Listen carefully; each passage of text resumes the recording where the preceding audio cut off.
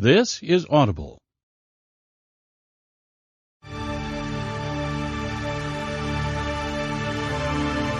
Yen Audio presents Solo Leveling, Volume 1.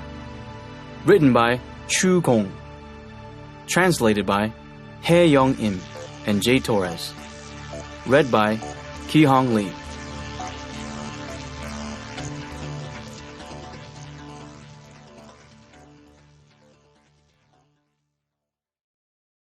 Zero. Prologue. The daily quest has arrived. I heard the clear voice of a young woman. I swear I wasn't playing some video game. I definitely wasn't dreaming either. The voice had undoubtedly echoed in my head. A quest notification was floating in midair. No way. It can't be the same one again. I warily opened the notification while saying a silent prayer. Bing! Daily quest. Strength training. Push-ups. 100 times. Incomplete. 0 out of 100. Sit-ups. 100 times. Incomplete. 0 out of 100. Squats. 100 times. Incomplete. 0 out of 100. Running. 10 kilometers. Incomplete. 0 out of 10. Warning. Failure to complete the daily quest will result in an appropriate penalty. As soon as I saw the screen, I couldn't help but curse. Damn it! How many times do I have to do this? 1. E-Rank Hunter. E-Rank Hunter Jinwoo Song. That title followed him around everywhere. In terms of ability, Jinwoo was no different from a civilian. He was just a little sturdier and recovered slightly faster than a regular person. Because of this, he was always sporting some kind of injury. He'd even been brought back from the brink of death several times. Needless to say, Jinwoo didn't enjoy being a hunter. The work was dangerous, people constantly looked down on him, and his pay wasn't all that great either. If not for the health insurance provided by the Hunters Association, he would have turned in his license on the spot and lived a normal life. Unfortunately, as a man in his mid-20s without any employable skills, working as a hunter was the only viable way to pay for his mother's hospital bills, which cost him several 100,000 won every month. In other words, he didn't have much of a choice. That was why Jinwoo had steeled himself and participated in the association's raid that fateful day. Most hunters who worked in the same area knew one another well, given that they all gathered every time a gate opened. Those who arrived first exchanged greetings over coffee provided by an association employee. Hey Kim, over here! Oh Pak, it's been a while. I thought you quit. It turns out my wife is pregnant with our second child. Ha ha ha ha! Well, as hunters, we know there's nothing like raids to make some big money. Embarrassed, Pak chuckled along with Kim's loud guffaws before asking a question. So why hasn't the association been summoning hunters as often? Is there a shortage of gates? Nah, of course not. It's because the guilds are grinding harder than the association these days. Guilds get really fired up when there's big money. But this raid should be safe since the association organized it, right? Pak glanced around furtively as his worry started to build. The absence of guilds typically meant there wouldn't be a large payoff, and while it wasn't always the case, that usually meant a low-rank gate. However, there is no such thing as a guarantee. Pak wasn't the only one. Other hunters were looking around uneasily as well. Well, Kim was taking a sip of his coffee to avoid responding when he spotted a familiar figure in the distance and waved in welcome.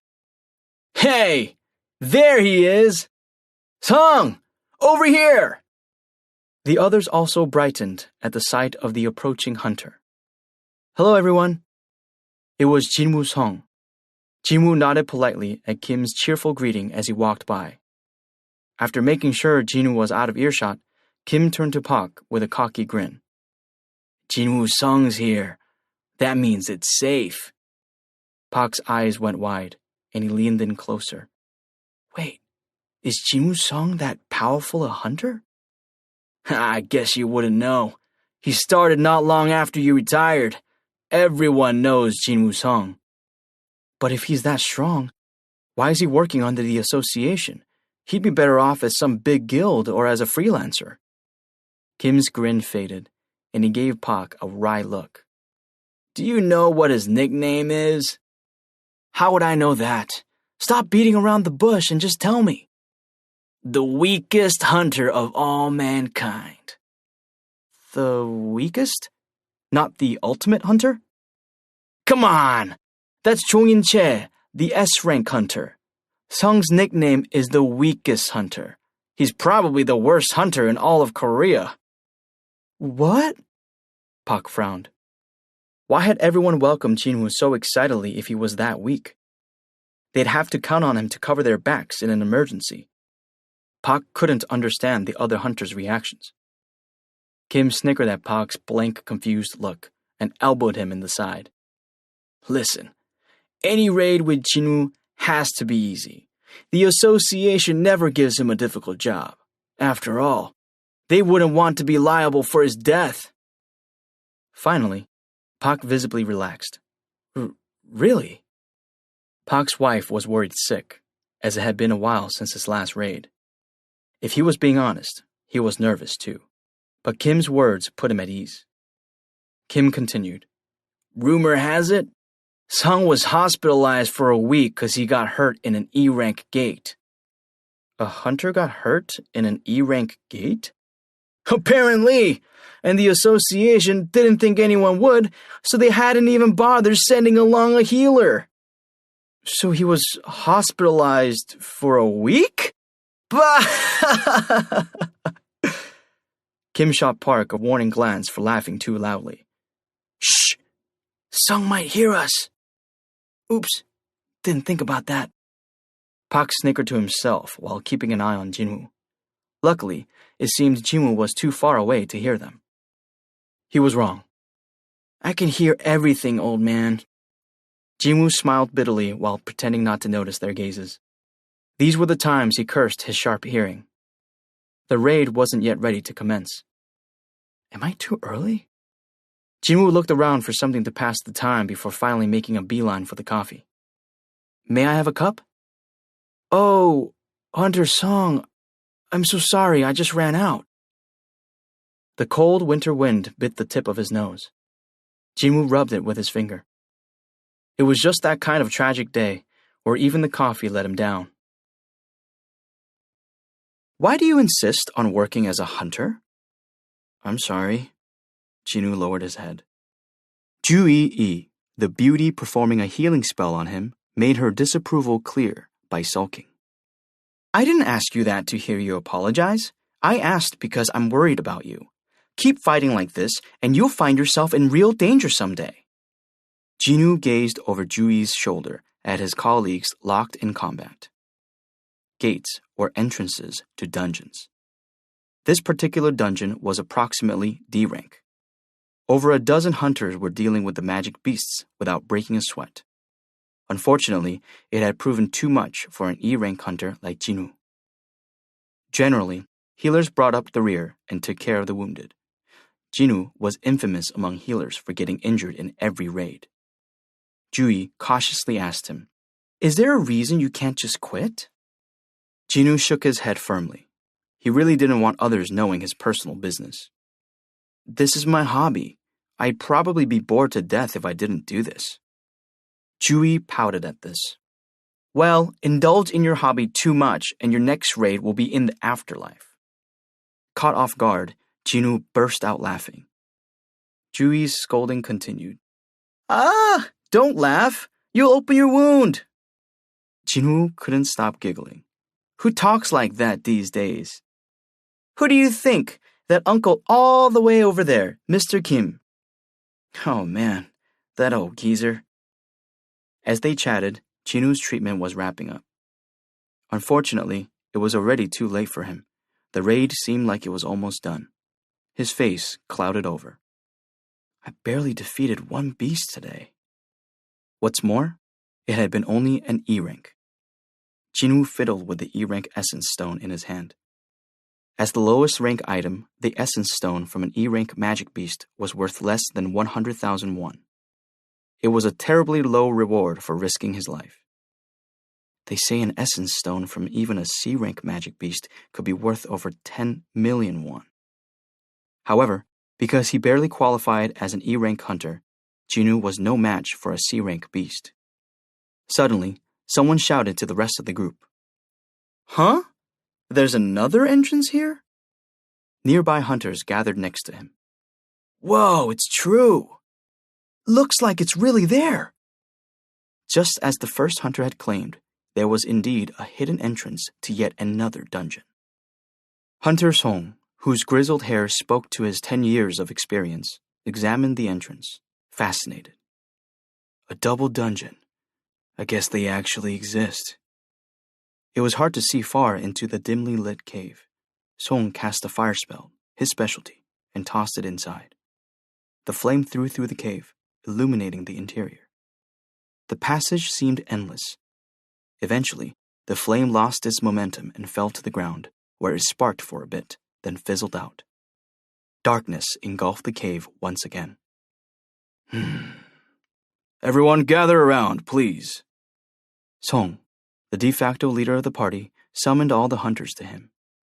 With Jinwoo's treatment now finished, he and Jui also joined them. Song looked at the group as he addressed them. As you all well know, a gate will not close until the boss is defeated. Even though we've cleared this area, the gate's still perfectly fine, so my guess is that the boss is in there. Song gestured at the entrance to the hidden dungeon. The others exchanged looks and nodded in agreement with Song's assessment. There was no other possibility. Song continued. Now, protocol dictates that we report this to the association and wait for their decision. But we'd make a lot less money if some other hunters showed up and stole our kill in the meantime. Everyone's expressions hardened. Pak, who needed a big payday because of his wife's pregnancy, looked particularly displeased by the prospect. Postnatal care alone is so expensive these days. If they were paid less, it would mean risking his life to participate in this raid would have been meaningless.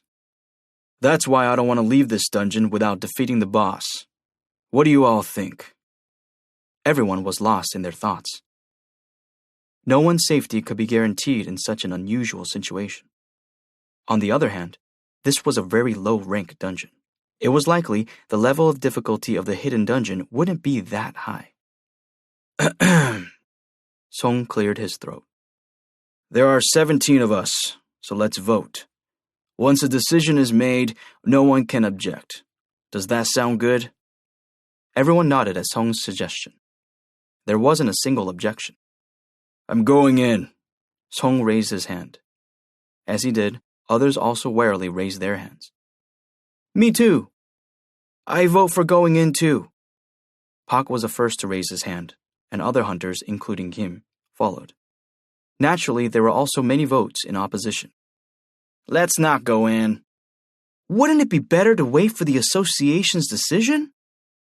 With the tally for both sides being neck and neck, the voting continued until Jinwoo and Jui were the only two left. I'm sorry. Jui bowed her head towards Song apologetically and opted not to go in. With her vote, it was 8-4 and 8 against, a tie. When Jinwoo hesitated, Song addressed him point blank. How about you, Song? It all came down to him. Jinwoo gripped the E-rank essence stone in his hand tightly and looked to the person at his side. Jui shook her head at him. She seemed unsettled by the situation. Jinwoo also felt uneasy. Normally, he would never expose himself to such risk. He had neither the ability nor the courage for it. But he also had a sister who was going to college in the near future. I don't have any savings. Jinwoo was 24 years old. For his part, he'd given up on higher education because he had been unable to afford it. He refused to make his sister suffer the same fate. At the moment, there was nothing but lint in his pockets. Pak wasn't the only one who needed a big payday. Jinu's hands shot up. I'm going in too. As he did, a small sigh escaped next to him. The tunnel stretched on forever. The strongest hunters, including Song, led the way. Song lit their path with the little flame he'd summoned, keeping it cupped in his palm. Kim walked beside him. Aren't we going in too deep? We need to start considering the exit time. How long have we been walking? Kim checked his watch. It's been about 40 minutes.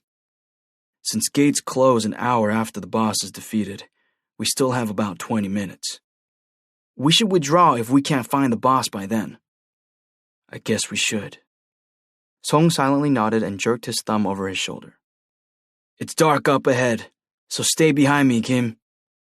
Kim stared at the little spark of light before taking out his hunter-issue phone and turning on the flashlight app. As he did, the road ahead was flooded with light. Song glanced between his flame and the light from the phone, then wordlessly started digging through his pockets. Jinu, who had been wounded badly earlier, and Jui, who lacked combat skills, brought up the rear of the party. Jinu rubbed the back of his neck. I'm sorry. For what? For making you come with us. I'm fine, so don't worry about me. Jinu peeked at Jui's expression. She didn't look fine at all. Fidgeting a bit, he cautiously tried to talk to her again. Are you really okay? Jui whirled around to face him. Of course not. Are you out of your mind? Just a little higher and the beast would have punctured your heart. And what about the wounds on your wrist and thigh? Healing you wasn't easy, but now you want to go into yet another dungeon? Even though you have absolutely no clue what could be waiting for you? She spoke so fast he could only listen to her rant in a daze. However, everything she said was right. Jui was one of the rare B-rank healers in the Hunters Association, and if it hadn't been for her outstanding skills, Jinu would have found it difficult for a while to live even a normal life. Thinking back on it, I owe Jui for a lot.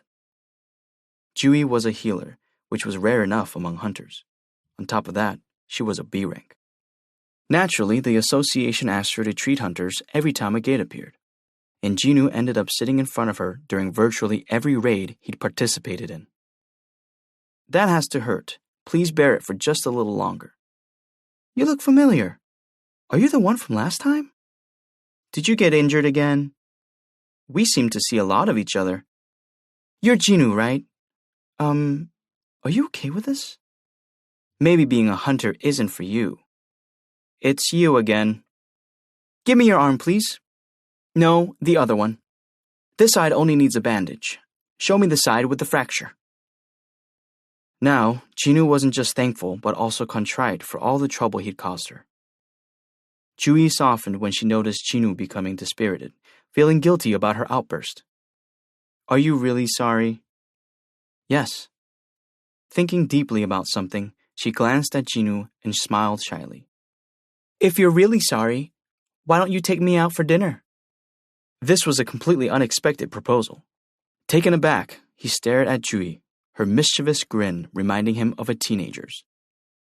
Well, no, not quite a teenager. Jui was a young woman, barely in her 20s. She'd mentioned that she would be 21 next year.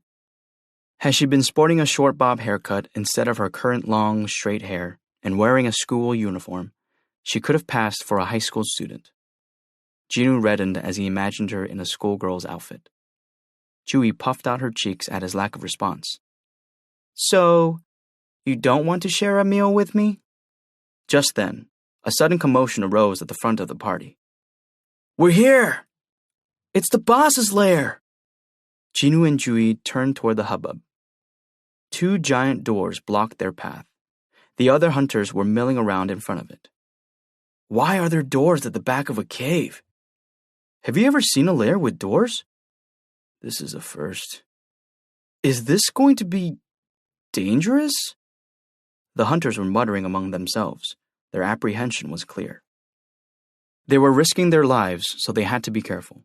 At the same time, they wouldn't be able to get the job done if they were too cautious. Song assessed that the latter was the bigger concern. Who wants to go back empty-handed? He put his hand on a door. If you do, then be my guest.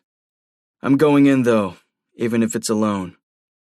Song was a C-rank hunter with 10 years of experience. If he hadn't been getting on in years, with his level of power, he could have worked for a major guild. The confidence exuding from such a figure put the others more at ease. Now that I think about it, some of the hunters recalled certain rumors they'd heard about double dungeons. Apparently, double dungeons have amazing treasures. I heard that a mid-sized guild got huge in one fell swoop after they found a double dungeon. All the beasts in the same dungeon have a similar power level no matter where they are, so it shouldn't be hard to beat the ones in there. What if the rumors of amazing treasure were true, and the magic beasts waiting inside were only D or E rank like the ones the party dealt with earlier? Can't let the old geezer take all the treasure. No way in hell. Postnatal care for the wife, tuition fees for our elder kid, and the rent's increasing soon too. They were all on the same page. Jinwoo also strengthened his resolve. I can't go home with only one E-rank essence stone. I have to get at least a D-rank beast or even just another E-rank one. It didn't have to be a magic beast either.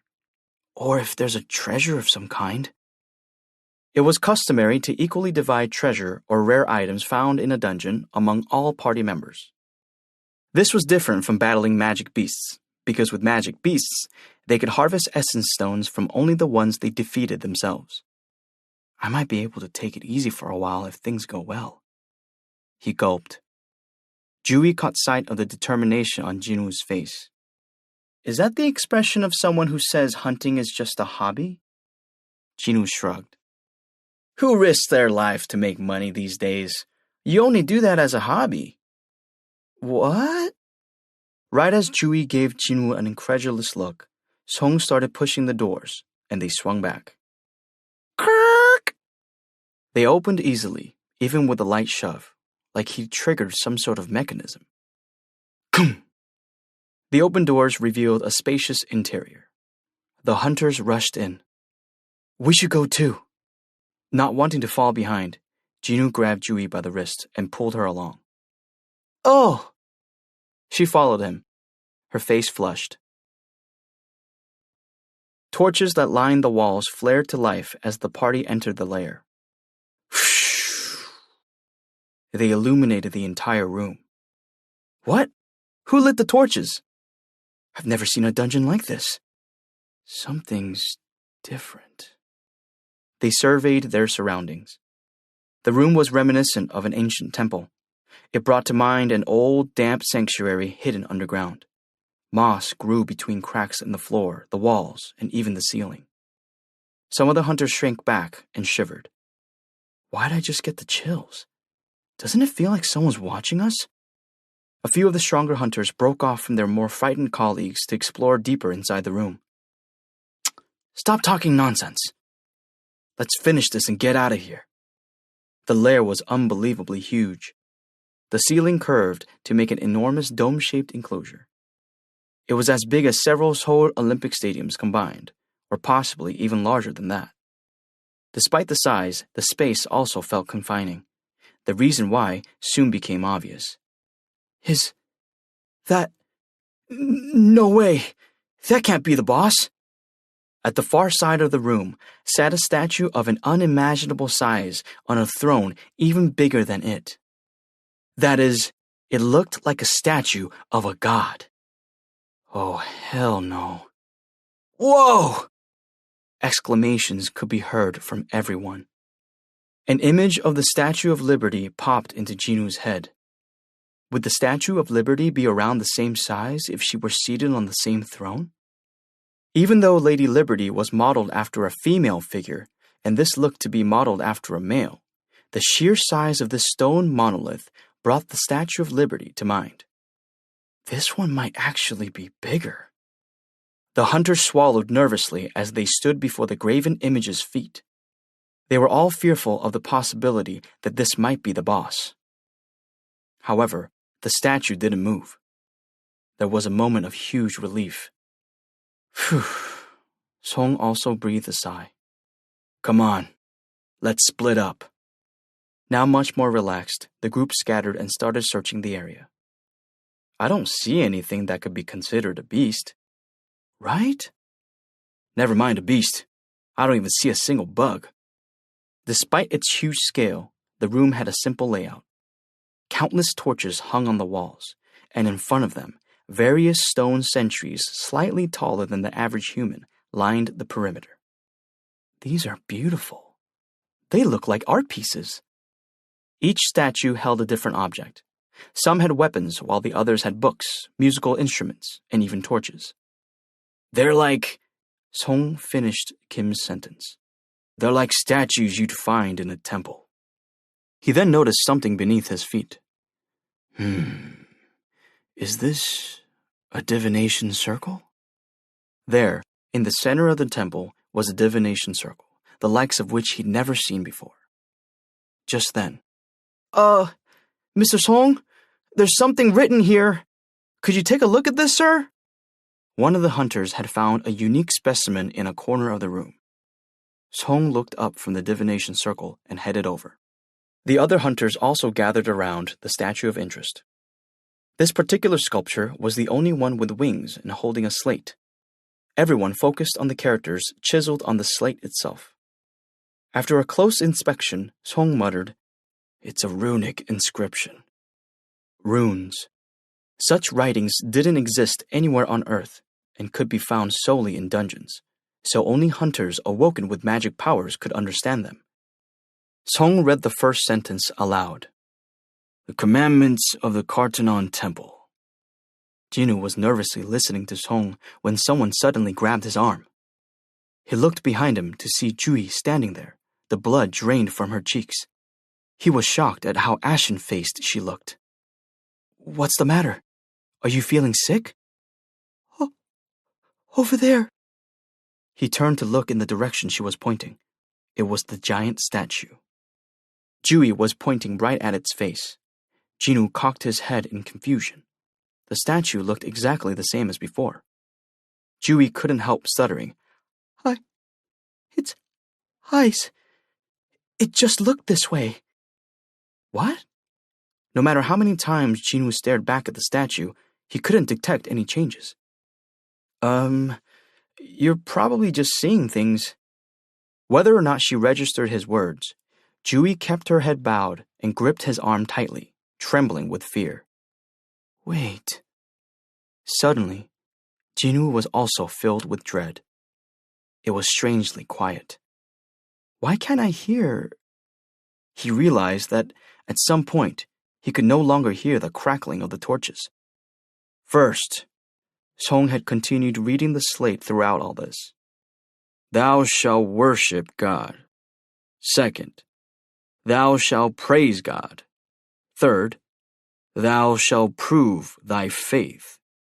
Those who fail to obey these commandments shall not be spared. Right at that moment, slam!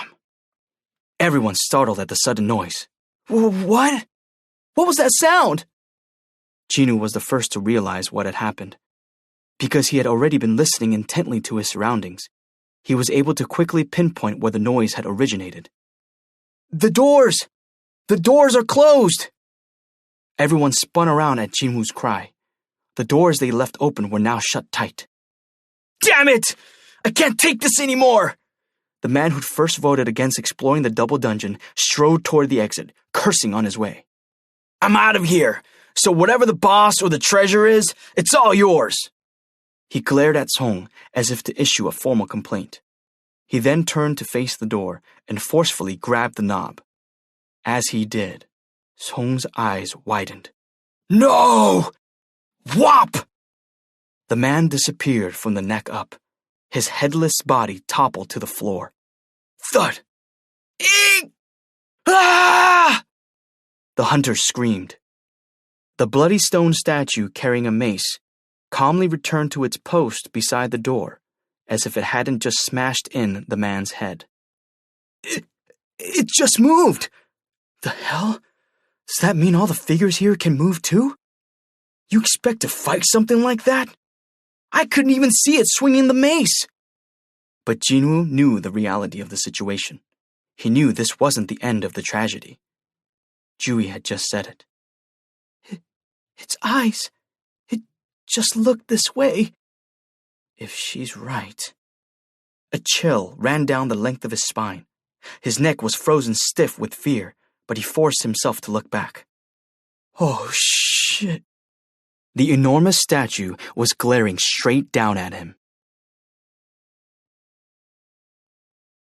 2. First Blood. Just then, the statue's enormous eyes glowed red. Was it a hunter's hunch? No. This was the basic survival instinct of a living creature. Something was coming. Something they wouldn't be able to handle.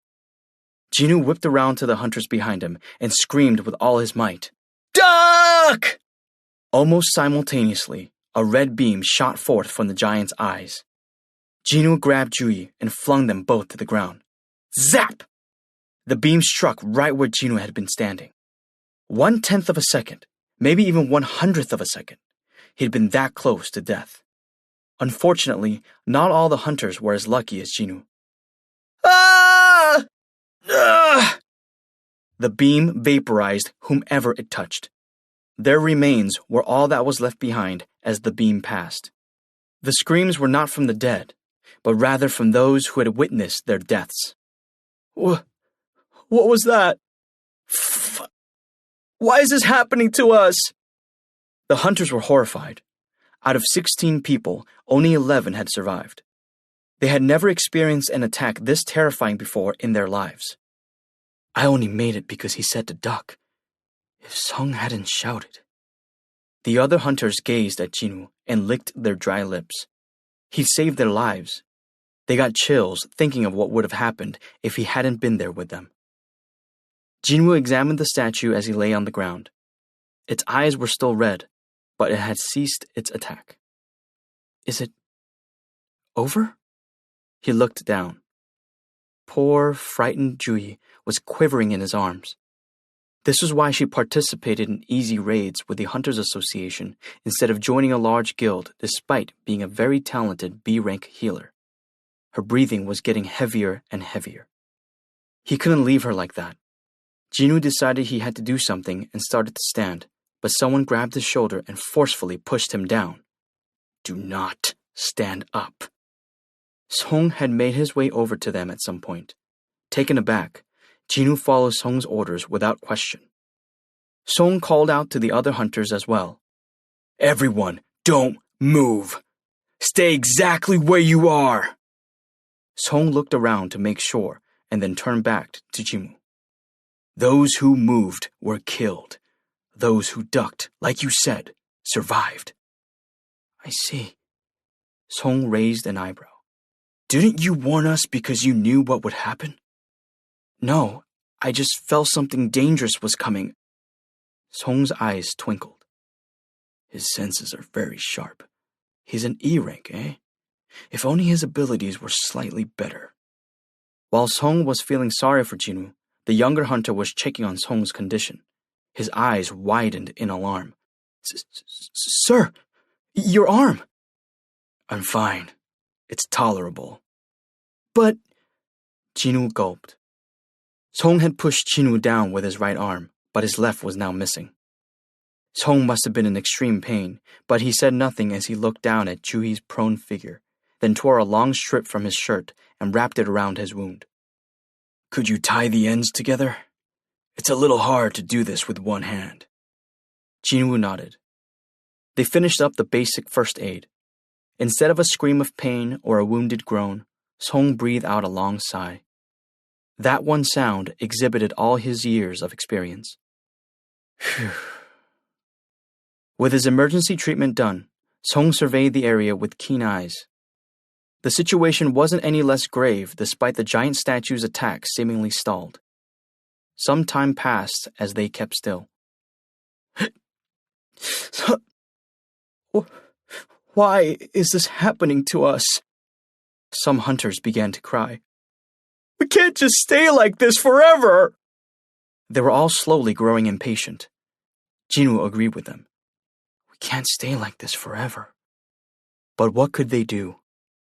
If Song was right, they would get attacked as soon as they moved. Even if they were lucky and managed to reach the door, there were stone statues on either side acting as guards. Those statues were the problem. The guards' movements from before had been so fast that none of them could even see its movement. Would they be able to escape the room before those things attacked?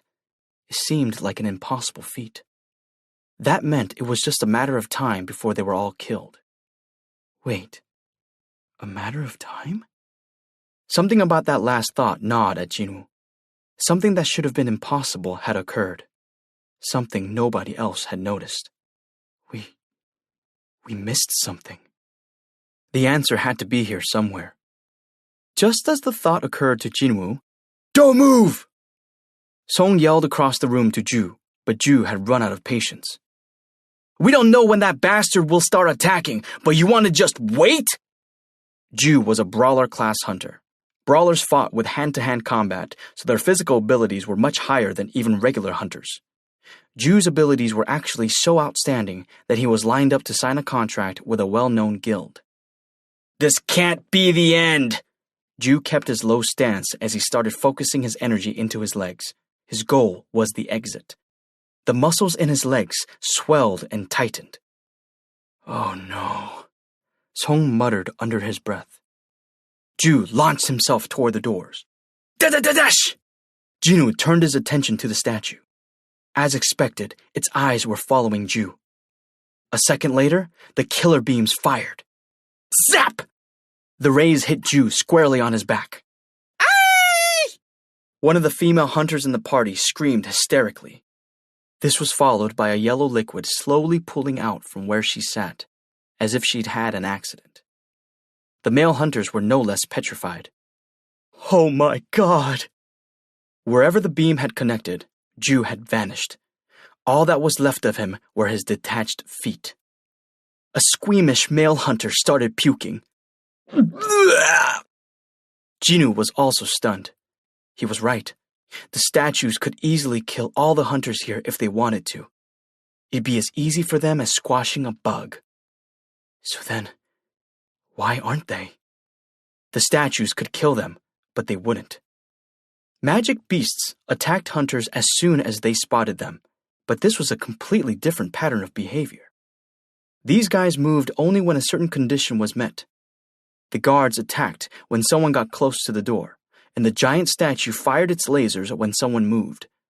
They were like triggers in a video game. Are there rules to this room? In that instant, one of the puzzle pieces fell into place in his head. He remembered the contents of the slate that Song had read aloud. The commandments of the Kartanon Temple. The patterns revealed the rules, and the rules were the commandments. The key to survival here lay within those. Thou shalt worship God. That was the first commandment. Did you say something? Song looked at Jinwoo. Jinwoo gestured at him to keep quiet instead of answering. He needed more time to think. If I'm right... Jinwoo slowly started to get up. Song quickly moved to grab him, but Jinwoo shook his head resolutely. That's not the look of someone who's given up. Song nodded in understanding. Jinwoo kept his eyes fixed on the statue as he carefully stood. The giant's eyes immediately locked on Jinwoo. Zap! The beams shot out like he'd expected.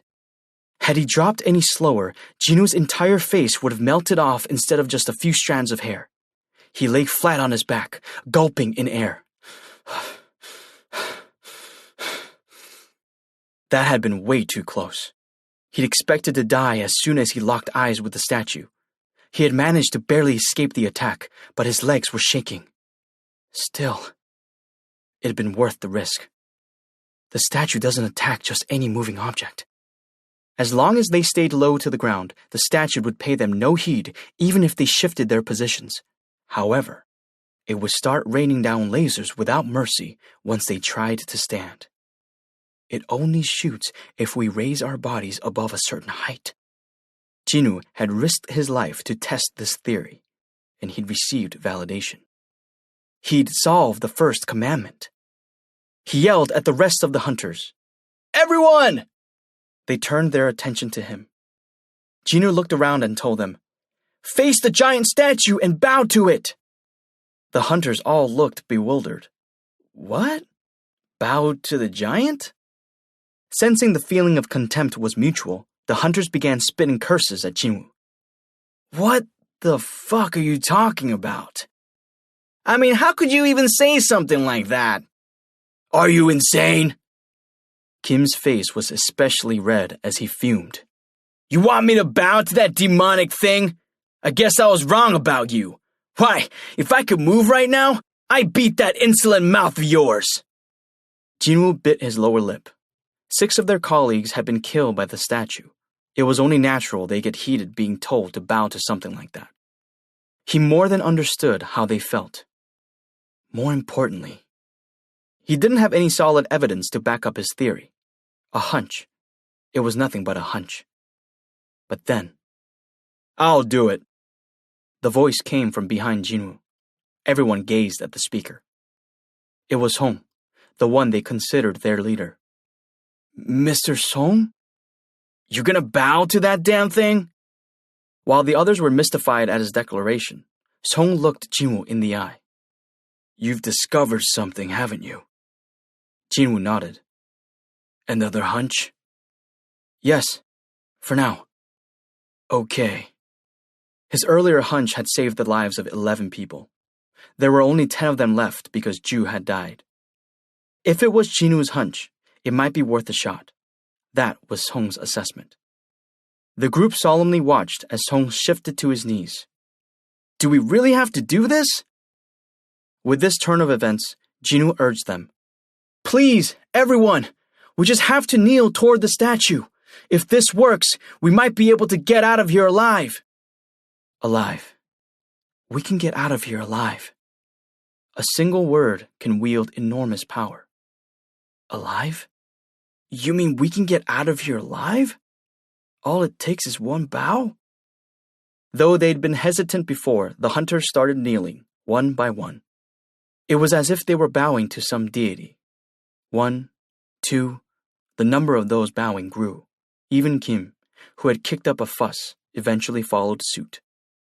Alas, there was no change with the statue.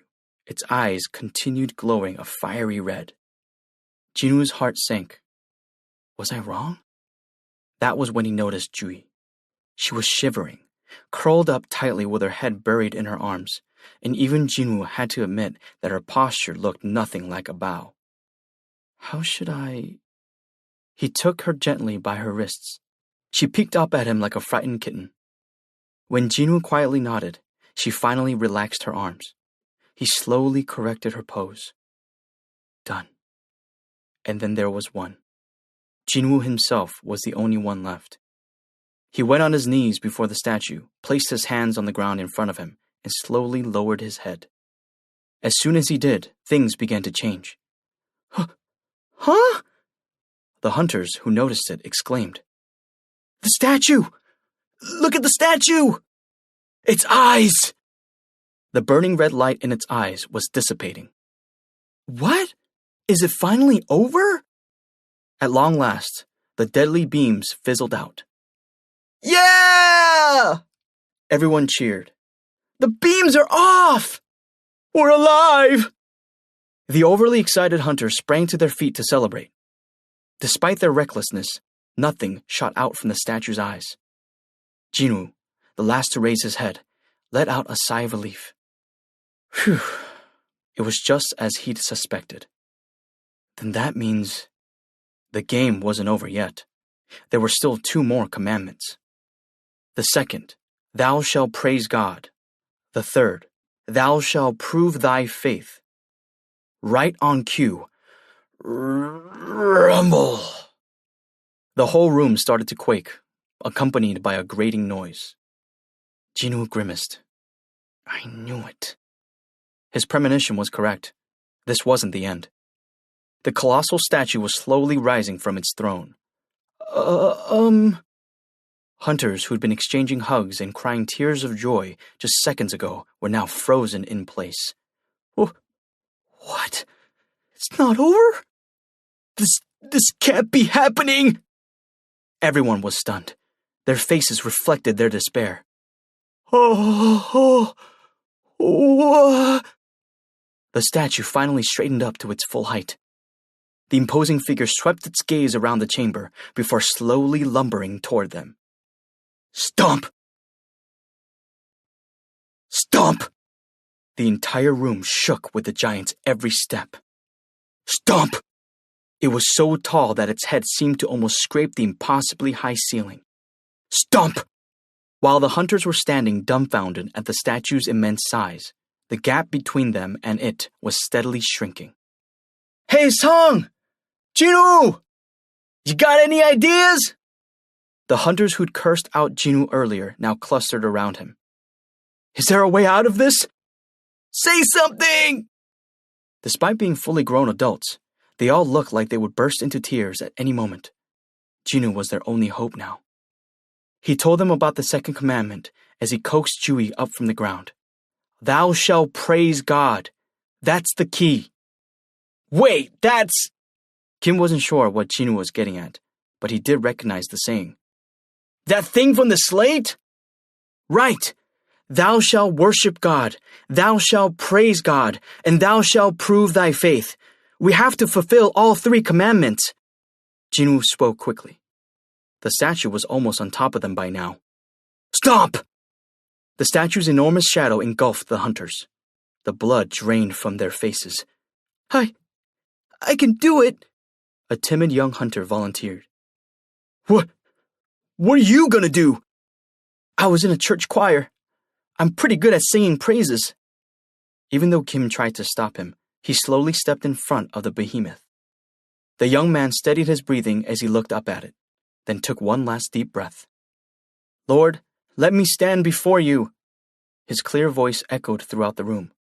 Though unworthy, I crave your judgment. In my faith in you, I know I find my purpose. In your eyes, I know I shall be reborn. The statue came to a stop in front of him. Oh! The group exclaimed quietly. The statue didn't move an inch, seemingly enchanted by the song. All other background noises faded away. Only the young hunter's beautiful timbre filled the room. Encouraged, he raised his voice. Though unworthy, I crave your judgment. Among them, Jinwoo was the only one who was filled with cold dread. No, this isn't right. He reluctantly kept his thoughts to himself. This room had its own rules. The young hunter was praising in a way that followed the rules of his own beliefs, Christianity, not the rules of this place. Luckily, the statue wasn't moving, so perhaps the room was acknowledging this as them following the commandment? Jinwoo wasn't convinced. The only reason he didn't stop the young man was because he couldn't think of any other way to halt the statue. All of a sudden, stomp! The heavy sound reverberated throughout the chamber. Aye!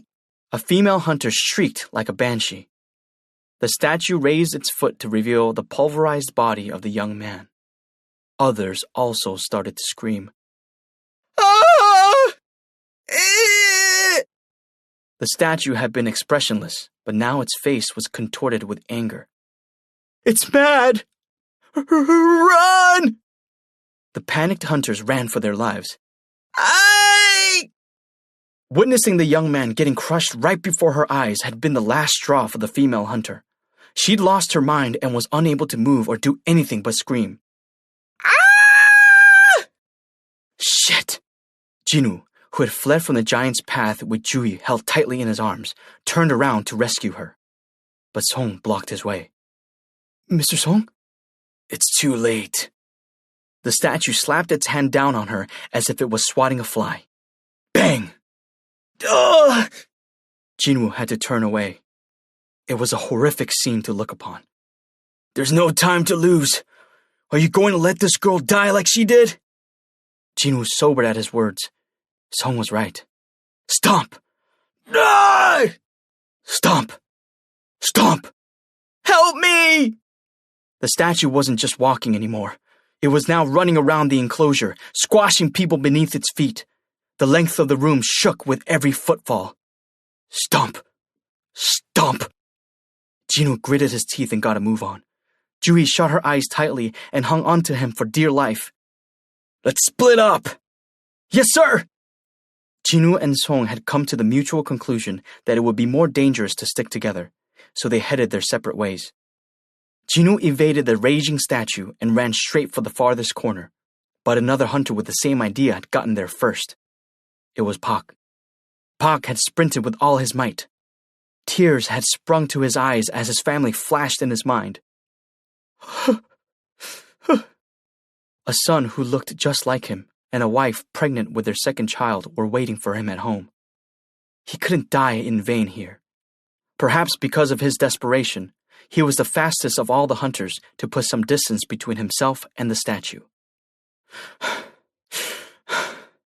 Pak was catching his breath in the corner when his friend Kim urgently cried out, Pak! Pak turned toward the familiar voice. Huh? Kim gestured wildly at something behind Pak and yelled, Behind! Right behind you! Something sharp glinted behind Pak. Shh! Pak's body was split in half from head to groin. The halves toppled to the ground in opposite directions. Pak! The stone statue that had bisected Pak with a sword returned to its spot as if nothing had happened, just like the stone guard earlier. Kim was on the verge of tears. You fuckers! Stomp! Stomp! Stomp! On one side, the giant statue was trampling people to death, and the stone guards attacked those who were trying to hide from it in corners. Yuck! My arm! My arm! Fear and confusion filled the room. Jinwoo's forehead was dripping with sweat. His legs were slowly feeling heavy. His lungs were burning. He had just one thought in his head, though. Thou shalt praise God. Thou shalt praise God. Thou shalt praise God. The second commandment echoed in his mind. The key to the riddle was in this room. There had to be something they could use. However, when the hunters had first entered, they'd searched the whole place and turned up empty-handed. Those stone statues are the only moving things in here, both then and now. Wait, Jinwoo was struck with a revelation. The only moving things are the statues? Oh. His eyes widened. Why didn't I think of that before? If the stone statues were the only things allowed to move, that meant the statues were also the only things they could use, and the statues moved only when someone got too close. What if... Jinwoo was gasping for breath, but he still managed to yell across the room. Everyone! Head to a statue with a musical instrument! Every hunter heard his voice. A musical instrument? A glimmer of hope sparked in their eyes. They acted quickly, unlike when they'd been asked to bow to the giant statue. Of course, if Jinwoo was wrong, they would die as soon as they approached the graven figures, but at that moment, not a single person doubted him. Song was the first to find a statue that fit the bill. He held his breath as he looked up. As he did, the statue's fingers moved toward its harp. Strum, strum. It was a beautiful sound. It worked! Get to one with an instrument! The hunters rushed to the nearest statues. A statue with a bugle trumpeted, another with a flute joined in, and a statue with a lyre strummed along. An exhausted Kim collapsed in front of the statue with the lute. Blink! Blink! The Colossus stopped chasing Kim as soon as the smaller statue strummed its lute. Still on his knees, Kim started sobbing as his emotions overwhelmed him. The giant whirled around. It scanned the area and locked onto its new prey. Crap! Jinwoo swore after making eye contact with the behemoth. His heart felt like it would explode. His back was already drenched in cold sweat. Why? Why isn't this thing working? He glared at the stone statue in front of him. Though it held a drum, it gave no sign of moving anytime soon. Stomp! Stomp! Stomp! The giant statue was advancing at a terrifying speed. It had just been all the way on the opposite side of the enclosure, but it was quickly closing the gap. Jinwoo gulped. Is it because both Jui and I are standing here? He couldn't think of any other explanation. The rest of the stone sentries were playing their instruments without any problems. No time to think. Jinwoo put Jui down and got ready to run. Jinwoo! Jui clung to his sleeve in fright. He quietly whispered to her, If we stick together, we'll both die. Tears welled in her eyes. The fingers gripping his sleeve trembled, but there was no time to explain the situation to her. Jinwoo carefully removed Jui's hand and dashed away from her. Boom! Ba-doom! Boom! As he looked back, the stone statue behind Jui started banging its drums slowly. Good. He just had one more thing left to do. Safely get to another musician. Jinwoo was the only one not yet protected by a statue with a musical instrument. As expected, all of the behemoth's anger was focused on him. He scrambled to get to the other side of the room while avoiding the statue's house-sized feet. Stomp! Stomp! He tripped and even took a tumble, but somehow avoided getting stepped on. Even if Jinwoo was merely an E-rank hunter, his heightened physical abilities saved him in this case. Just a little more. He kept an eye on the giant's movements while focusing his power into his legs. He sped up. He was only a few steps from a stone statue. Not that one! Song bellowed. Jinwoo, who'd been focused solely on the Colossus, whipped his head to the front in surprise. Ha! Was it not holding an instrument? What Jinwoo had seen as a musical instrument from afar was actually a shield. The statue struck down with the shield without any hesitation. Whoa! He threw his body to the side. No! Jui screamed. Jinwoo looked up from his roll to see that the giant was right on top of him. It's just one thing after another. His vision blurred as blood dripped in his eyes from a scrape on his forehead, presumably because of his hasty roll. His field of vision narrowed, and he found he couldn't see far. Jinwoo urgently looked around. An instrument. Instrument. No matter how hard he searched, there wasn't a statue with an instrument to be found. The giant raised its foot over him. Ugh! Jinwoo threw his body to the side again and barely escaped. Stomp! But he'd reached his limit. He felt faint and found it strangely difficult to maintain his balance. Please. If there was a God, he wanted to pray for mercy. At that moment, he noticed a statue holding neither a weapon nor a musical instrument. Is that? Jinwoo put his last hope on that figure and half crawled to it. At last, he faced the approaching giant and flopped down. He had no energy left.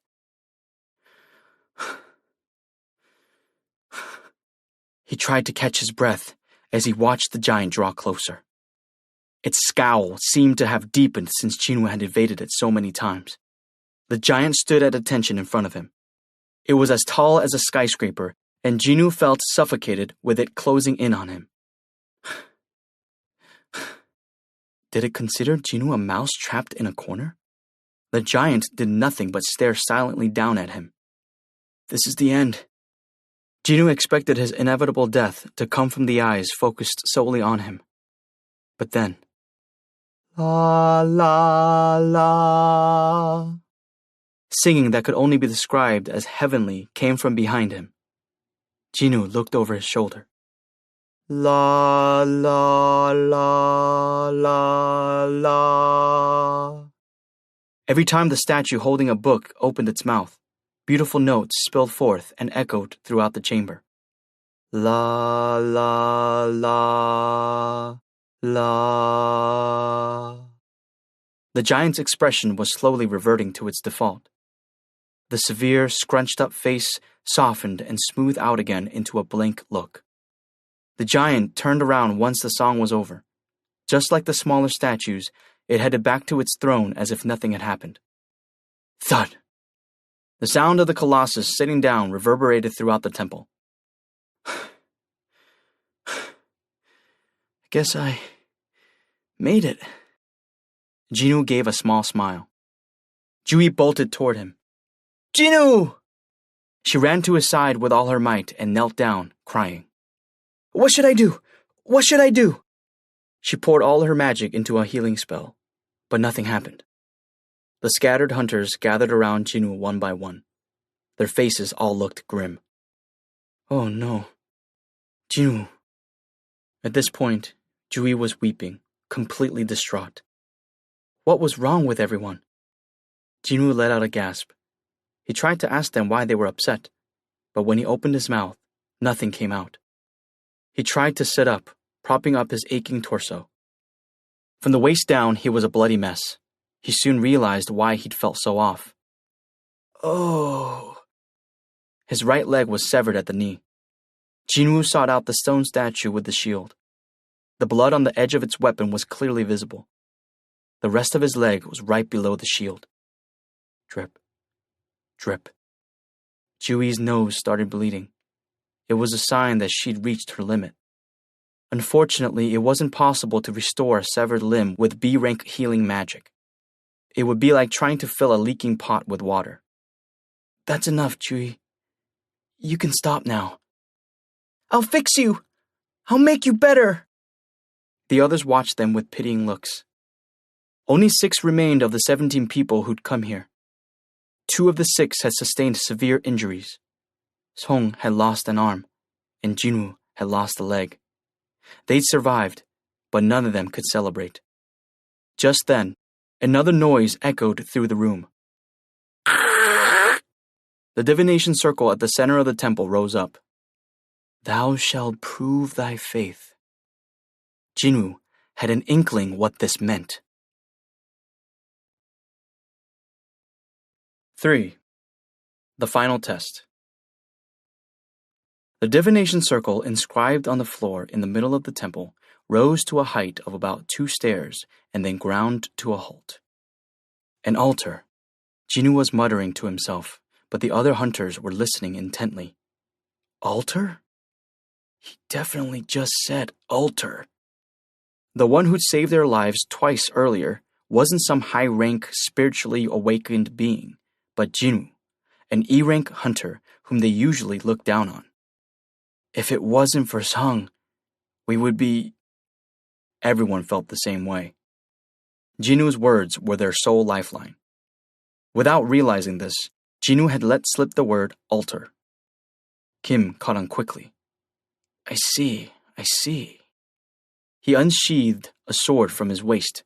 It was originally made for dealing with magic beasts, but was now absolutely essential for a completely different reason. I may not be the smartest, but even I get what's going on here. Others shifted uneasily when they saw the sharp blade of the weapon in Kim's grip. Hey Kim, why'd you draw your weapon? Let's talk it out, okay? Now that the highest rank member of the party, the C-rank Song, was wounded, there was nobody who could rein in Kim, who was regarded as fairly strong among the D-rank hunters. He pointed at the altar with his sword. The last commandment is thou shalt prove thy faith. And an altar appeared in the middle of the room. He looked at Jinwoo. Doesn't this mean we have to sacrifice someone, Sung? Jinwoo nodded. He'd had the same thought. One of the 6 survivors was to become an offering. That's probably what the last commandment means. That was the conclusion Jinwoo had reached. Sensing someone approaching, he looked up and noticed an unnerving look in Kim's eyes as the older man neared him. A bead of sweat slid down Jinwoo's face. Mr. Kim, what? Shut up and stay still, Kim yelled, pointing his sword at Song, who had crouched beside Jinwoo to inspect his injuries. Who dragged us in here? It was Song, right? Then shouldn't he take responsibility for this damn raid and see it through to the end? Mr. Kim! Enraged, Jinwoo tried to stand, but he was stopped by Song's calloused hand. He looked at Song. Song wordlessly shook his head. His eyes were pleading with Jinwoo to keep quiet. Jinwoo had a lot he wanted to say, but he forced himself to swallow his words. Song heaved himself to his feet. Kim is right. I need to take care of this.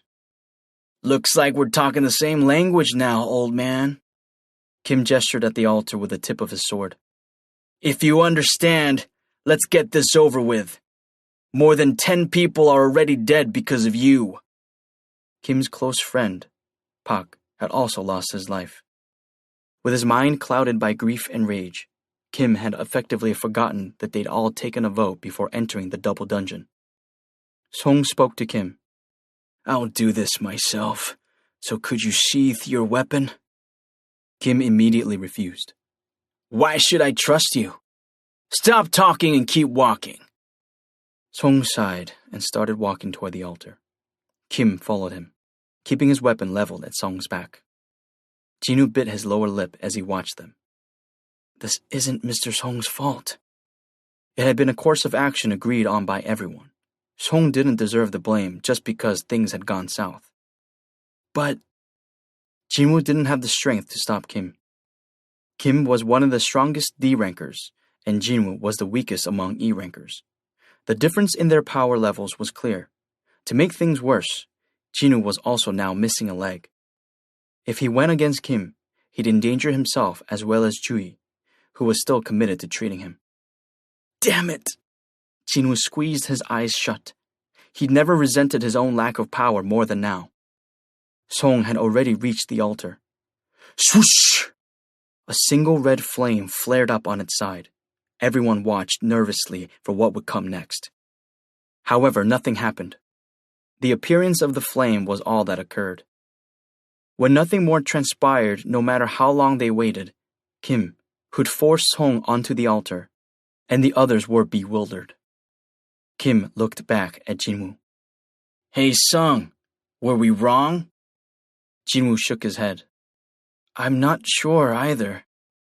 They thought the third commandment would be fulfilled if they sacrificed someone on the altar. Maybe it's not about offering a sacrifice? This wasn't exactly bad news for them. If this wasn't about a sacrifice, that meant Song didn't have to die. Jinwoo's face brightened. He tried to stand while sweating profusely from the effort, so 2 hunters rushed to help him up. I'd like to take a look at the altar, so could you help me get up there? Jinwoo, your wound is still... Jui stood with him.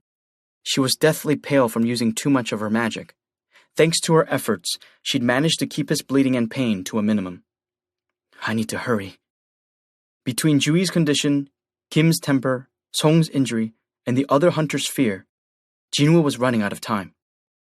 He reached the altar with the help of the 2 hunters. Let's get on. The 2 hunters hesitated momentarily, but they put their faith in Jinwoo and helped him up onto the altar. As they did, 3 more flames came to life. Swoosh! Whoosh! Whoosh! Jinwoo's eyes flashed. The number of flames and the number of people are the same. Song, Jinwoo, and 2 supporting him, 4 flames for 4 people. The flames encircled the circumference of the altar. Judging by the distance between these fires, the circle just needs 2 more. It was looking like their remaining companions would have to join them on the altar in order for anything to happen. Jinwoo asked Song, Will other hunters come to rescue us if we wait here? Song shook his head. It's been a week since the gate first opened. Those things will act before any rescuers can get here. I guess the association ignored the gate for too long, since it's D rank.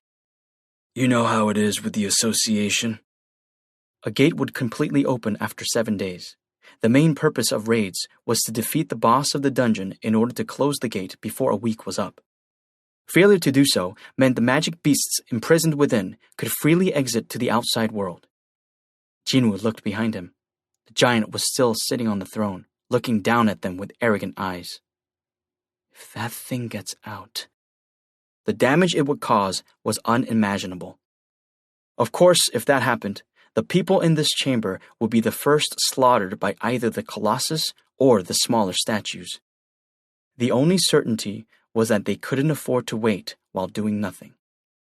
Jinwoo called for Jui and Kim. I need you both to come up as well. Jui climbed onto the altar first. Kim reluctantly followed suit. 2 more flames lit up, and the circle was complete. Whoosh! The hunters jumped in surprise. Huh? What's going on? Something was happening just as Jinwoo had predicted. It's starting. Tiny blue flames ignited along the very edge of the altar, forming a circle. There were easily more than 30 of them, tightly arranged. 34, 35, 36. Jinwoo quickly counted a total of 36 small blue fires. 6 red flames matched the number of people, but 36 blue flames. What do they mean? Just then, thud! Without warning, the doors suddenly swung open. The hunters reflexively twitched. Huh!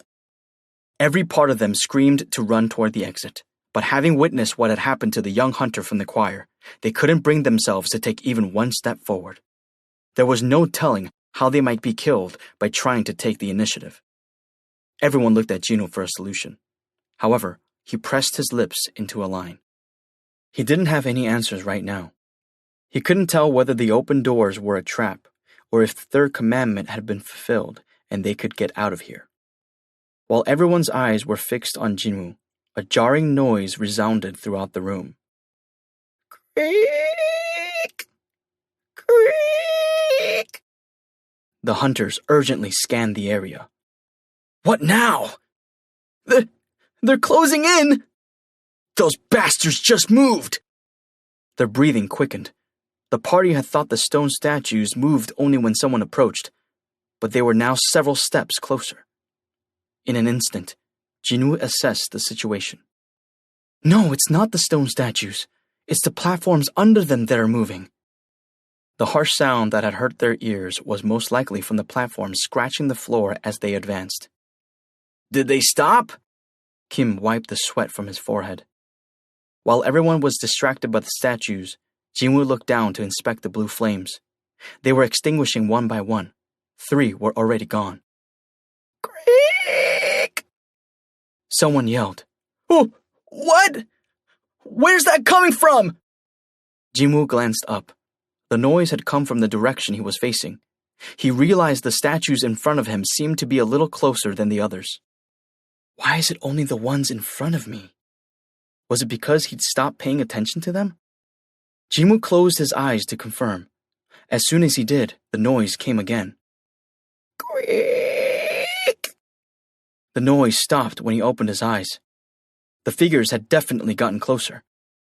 What the fuck? What do we have to do? Jinwoo yelled.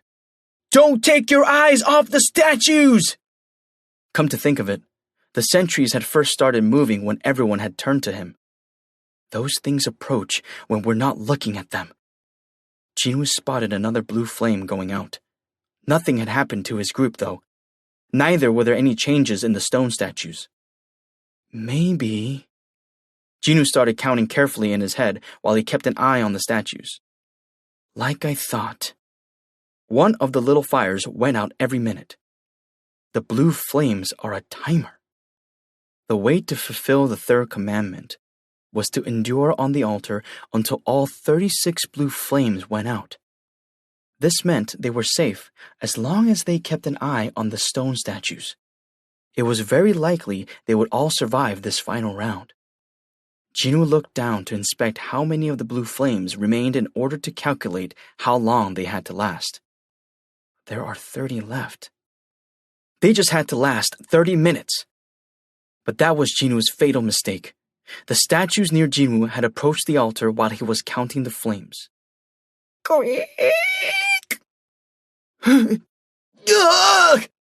The hunter standing with his back to Jinwoo shrieked and bolted toward the doors. The constant grating noise coming from behind him had spooked him. A red flame went out as soon as he jumped off the altar. No! Jinwoo cried. Defying all expectations, though, the hunter who had run away screaming his head off safely passed through the open doors. Huh? What just happened, Sung? He got out! Jinwoo was faced away from the doors, so he hadn't been able to observe what had happened. Did anything change? The doors closed a little. Are they still closing? No. They closed a fraction when that guy left the altar, and then they stopped. Jinwoo remembered that one of the red flames had gone out when the hunter left the altar. Shit! His heart sank. He'd finally figured out the answer to the question that had been bothering him the whole time he'd been standing on the altar. How was this a way to prove their faith? He had his answer. It was the absolute worst test for Jinwoo, since he needed someone else's help just to stay upright due to his leg injury. The open doors were actually a trap. It was false hope they could actually see. If everyone on the altar had run to the open doors all at once, the red flames would have been extinguished and the doors would have immediately slammed shut. All that would have remained was a festival of blood and screams. On the other hand, the altar was the promised land. It was an area that guaranteed everyone's safety as long as they stayed in their respective places and did their respective jobs. It was a choice between visible hope and an invisible promise. The third commandment, to prove thy faith, was a test to see if they could resist sweet temptations while under the pressure of impending doom. In their case, there were two variables. The first was Jinwoo himself. People who would have ordinarily run toward the open doors instead had stopped to listen to what he had to say. Because of this, they had thankfully avoided the disaster of the doors closing completely. We got lucky. There was no other way to put it. It had been possible only because he'd earned people's trust by figuring out the meaning of the first two commandments by himself. The second variable had arisen rather unexpectedly. Someone had left the altar. How would people react now that they could see that hope was within their grasp? It was obvious. The man who'd been supporting Jinwoo flung him aside to run out of the room. Song rushed to steady Jinwoo with a hand on his back. Whoosh! When the man stepped down from the altar, another red flame went out, and the doors closed even more. Quick! Hey! Hey! Kim yelled after the second escapee, but he'd also managed to flee from the room unscathed. Jinwoo counted the red flames and shouted, "Nobody move! We can't lose any more people!" Front, back, left, and right. They needed at least 4 people in order to monitor all sides. Jinwoo, Jui, Song, and Kim remained. If they lost a single person, there would inevitably be a blind spot. Kim wiped his forehead again. Song, what's going on? Explain it to us. We just have to stay here like this until all the blue flames go out. Jinwoo shared everything he had figured out so far. Kim nodded and listened intently. After his quick explanation, Jinwoo added one more statement at the end. We can get out of here, alive. Each commandment indicated a way to survive the room. The last couldn't be any different. All we have to do is stay where we are. Jinwoo was absolutely sure they could survive without any more injuries if they trusted one another. Kim, however, had a different perspective. He asked hesitantly, Song, you may be right, but the doors might also completely shut when the time is up, right? Jinwoo couldn't answer. He'd come to this conclusion after considering all the options, but he couldn't give them any guarantees until everything played out. But Kim needed certitude. Ensuring his own survival was more urgent than the mere possibility of everyone making it through. Sorry, but I can't do this. Mr. Kim! Sorry! Kim slipped down from the altar. He ignored Jinwoo's calls and sprinted toward the doors. He took one last look at the others once he reached the exit, but he didn't return. Jinwoo gritted his teeth. Damn it. Despite saving their lives, what had been returned to Jinwoo wasn't kindness or gratitude. All that was left was betrayal. As he'd calculated, it was a problem keeping an eye on the statues without Kim. It had been impossible from the start for 2 heavily injured people and someone frightened out of her wits to monitor the entire area. The statues they couldn't keep in their field of vision started moving. Quick, quick. The sentinels were tightening their ring around them. Song, who had been surveying the situation, told Jinwoo and Jui, You 2 should leave. He sounded like he had given up. Mr. Song? Like Kim said, I was the one who brought you all here.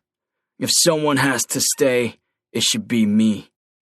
But you have a few more days to live than I do anyway, so you should go. Song chuckled. This was Song's small kindness to help them feel better for having to leave without him. Jinwoo helplessly nodded. Although he felt awful, there was no time to argue about who would remain. Song intended to ask Jui to help Jinwoo walk. Jui, could you help Song? Yes, of course. However, when Jui made to stand, she collapsed to the ground. She tried her hardest to get up, but soon tears welled in her eyes. I can't move my legs. Jinwoo's and Song's faces grew grim. It was easy to see that Jui wasn't in good shape. Her lips were blue, and her body kept convulsing minutely. This was the after effect of using too much of her magic when she was already mentally and physically exhausted. It's because she tried to fix my leg. Jinwoo was rendered speechless by how sorry he felt. But there was no time for this. Creak. The statues were drawing ever closer toward the altar. Jinwoo shook off Song's hand and flopped down on the floor. Song's eyes widened. You... Jinwoo spoke with determination. Please take Jui and get out of here, Mr. Song. I told you that I'd stay. Then who's going to help Jui? Jinwoo couldn't even stand on his own, much less get Jui to the door before time was up. Of course, they could abandon her here. But Jui had saved Jinwoo's life multiple times over the years, and even her current awful state was because she'd tried to treat him with everything she had. He didn't want to abandon someone like her, survive, and carry that guilt for the rest of his life. There's no time. Please go. With a stern expression, Song pulled Jui up. Jui shook her head as tears streamed down her face. No, Jinwoo can leave instead. I can... Remember I promised to take you to dinner? Jinwoo took out the E-Rank essence stone from his pocket and pushed it into Jui's hands. You go get dinner ahead of me. I'll collect my change from you if I make it out of here. She frowned at him when he smiled at her. How can you joke at a time like this? He nodded at Song, who in turn lightly struck Jui on the back of her neck. Thwack! Jui fainted. Song hoisted her prone body onto his shoulder. I'm sorry. It was my call anyway. Song bowed to Jinwoo. With this last gesture of farewell, he quickly leaped off the altar. Creak! Creak! While they were talking, the stone statues had come within striking distance. Jinwoo knelt and took a deep breath. He noticed the sword that Kim had abandoned next to him. He stretched out his hand and grabbed it. If I'm going down, I'm taking at least one of them with me. He looked back in time to see Song escaping safely with Jui. That was a relief. Glad I'm the only one dying. He didn't consider it some great sacrifice. It was what he thought would be the best choice, all things considered. He'd have had to live the rest of his life without a leg. Not only would it have been impossible to continue working as a hunter, but he wasn't even sure he could live a normal life. He was a high school graduate with no special skills, so making ends meet wouldn't be easy. My mother's hospital bills and my sister's tuition. He figured it'd be better for his family to claim the life insurance. Was it 300 million won or 400 million won in insurance money for the family of a hunter who dies in a raid organized by the association? The money was more than enough compensation for the life of a worthless E-Rank hunter. Creak! Creak! Thud! The bastards had finally arrived. The first stone statue to reach the altar took its initial step up. Jinwoo leveled a sword at it as he watched. Come at me. But the attack came from behind him. Shunk!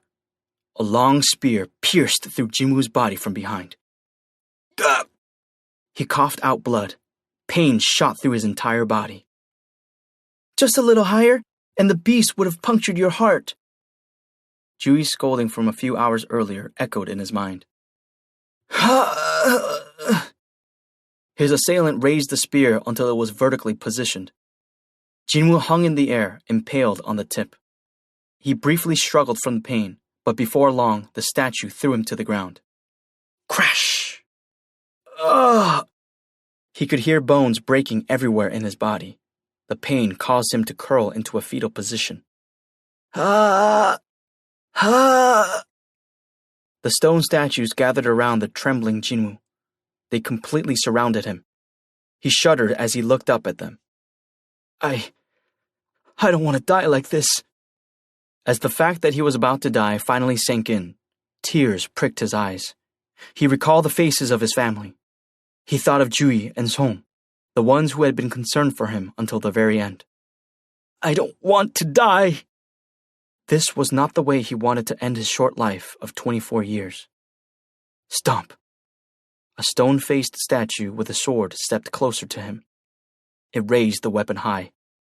Despite the violent tremors racking his body, Jinwoo defiantly held its gaze. At last, the sword came straight down. Shunk! If I could get one more, just one more chance! Jinwoo refused to close his eyes. That was when... Shriek! The sword suddenly stopped on its way down, as if someone had hit the pause button on a video.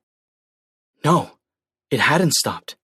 It was moving so slowly that it looked like it had.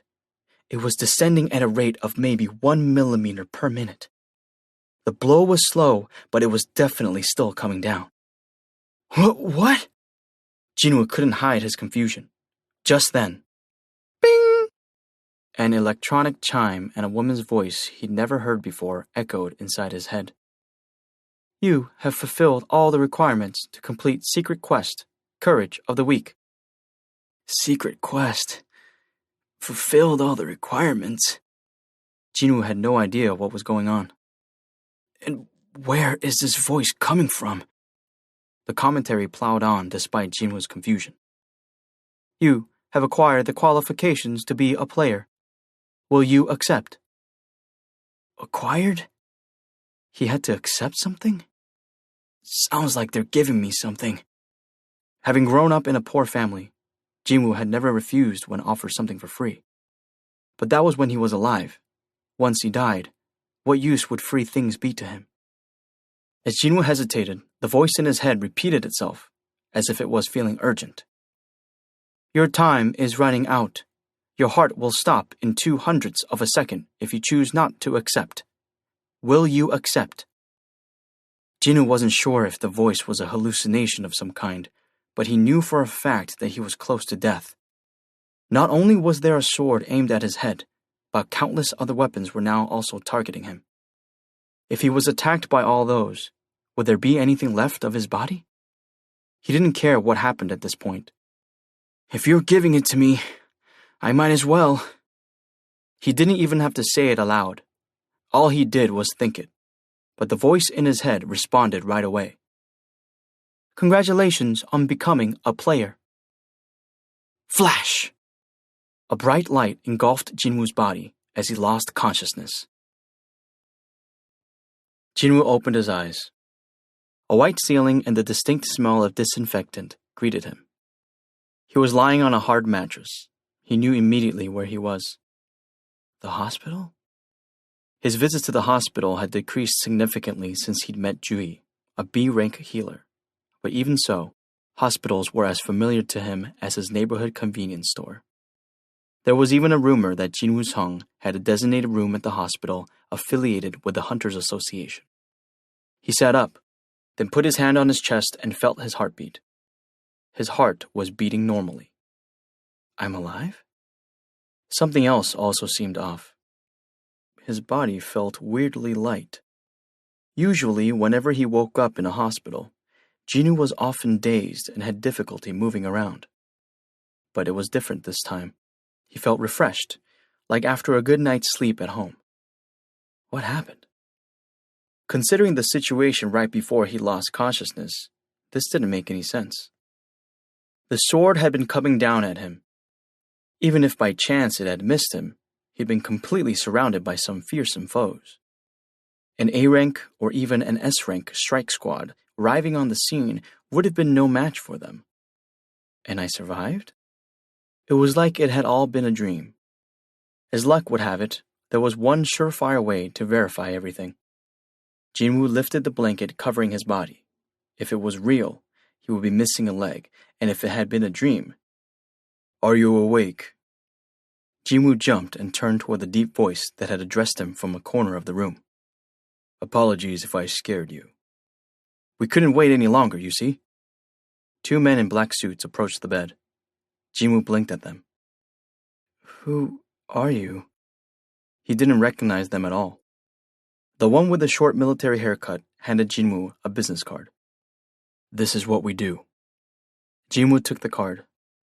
Jin Chul-woo, Korean Hunters Association Surveillance Team? Surveillance was the only team within the Hunters Association composed solely of strong hunters. Their role was to supervise all the hunters in the association, so it made sense that such an elite corps would have the cream of the crop. Jinwoo was still confused, though. "But what brings you here?" Jin Chul-woo pulled up a chair next to Jinwoo's bed and sat down. The other suit, who Jinwoo assumed was his subordinate, stood behind him. The threatening presence of these two well-built men so close to Jinwoo was intense. What they told Jinwoo shocked him. "I was asleep for 3 days?" "Do you remember what happened before you passed out?" "Yes." "Please tell us everything you remember." "Before I do, what about those two? Mr. Song and Jui, are they safe?" Jin-chul met Jinwoo's earnest gaze and nodded. "Yes, they're completely safe. Both were in severe condition, but they are thankfully alive and well." Phew. As Jinwoo let out a relieved sigh, Jin-chul quietly asked, "Now, could you please tell us what you remember?" He told them everything that had happened until he'd lost consciousness, except for the strange hallucinations he couldn't understand. "And then you lost consciousness. Is that correct?" "Yes. The next time I opened my eyes, I was here." Jin-chul and his subordinate exchanged glances. They seemed a bit troubled that their only potential witness didn't know anything. The truth was, Jinwoo was the one who most wanted to know what had really happened. "If I may, how did I get here? Did a big guild get rid of them?" "The thing is..." The troubled Jin-chul took his time answering. "Taking survivors' reports into account, the surveillance team brought along members of the White Tiger Guild, but when they arrived at the room, everything..." The White Tiger Guild was a huge guild that ranked as one of the top 5 in Korea. Bringing White Tiger on board meant the association had recognized just how dangerous the situation was. What exactly had happened over there? Jinwoo gulped. Everything was gone. There was absolutely no trace of the giant statue or the other stone sentries. There was nothing except you lying there unconscious." "Excuse me?" Jinwoo stared at him incredulous. "We couldn't believe it either. If the survivors' stories weren't perfectly consistent or we hadn't found the remains of the other hunters, we would have thought different." Jin-chul rubbed his chin. This was his 6th year working in the surveillance team after awakening as an A-rank hunter. He was confident he had experienced all sorts of adversity and enemies, so this was a first. He'd even sought the advice of guilds as well as associations of other countries, but they'd all been dead ends. And so, "Here's what we think," Jin-chul said cautiously. "There was definitely something powerful in that room, and those things were defeated by someone or several someones. That's what we concluded, since nothing escaped into our world before the gate closed. They had to be open to all kinds of possibilities. They had to consider all the scenarios, however unlikely or impossible. The association had contemplated the situation again and again and had ultimately come up with one theory." Jin-chul watched for Jinwoo's reaction as he continued. "We believe that you had a second awakening, Hunter Jinwoo Song." A second awakening? Jinwoo's eyes widened. It was rare, But a person who had already awakened as a hunter could have a second awakening. This was also known as a reawakening. Most of the hunters who experienced this process came out much stronger than they'd been previously.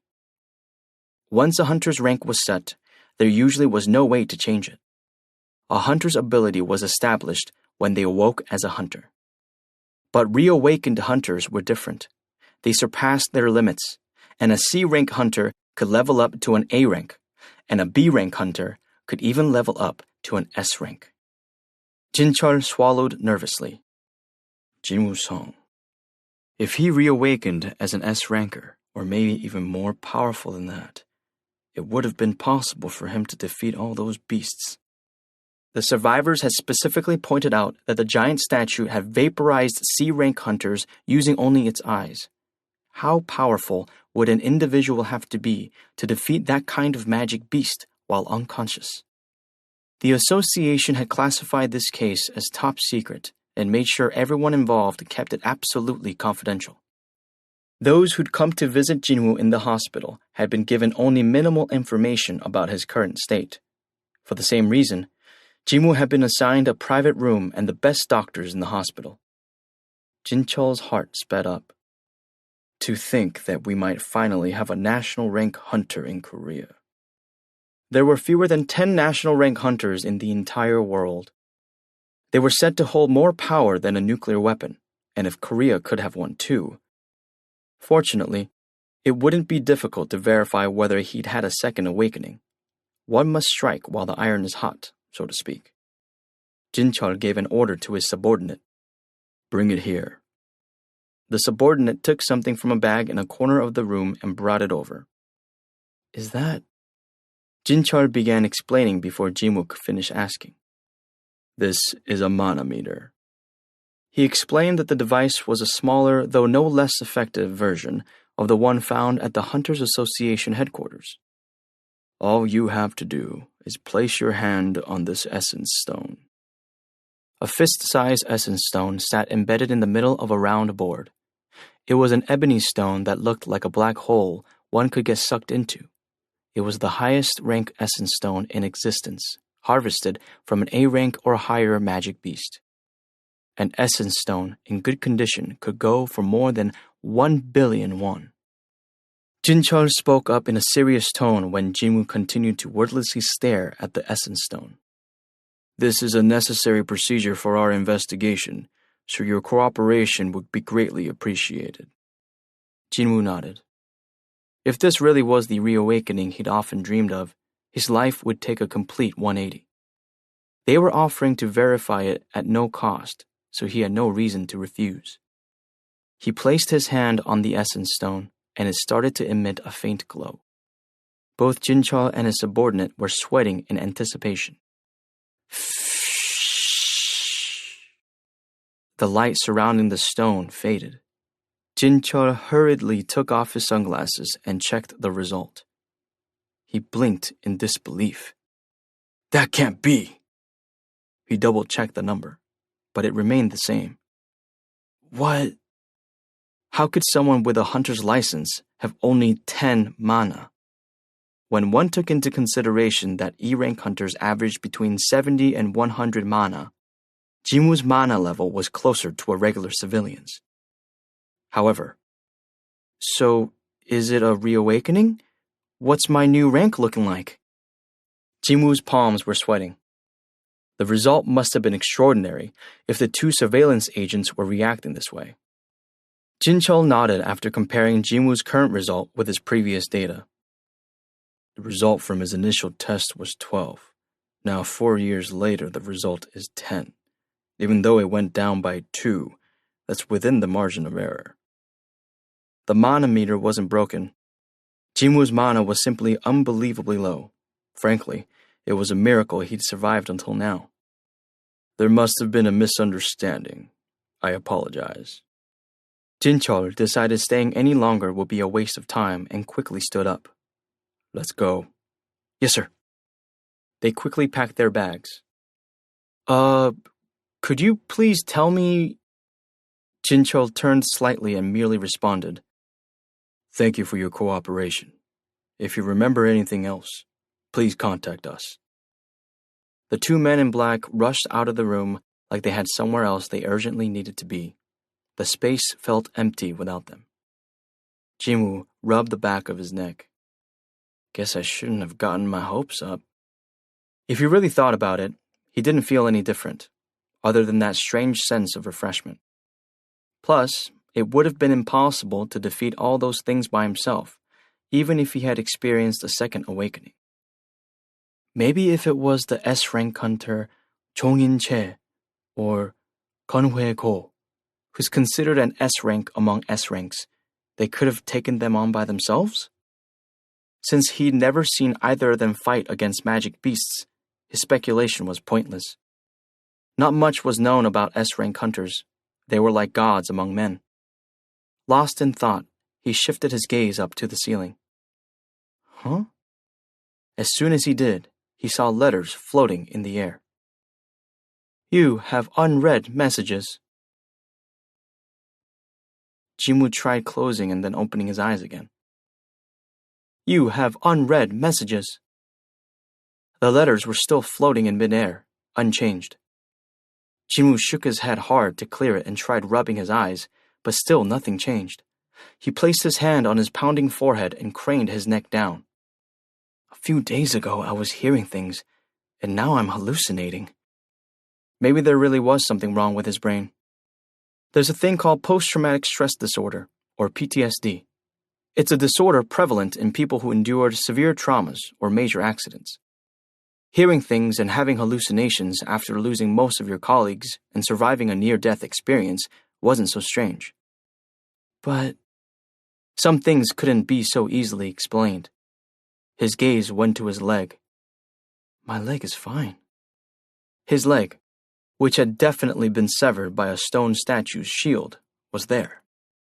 The underground temple of the double dungeon, the voice he'd suddenly heard, his completely healed leg, and now the message floating in front of him. So many unexplainable things were happening at once. Maybe. It was possible all those things weren't separate incidents, but were, instead, connected. Having reached a possible conclusion, he felt his headache abate slightly. Fine. Jinwoo raised his eyes. He was curious about the contents of those messages now that he was calmer and his head wasn't throbbing quite so much. The messages might contain hints that explained some of the mysterious happenings. Jinwoo extended his hand to the letters. His fingers passed through them. It's not touch-activated? It seemed Jinwoo was a little too used to smartphones. He couldn't think of any way to open messages other than via a touchscreen. As he pondered how to check the messages, he recalled what had happened right before he lost consciousness. Oh, right. The communication between himself and the strange voice had been conversational. Will it work if I think it in my head, or do I have to say it out loud? Jinwoo ended up deciding to try speaking every possible command word. Check. Message. Check message. Read message. Look. I want to look. Let's take a look. Show me. Just then. What is it you want to look at so badly? Feeling like he was being watched, Jinwoo turned to find his sister, clad in her high school uniform, peeking back at him from behind the half-ajar door. Jinwoo didn't know what to say. He'd been caught begging someone to show him something while staring up at the ceiling. He didn't really have any explanation for his behavior. You sure you didn't hit your head? Jinwoo shook his head at his sister's question, posed from a distance. No. Jina's Hong continued regarding him suspiciously, even after his response. Are you really okay? I said I'm fine. She looked him up and down as if to assess his condition before charging toward him like a raging bull. Jinwoo quickly raised his hands to defend himself as she started smacking him. I told you to stop getting hurt.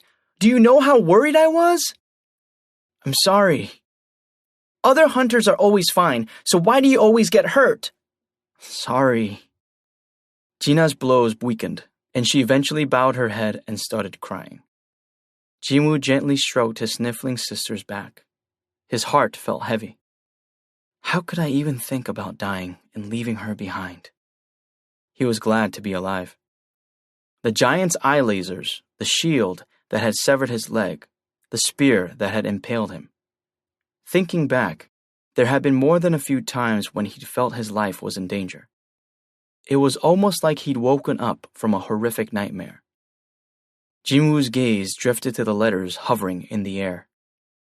You have unread messages.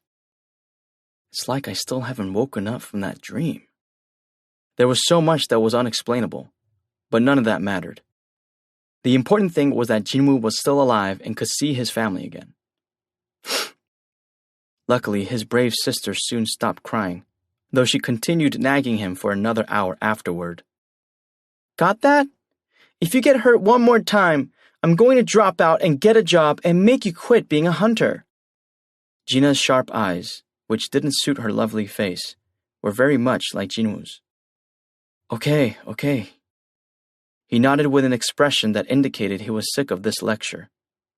She made him promise several more times before she was satisfied, then stood to leave. Where are you going? School. I only got permission to check on you briefly. I have to go back. He nodded in understanding. Your university entrance exam is next year. Gina had never once had a private tutor or taken any extra classes after school, but she was always at the top of her grade. Jinwoo was fiercely proud of her. Gina's dream was to become a doctor. A few years back, she'd only liked hanging with her friends and playing video games. After their mother fell ill, though, she'd made up her mind to become a doctor and become glued to her desk. Jinwoo wanted to make sure her dream came true. Wait a minute. A video game? Jinwoo's eyes flashed. Okay, I'll see you later. He quickly called to her before she could leave the room. Gina. What? When you play a game. She grinned. I don't really play these days. I'll be a senior soon. I know, but I have a question. Really? About what? Have you started playing? Perhaps because this used to be her area of expertise, Gina seemed eager to help. Jinwoo quickly glanced at the words still floating in the air. What do you do if you have an unread message that you want to check in a game? Well, first you'd open your inbox. Open your inbox? Bing! As soon as he said open, the hidden messages were revealed with some kind of alert sound effect. You have 2 unread messages. Congratulations on becoming a player. Unread. Daily quest. Strength training has arrived. Unread. Jinwoo's face lit up. Yes!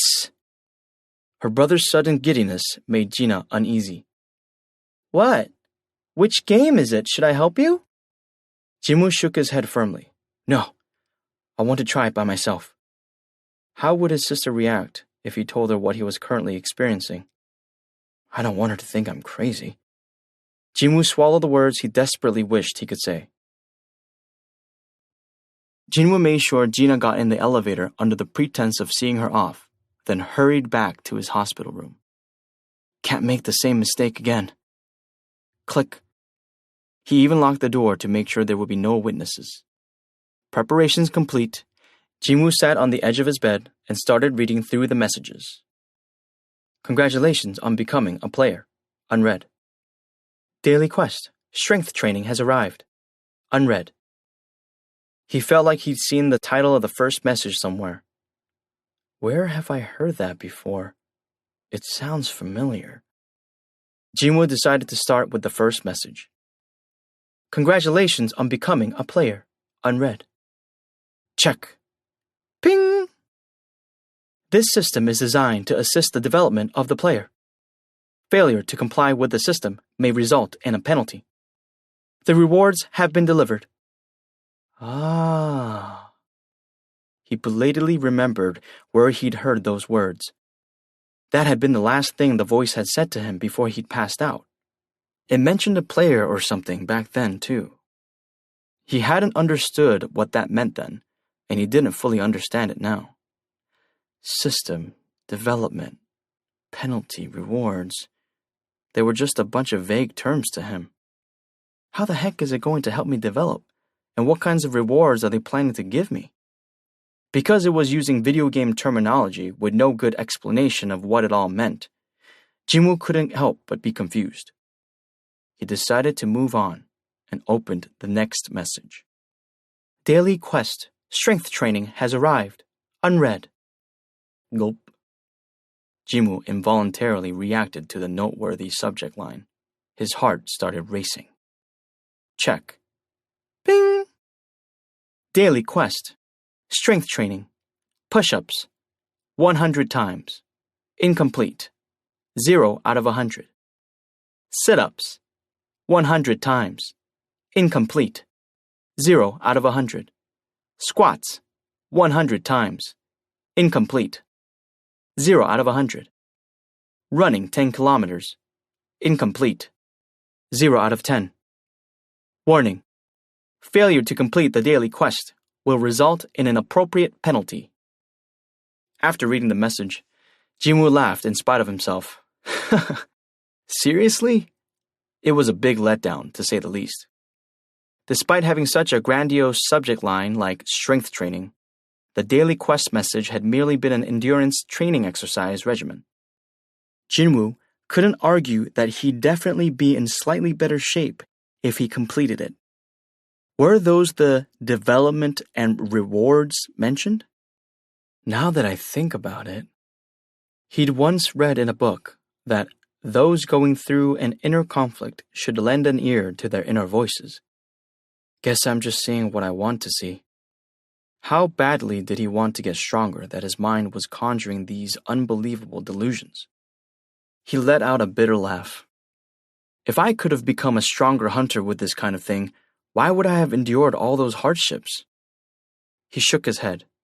He thought himself pathetic for trying to search for answers to his doubts in a message that might be a hallucination. Whatever. Jinwoo sprawled out of his bed and wordlessly stared at the ceiling. Time flew even though he wasn't doing anything. He started feeling the weight of the silence filling the hospital room. He abruptly sat up. What if? What if something really would happen? Half full of anticipation and half doubtful, Jinwoo's mind filled with the thought of trying it out. I have nothing to lose anyway. If he considered it some light exercise, there was no reason not to do it, right? He finally made a call. He'd do it. Jinwoo got out of bed, and after a light warm-up, gripped the bed frame and started slowly doing push-ups. 1, 2, 3. His count increased quickly. 97, 98, 99, 100. He finished 100 push-ups, but to his disappointment, nothing changed. Nothing except that his arms were now a little bit sore. What did I just do? He snorted and straightened up. Congratulations on becoming a player. Read. Daily quest. Strength training has arrived. Read. The status of the messages had changed from unread to read. There were no more unread messages, and he wasn't in the mood to play along with the delusions any longer. That was enough of that. Jinwoo closed the message screen without hesitation. He yawned hard and climbed back into bed. Perhaps it was because this was the most active he'd been in a while, but he was getting drowsy. The sky outside the window was being painted in the colors of a sunset. It's already this late? The 2 agents from the surveillance team had told him the association was going to foot his hospital bills. Jinwoo planned to use the opportunity to get a full checkup and leave only after receiving a clean bill of health from the doctors. These were Jinwoo's thoughts as he lay in bed. The hallucinations and visions should go away in due time. His eyes gradually slid shut. Jinwoo fell into a deep sleep. Tick-tock, tick-tock. The clock on the wall diligently moved its hands as Jinwoo slept. They went round and round and round, and eventually the clock read 11:59:57. Tick, tick, tick. 58 seconds, 59 seconds, 60 seconds. The hands of the clock stopped at exactly 12 o'clock. Ping!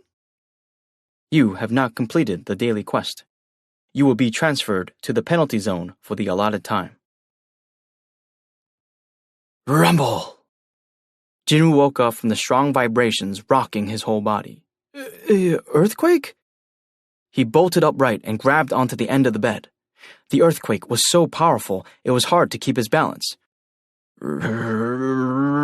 Rumble! The tremors grew stronger as time passed, and then, the metal bed frame he was clinging to suddenly broke. No, it didn't break. It disappeared. Jinwoo hastily inspected what was in his hands. Instead of the metal of the bed frame, all that remained in his fist was sand. Sand?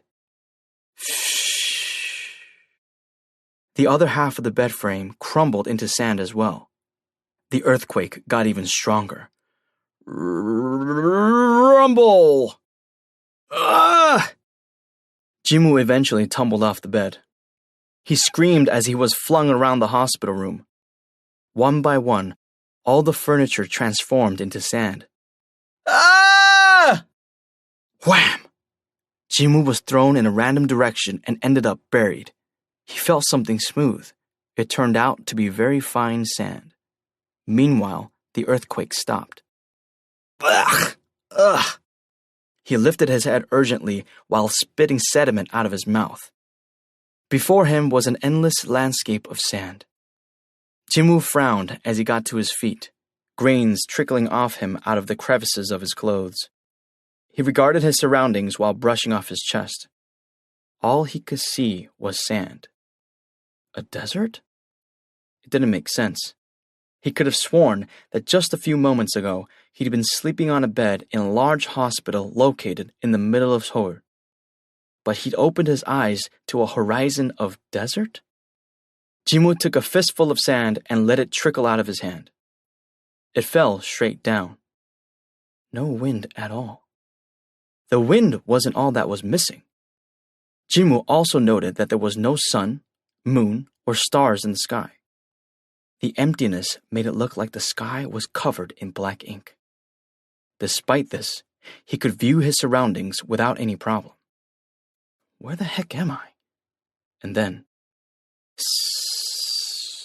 suddenly, his footing started giving way, sliding down a slope. Whoa, whoa! Jinwoo scrambled away to avoid getting sucked down. As the hole grew bigger, he barely managed to claw his way to the top, using his hands and feet to scramble up. He stared down at the hole as he sat trying to catch his breath. Strangely, the bottom of the pit looked like it was bubbling. He got chills just thinking about how he would have slid all the way down if he'd lost his footing even once. No. Wait. Jinwoo's eyes narrowed. It's not boiling. When he looked closer, he could tell something huge was squirming under the surface. He instinctively rose to his feet. He had a bad feeling about what would happen next. Just as he began carefully backing away, the sand in front of him exploded. Boosh! It sounded like he was at the bottom of a raging waterfall. Jinwoo's eyes went wide. An insect? A gigantic centipede was emerging from the epicenter of the detonation. Grrrr! The monster was as tall as a 5-story building. Jinwoo gulped. Oh, hell no. It was impossibly huge. He never heard of a centipede this big, but the size of it wasn't the only thing that shocked him. Is that the monster's name floating above its head? Was he dreaming? He blinked hard, but nothing changed. Red writing still hung above the creature's head. It was like a monster in a video game. Poison-toothed giant desert centipede. The aversion Jinwoo felt to its name rivaled the creature's creepy and grotesque appearance. Jinwoo was especially concerned about the word poison-toothed. He noticed 2 child-sized fangs attached to the bottom of its mandible. It was easy to infer what would happen if it bit him. The centipede's huge teeth and jaws continuously opened and closed as if, looks like it's licking its chops. Right at that moment, he heard a chime in his head again. Bing! Penalty quest survival. Objective: survive the required time. Required time: 4 hours. Remaining time: 040000. This is a joke, right? The centipede rushed straight at him through the sand as soon as the timer changed to 03:59:59, as if it had just been waiting. What? Jimwoo spun around and quickly started running. There was no time to think. If he wanted to live, he had to run. That was the only thought in his head. However, after a few steps, a pillar of sand shot up right in front of him out of nowhere. Ugh! The force of the eruption knocked him down. He tumbled to the ground but sprang back up and was quickly brushing grains off his face when he saw it. Not one, not two, but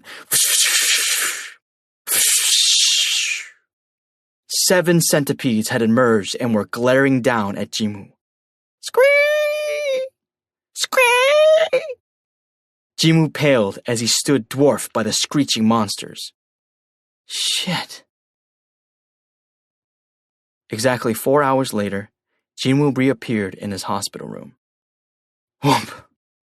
He coughed painfully as he lay on the floor.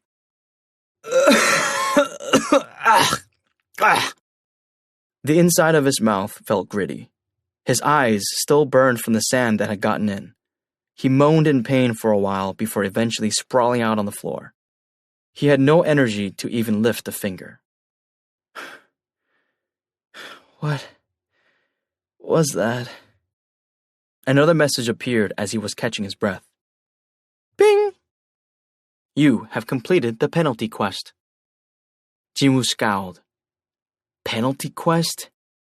What had he done to deserve a penalty? He racked his brain and recalled the daily quest he'd abandoned the day before. Was that? Thinking back on it, it had warned him that if he didn't complete the daily quest, there would be an appropriate penalty. So that wasn't a hallucination? It hadn't been a hallucination.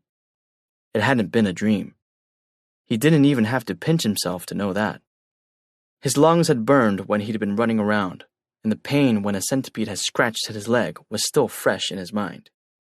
It was all real. He'd actually almost died. That's not fair. The penalty had thrown him into the jaws of death. Jimwoo was suddenly filled with an ominous feeling. If this really had been a result of the daily quest, this wouldn't be the last time. Right on cue, there came another notification. Bing! He jumped, but thankfully it wasn't another quest. Your rewards for completing the penalty quest have been delivered. Would you like to check your rewards? Yes or no? Rewards? The word rewards caught Jimwoo's eye. The problem was that he didn't have the energy to check. The situation just didn't allow for it. Forget about rewards. Let's get some rest first. His vision slowly blurred. Soon, he fell into a deep sleep. Oh dear, what happened here? The following morning, the nurse who entered Jimwoo's room was shocked at the sight. The patient was collapsed on the floor and surrounded by sand. His body and clothes were also covered in it. She threw the patient's chart on the bed and urgently pressed the call button. Please send some more help! Soon, the physician in charge rushed into the room. What? What happened to Mr. Song? I'm not sure. He was fine last night, but this is how I found him this morning. Well, let's move him to the bed. 1, 2. They hoisted Jimwoo onto the bed. As they did, no one noticed he'd gotten a paper cut from the chart that had been tossed there. I'll take a look. The doctor examined Jimwoo thoroughly but found nothing wrong. He's just asleep. He breathed a sigh of relief. The Hunters Association had requested that Jinwoo receive the best care. He'd been anxious that something might have happened to the young man. Let him sleep. He looks exhausted. The doctor made to leave, but then looked around the room and scratched his head. By the way, this room needs to be cleaned. I'll leave it to you, Nurse Yoda. Yes, doctor. After the doctor left, Nurse Yoda Che pressed a hand to her beating heart. She was glad it hadn't been anything serious. Though their feelings might not be as strong as those of the patients themselves or their families, no doctor or nurse would ever want to see their charges harmed. Hospitals for hunters tended to have many serious cases. They didn't want any additional injuries befalling those entrusted to their care. Phew. After calming down, Yuda pondered where to start cleaning, and by chance spotted drops of blood on the floor. Oh? It dripped from Jinwoo's hand, which happened to be stretched out over the side of the bed. Startled, she rushed to examine his hand and turned it over. What? Though there were clear blood trails, there were no wounds from which they could have originated. Even after she wiped his hand clean, she couldn't see any injuries. Has his wound already closed? Yuda nervously inspected her patient's face. Jinwoo was still sleeping like a baby. 4. Daily Quest. Bing! The daily quest has arrived. Jinwoo's eyes shot open. The first thing he did after hoisting himself up was check the time. The clock read just past 4:30 p.m. There were still 7 hours and 30 minutes before midnight. Good. He opened the inbox. Bing! Daily quest, strength training. Push-ups, 100 times. Incomplete, 0 out of 100. Sit-ups, 100 times. Incomplete, 0 out of 100.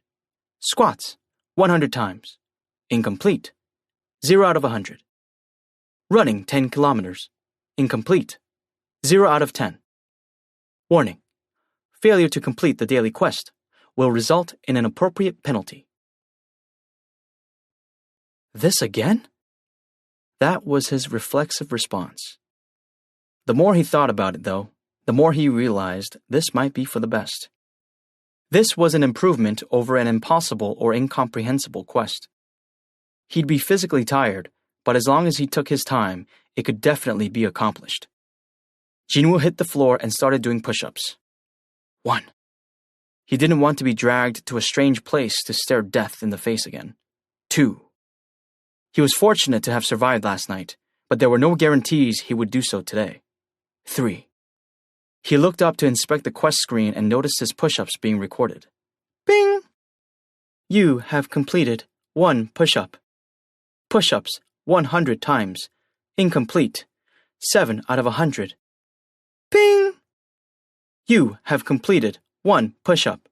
Push-ups 100 times. Incomplete, 8 out of 100.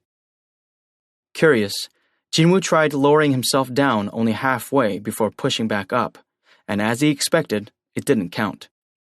He realized why his push-ups hadn't been recorded yesterday. If it wasn't a proper push-up, it wouldn't be counted. Oh, come on. Jinwoo was dumbfounded but kept going. He still had 50 push-ups left, and he had sit-ups, squats, and running waiting for him. And like that, 3 hours passed. Push-ups, 100 times, completed, 100 out of 100. Sit-ups, 100 times, completed, 100 out of 100. Squats, 100 times, completed, 100 out of 100. Running 10 kilometers, incomplete, 9 out of 10.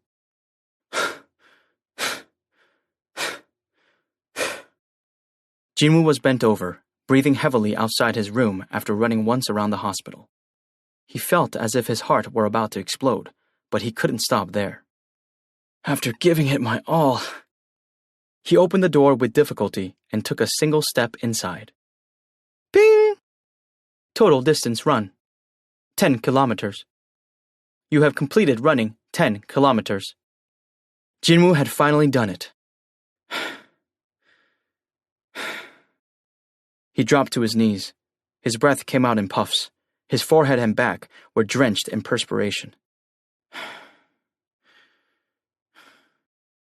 A familiar message arrived as he caught his breath. Ping! You have completed daily quest. Strength training. Rewards have been delivered. Would you like to check your rewards? Yes or no? Jinwoo had been considering going straight to bed like the night before, but he changed his mind. He wanted to check out these so-called rewards. Check. Ping! You have the following rewards. Reward 1. Full recovery. Reward 2. Ability points plus 3. Reward 3. Mystery box 1.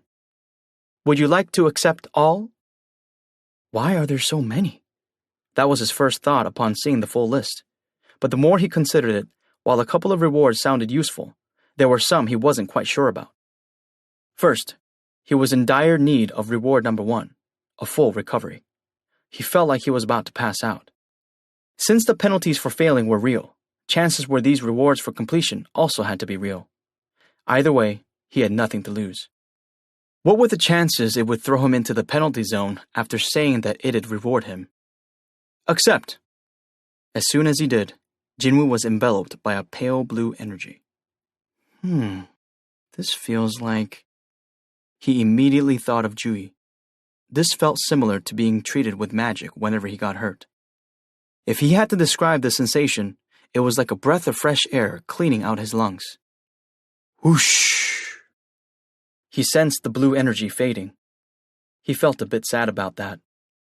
He stood and jumped up and down, then did some stretches and moved his body every which way. Whoa! Both his racing heart and labored breathing had calmed. He didn't feel tired at all. He had been about to collapse, but he now felt refreshed, as if he had just woken up from a good sleep. The recovery was extremely effective.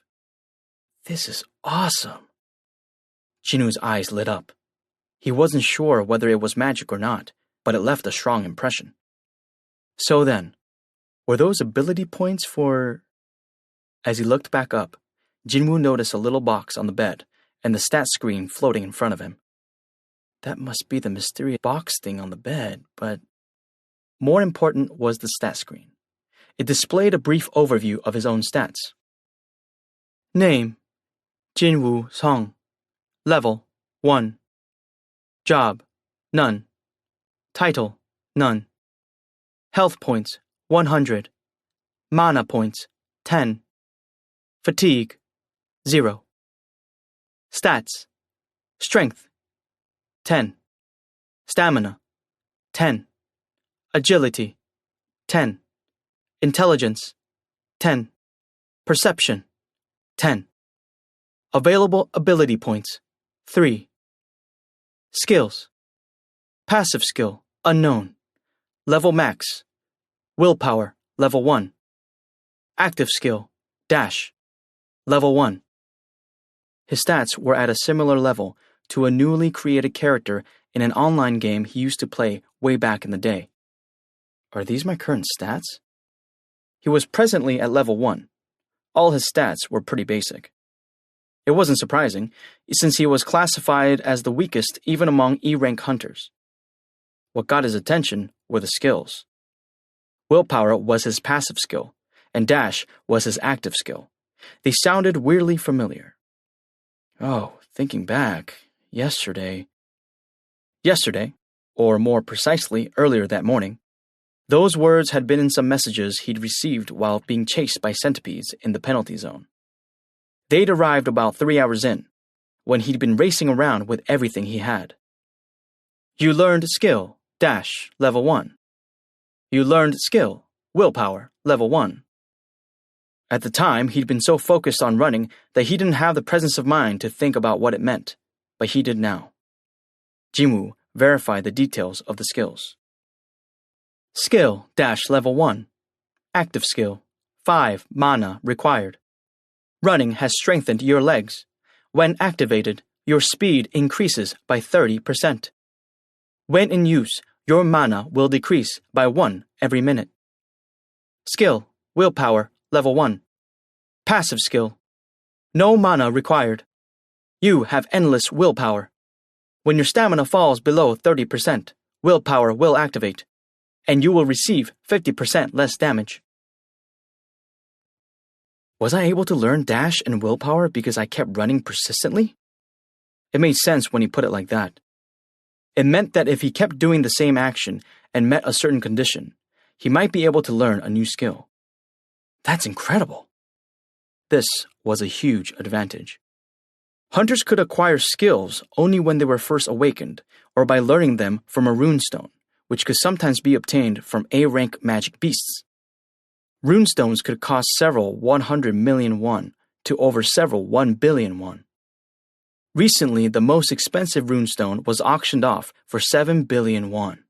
That stone, which held the skill to fully cure many people at once, was purchased anonymously by an S-rank healer from a foreign country who emptied out all their life savings. Jinwoo's heart started racing. Increased speed and decreased damage. They weren't comparable to a skill costing several 1 billion won, but they were still great. And to receive them free of charge. Jinwoo didn't have a lot of magic, so it might be difficult to utilize them properly, but he was still excited to have them. And it says willpower doesn't even need mana. Mana probably meant magic, meaning even if he didn't have a lot of magic, he could still use willpower as much as he wanted. This was huge. But what does this unknown mean? Skill. Passive skill. Unknown. Level max. Unknown was one of his passive skills. Passive skills should be activated automatically, but there was no other information. There isn't a single clue. With so little information to go on, Jinwoo knew there wouldn't be any point in contemplating it further. He decided to focus his attention on something else. Ability points. The 3 ability points he'd received hadn't been distributed yet. Stats. Strength, 10. Stamina, 10. Agility, 10. Intelligence, 10. Perception, 10. Available ability points, 3. I guess I can increase stats by 3 points? There were 5 different attributes on the stat list. They were all low, most likely because he was level 1. But if all of this was actually real, his decisions would have consequences. If his actual abilities changed according to his choices, how did they expect him to come to any kind of decision? Jinwoo's expression grew serious. Strength probably means power. He could guess what strength, stamina, and agility meant. They were common enough terms in video game stats. The problems were intelligence and perception, and like before, the system wasn't very user-friendly with its lack of explanations. If he raised his intelligence, would he get smarter?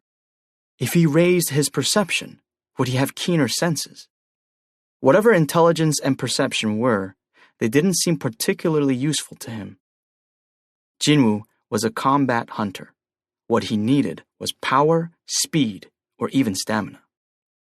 If I had to pick one of those 3, it'd have to be power. Becoming stronger would be quite convenient. He also wanted to see what changes occurred physically if his stats went up.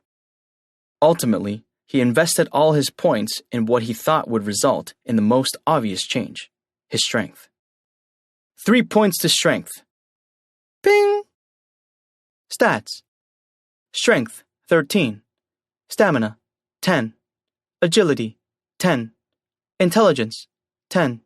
Perception, 10. Available ability points, 0. Is that it? That was it. The only change was the number in the strength stat going from 10 to 13 in the hologram screen before him. He didn't feel any hidden energy rising up from deep inside him like in an anime or a movie. Has anything changed? Jinwoo decided to test his strength. He positioned himself next to the bed and tried lifting it. He could feel its weight, but it was easier to lift than he expected. Still, he wasn't sure if this was because he'd gotten stronger or if the bed simply wasn't that heavy. I should have tried lifting it before I added the points. It was hard to make a before and after comparison now that he'd already used up his points. If only I had more. He was pursing his lips when he suddenly remembered something. The rewards for the penalty quest! The daily quest wasn't the only thing he'd completed today. He'd almost gotten killed, but he'd also completed the penalty quest and seen the notification saying that he'd received rewards. Jinwoo hurriedly called up his inbox. Your rewards for completing the penalty quest have been delivered. Would you like to check your rewards? Yes or no? I knew it! He pumped his fist. Of course he would. You have the following rewards. Reward 1. Ability points, +3. Reward 2. Mystery box, 1. Would you like to accept all? Unlike the daily quest rewards, full recovery wasn't an option. But Jinwoo was interested only in the ability points. He was worried there would be a difference in the amount awarded, as it was the reward for a penalty quest. But fortunately, he was given 3 points this time as well. Jinwoo excitedly yelled, Add 3 points to strength! Bing! Stats. Strength, 16. Stamina, 10. Agility, 10. Intelligence, 10. Perception, 10. Available ability points, 0. His strength stat jumped from 13 to 16. He positioned himself next to the bed and flexed his arms. He found it easier to lift the bed than before. He had now verified there was an actual difference. It really works! He'd actually gotten stronger. According to the stats, he'd increased his strength by 60%, so there was no way he wouldn't feel a difference. Exhilarated, Jinwoo started lifting various pieces of furniture in his hospital room, making a racket. He was forced to stop after he was chided by the head nurse, who happened to be passing by and poked her head in after hearing all the noise. I'm so sorry. Jinwoo breathed a relieved sigh after she left. Whew. But he couldn't calm down. His heart was racing. Ba-dump, ba-dump. It was beating so hard, it almost hurt. There would be a quest every day with ability points as rewards. As long as the phenomenon didn't suddenly disappear, he would be able to live a completely different life from before. This was an amazing opportunity.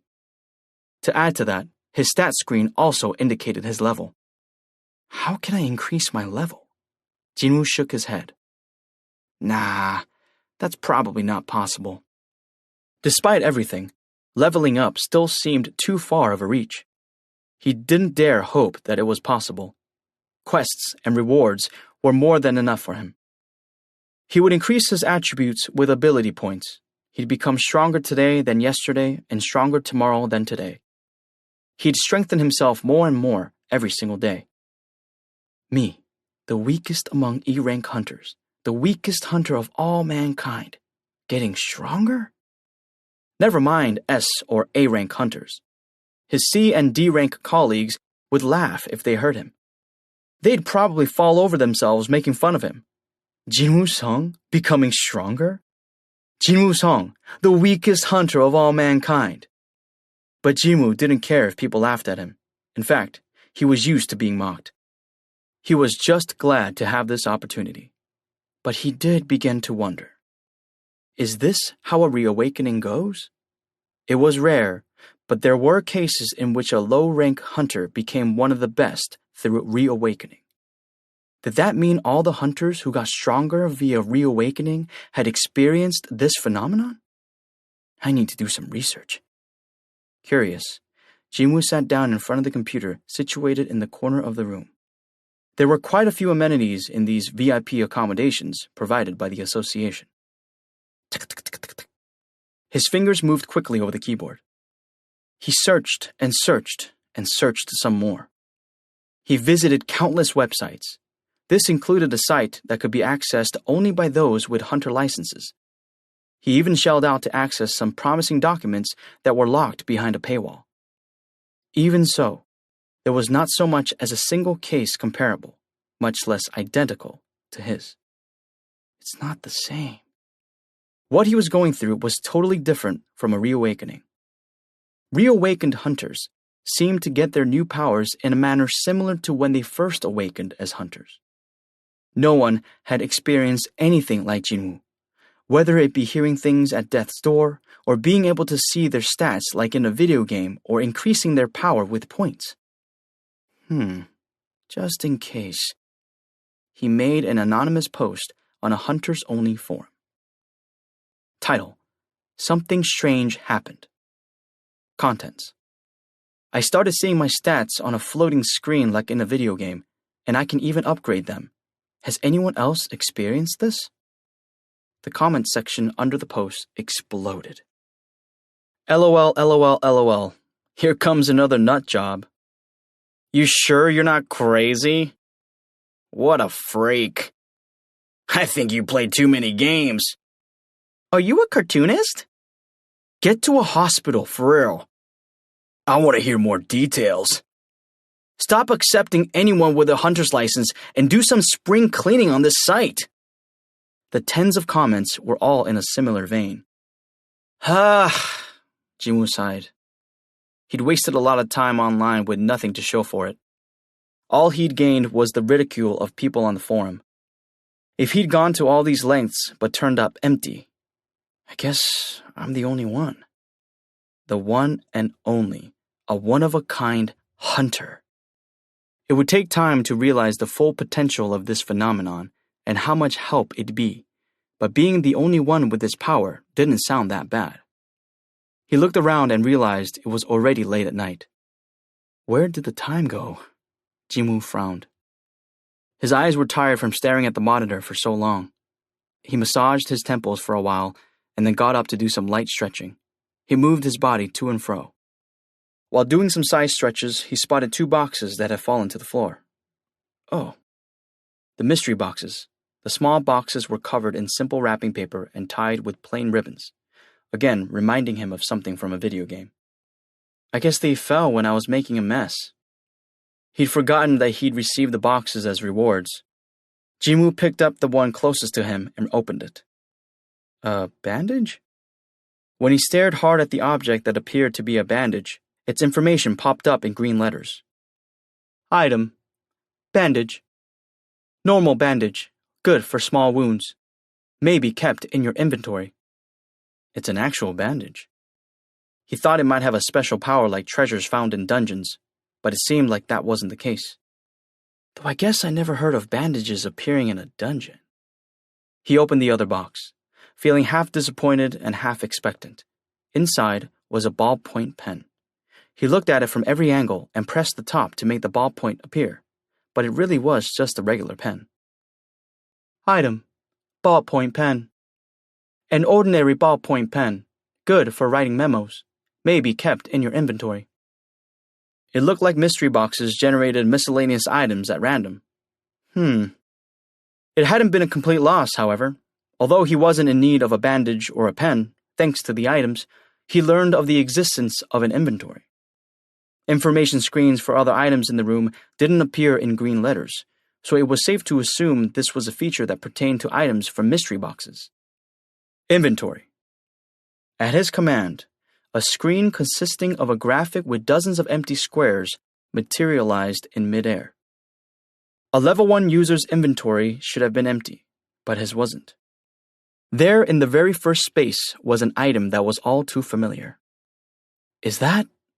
Jinwoo took it out. Bing! Item: Kim Sang-sik's steel sword. Attack power, +10. It was Kim's sword that Jinwoo had grabbed in the underground temple. He thought he dropped it there. Good to see you again, bro. Jinwoo couldn't help smiling. Maybe because it had survived the near-death experience with him, he was happy to see it again. Also, it was too high quality to be left in that world. Didn't Mr. Kim say he paid 3 million won for this?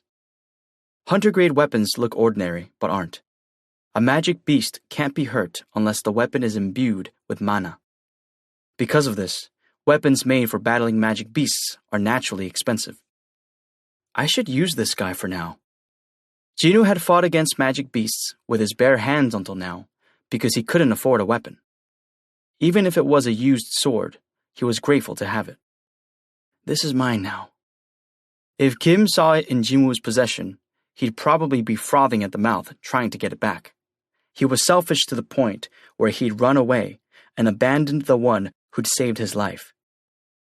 Jinwoo had both this sword and this new opportunity because he'd risked his life. He had no intention of giving up the weapon that easily. His eyes narrowed. He'd learned two things in that underground temple. First, he needed to get stronger. He'd almost died a number of times simply because he was weak. But that wasn't the only thing. He hadn't stopped the young choir man even though he'd known what the result would be, and he hadn't stood up for Song even though he knew Kim had been in the wrong. He'd turned a blind eye even though he'd known what needed to happen in order to survive. If he didn't want to feel ashamed, he had to become stronger. And the other lesson: no good deed goes unpunished. Jinwoo's good deeds had been met with betrayal. 3 of his colleagues had abandoned him even though he needed their help just to stand. He'd begged them to come back, but none of them had. They couldn't remember who had saved their lives. Give and take. From now on, he would never put his own life on the line for someone else out of the kindness of his heart. After all, wasn't one's own life the most important thing? These were the lessons Jinwoo learned after being on the brink of death. Be stronger and be tougher. I can do this. He was not one to make the same mistake twice. Nurse Yura Che was sitting at a food cart, having a good time with a friend she hadn't seen in a while. Oh, that's right. Yura belatedly recalled the fact that her friend worked for the Hunters Association. Her current job at a big hospital for hunters was in large part thanks to this friend. You know a lot about hunters, right? As much as the next person. Why? Have you heard of a hunter with the ability to heal quickly? Healers are like that. Just one recovery spell and bam! No, not by using magic. I mean unconsciously. Unconsciously? Like while they're passed out, or while they're sleeping. Her friend shook her head. No, not possible. That's called regeneration, and it's a special ability only certain A-rank and above magic beasts have. But not people? Nope. I've never heard of a hunter with that ability. Right. Had she been seeing things? Yura was nodding when her friend added, but who knows? It may be possible for an S-rank hunter. Yura perked up. S-rank? S-rank hunters are absolute beasts, but there's not a lot of public info about them. What was it again? There was some rumor going around that Yunho Baek from the White Tiger Guild can turn into some kind of monster. But Jinwoo Song was an E-rank hunter.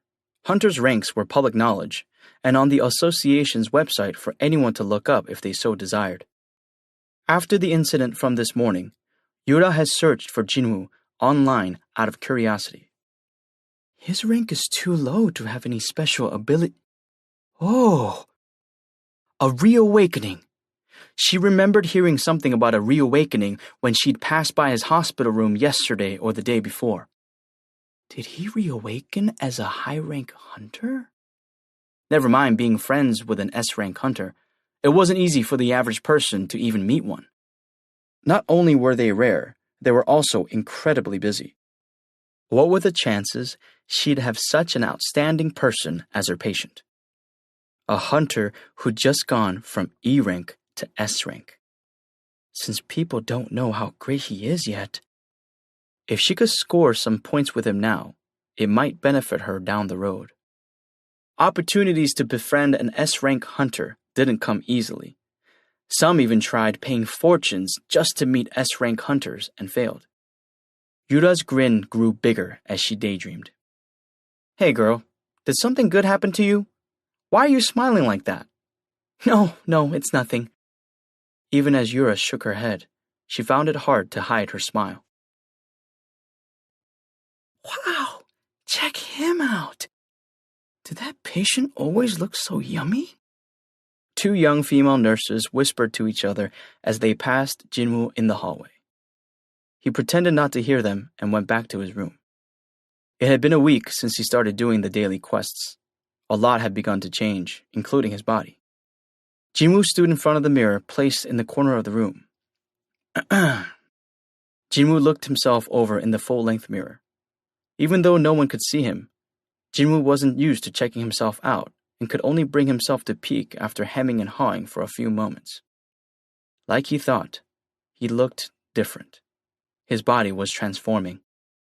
I'm bulking up. The most obvious change was his muscles. He was leaner, and his muscles were more pronounced. Due to this, his shoulders were wider, and his whole body appeared bigger. But I don't look too stocky. He had the right amount of muscle in all the right places. If someone had to describe him in a single word, they might call him ripped. Even he had to admit that he looked good, so no wonder the nurses agreed. I guess it's all because of these quests. Jinwoo brought up the stat screen. Ping! Name, Jinwoo Song. Level 1. Job, none. Title, none. HP, 100. MP, 10.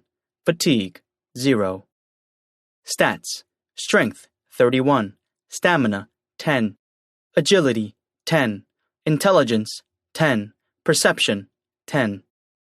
Available ability points, 0. Skills, passive skill unknown, level max. Willpower level 1. Active skill dash level 1. His strength attribute was already over 30. He didn't know how effective raising the other stats would be, so he'd concentrated all his ability points into raising his strength for the time being, since that would be the most helpful attribute when fighting magic beasts. But this couldn't have happened to my body after only a couple of days just by exercising. There could be only one reason. As his strength increased, his muscles were changing in response for optimum effect. He couldn't think of any other explanation. He'd been slightly worried about investing his points solely in strength, but after seeing the results, he'd been very satisfied, and his worries had faded. Still, I do think I'm attracting too much attention. The nurses were talking about Jinwoo more and more. Since their job required knowledge of human anatomy, it was inevitable that they would quickly notice the change. Because of his keen hearing, Jinwoo was very aware of this. Looks like it's time to get out of here. All this attention wasn't good. He not only felt burdened by it, but he wanted to avoid anyone else finding out about the system. There was no point stirring something up for no reason.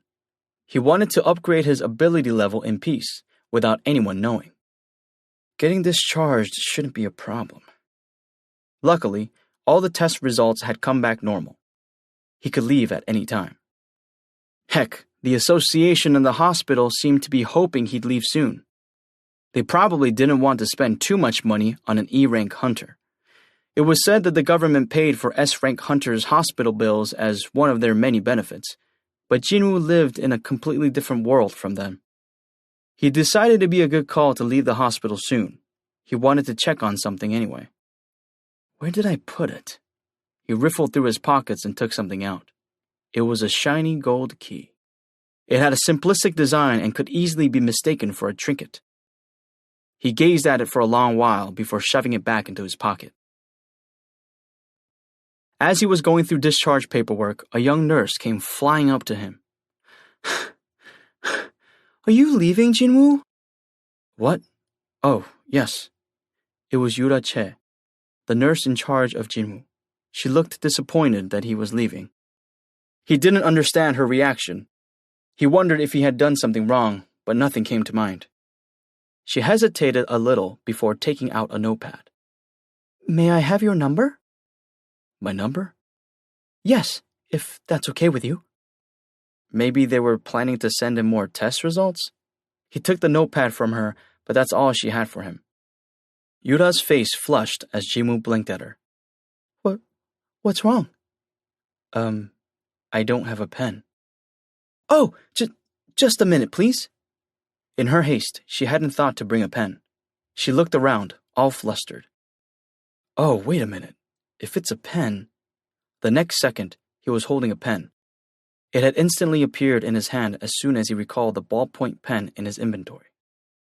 Anything he put in his inventory could be put back in or taken out with a mere thought. The inventory really was a convenient feature.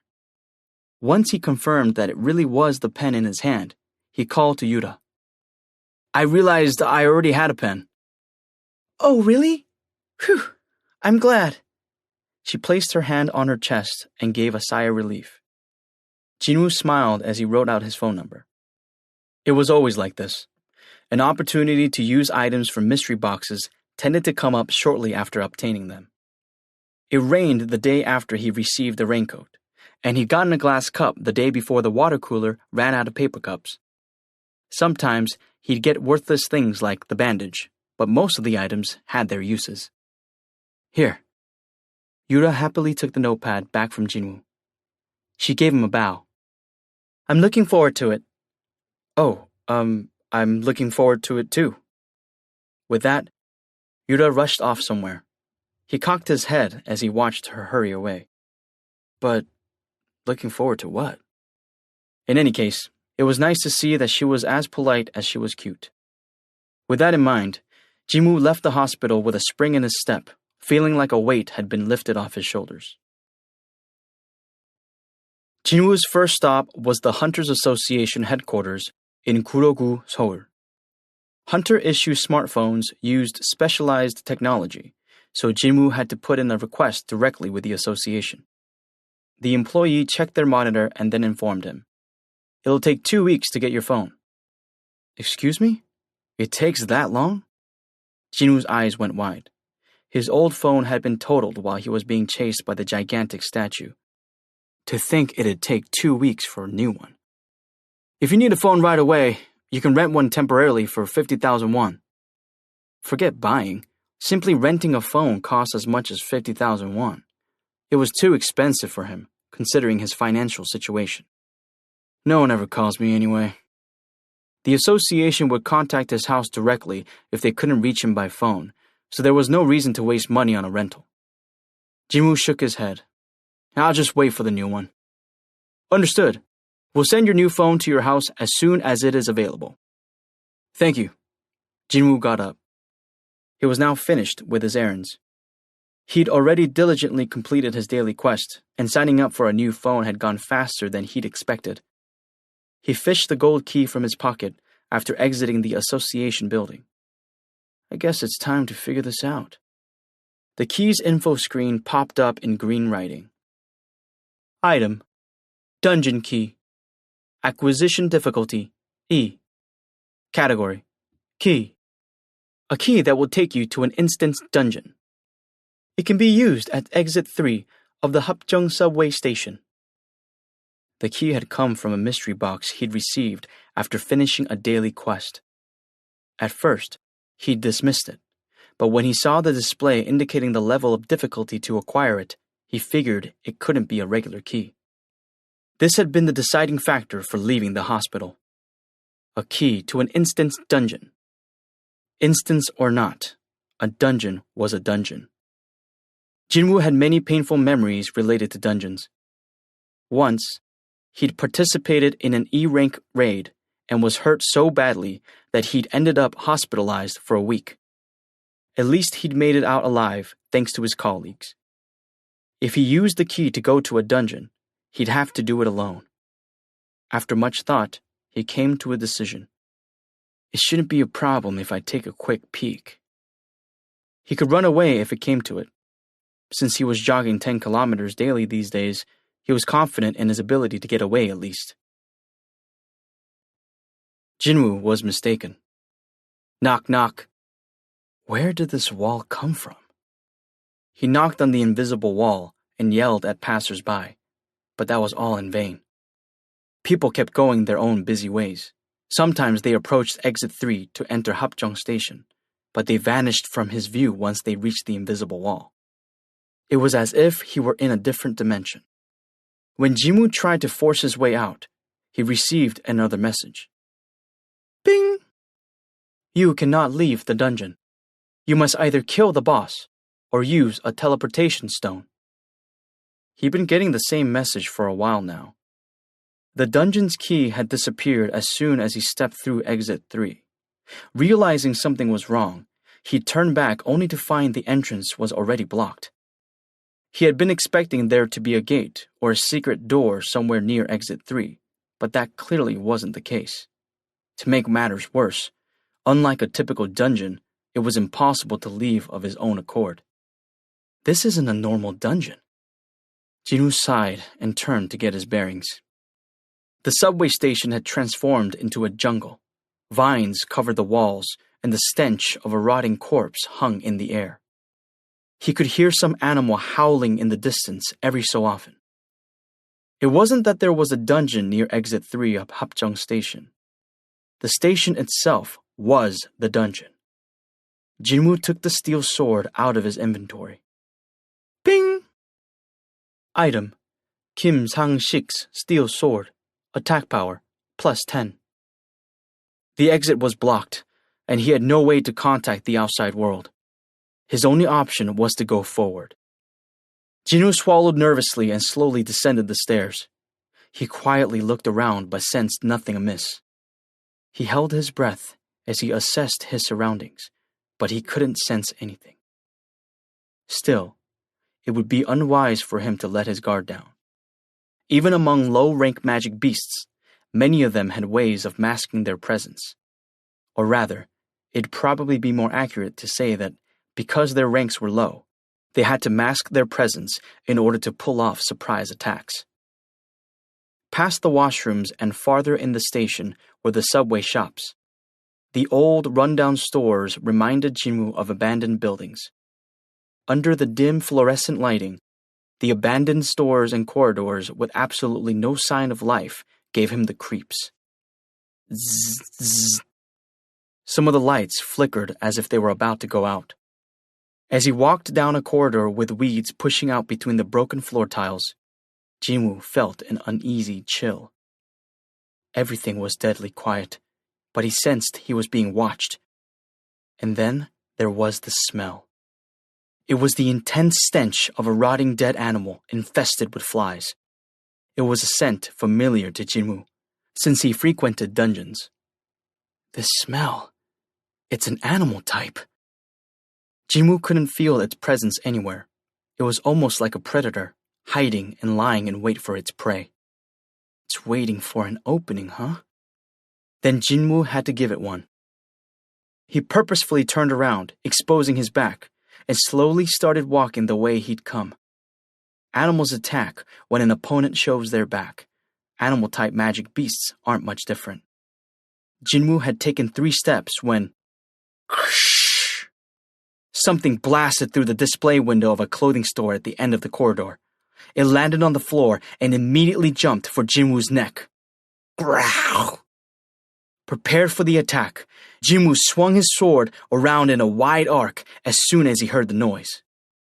It was like a reflex. Shk! The sharp blade sliced through the creature's jaw. The monster tumbled to the floor with a squeal. It was a huge wolf with bright red fur. Its snout had been severed, and the monster was writhing on the floor in pain. When Jinwoo inspected it, he noticed its name floated above its head like the centipede in the penalty zone. Steel-fanged lichen. Unlike last time, the writing was in white and not red. No time to waste. This was his chance. While the wounded monster couldn't get up, Jinwoo leaped into action. He ran at the creature and swung his sword down, lopping off its head. Gag! The lichen gave a howl of pain as it died. You have defeated a steel-fanged lichen. Yes! But his celebration was cut short. 2 more lichens that had been hiding behind display windows now emerged. Looked like it had friends. Jinwoo's eyes went wide. Grrr. They bared their fangs and raced toward him. Jinwoo grimaced.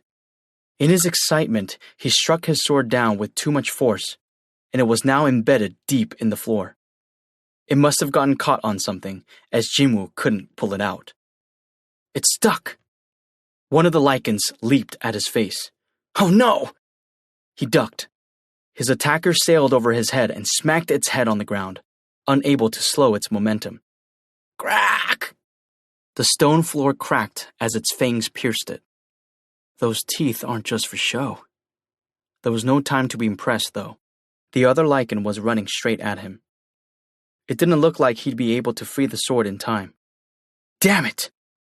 Jinwoo gave up on the sword and instead swung his fist at the lichen flying toward him. Whoosh! The sound his fist made as it snapped forward wasn't normal. Thwack! The lichen's head exploded with one punch. The headless body skidded out from where it hit the ceiling and then fell to the ground hard.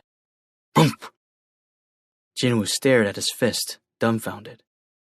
That level of monstrous strength was completely unexpected. Having witnessed this, the lichen he dodged earlier started backing away with its tail between its legs. Huh? Was this from using all those points on his strength attribute? Even as the headless lichen's leg stopped twitching, Jinwoo still could not pick his own jaw off the floor. Then came that familiar notification bell. Ping! You have defeated a steel-fanged lichen. You have leveled up. I leveled up? Wondering if he'd misheard something, Jinwoo hurriedly brought up his stat screen. Name: Jinwoo Song. Level 2. Job: none. Title: none. HP: 205. MP: 22. Fatigue: 0. Stats: Strength: 32. Stamina: 11. Agility: 11. Intelligence: 11. Perception: 11. Available ability points: 0. Skills: Passive skill: unknown. Level max: Willpower level 1. Active skill: Dash level 1. His level really had gone up, and it looked like leveling up meant 1 point was added to each of his stats. That meant rewards from quests weren't the only way to upgrade his abilities. He could increase them by leveling up as well. I can't believe it! The impossible had been confirmed to be possible right before his eyes. His heart started racing in excitement. On top of that, I get more ability points by leveling up. Completing a quest gave him 3 ability points. Leveling up gave him 5. While he didn't particularly care for not having the option to personally distribute the points, leveling up seemed to be a better way to increase his stats.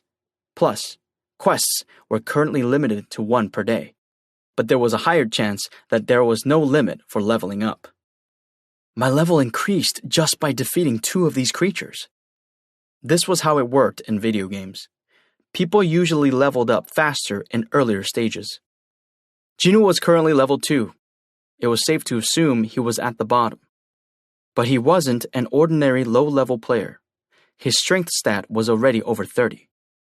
If each level up raised his stats by 1, Jinwoo's strength was equal to that of a level 20 person. What would happen if a user with a level 20 ability decided to go hunting in a level 1 hunting ground? I'm overpowered. The unexpected destructive power of his punch proved his theory. Even though my strength stat is 3 times higher than what I started with, I'm more than 3 times stronger. Jinwoo had started with a strength stat of 10. Strength at 10 versus strength at 30. The number had tripled, but the power he demonstrated was much more than 3 times his starting point. Maybe his power was increasing exponentially as his stats went up? That would explain this destructive power. His movements had gotten faster as well.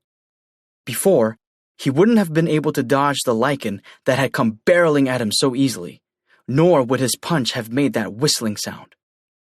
Then again, makes sense that my speed would go up when my strength increases.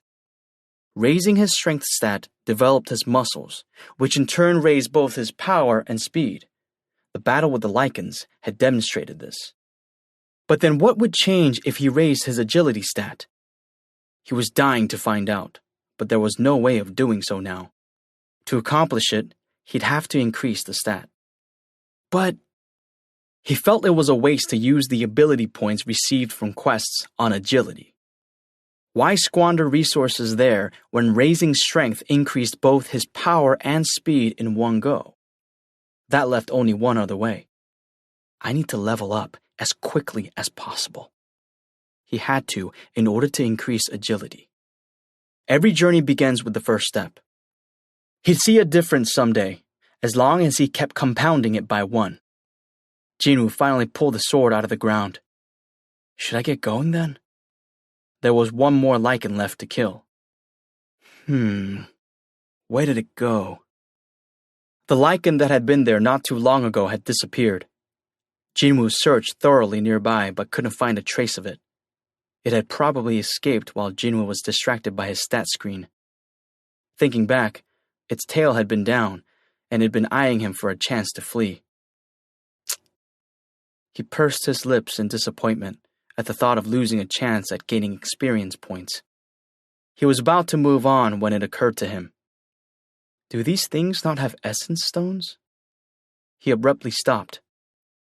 Magic beasts found in gates had at least one essence stone in their body, if not several. If you were lucky, you might also get a rune stone from one. Both rune stones, which held hidden skills that hunters could learn, and essence stones, which had a variety of uses, could fetch a high price. It wouldn't be wrong to say that hunters went on raids not just for the basic pay from the association, but also to harvest essence stones. Jinwoo was no different. He was disappointed to find no such items despite his success today. Just in case, he cut open the dead liken's stomach, but it was a waste of time. These things were totally different from the magic beasts he knew. He'd been in many dungeons in his time, but had never seen a magic beast that resembled a wolf. Jinwoo shook his hand clean as he stood up. Something shiny in the liken's mouth caught his attention. He forced its jaw open. One of its teeth was shining. When Jinwoo extended his hand toward it, a message popped up. You have discovered item, Lichen Fang. Would you like to acquire it? Acquire. Item, Lichen Fang. Acquisition difficulty, none. Category, miscellaneous. A liken's large, sharp fang. It can be placed in the inventory or sold in the shop. Jinwoo blinked at the fang in his hand. There's a shop? This system really wasn't user-friendly. A user had to figure things out on their own as they experienced different scenarios. The worst offender had been the penalty quest, where he'd almost been killed with absolutely no explanation. He angrily gnashed his teeth at the memory as he summoned the shop. Shop!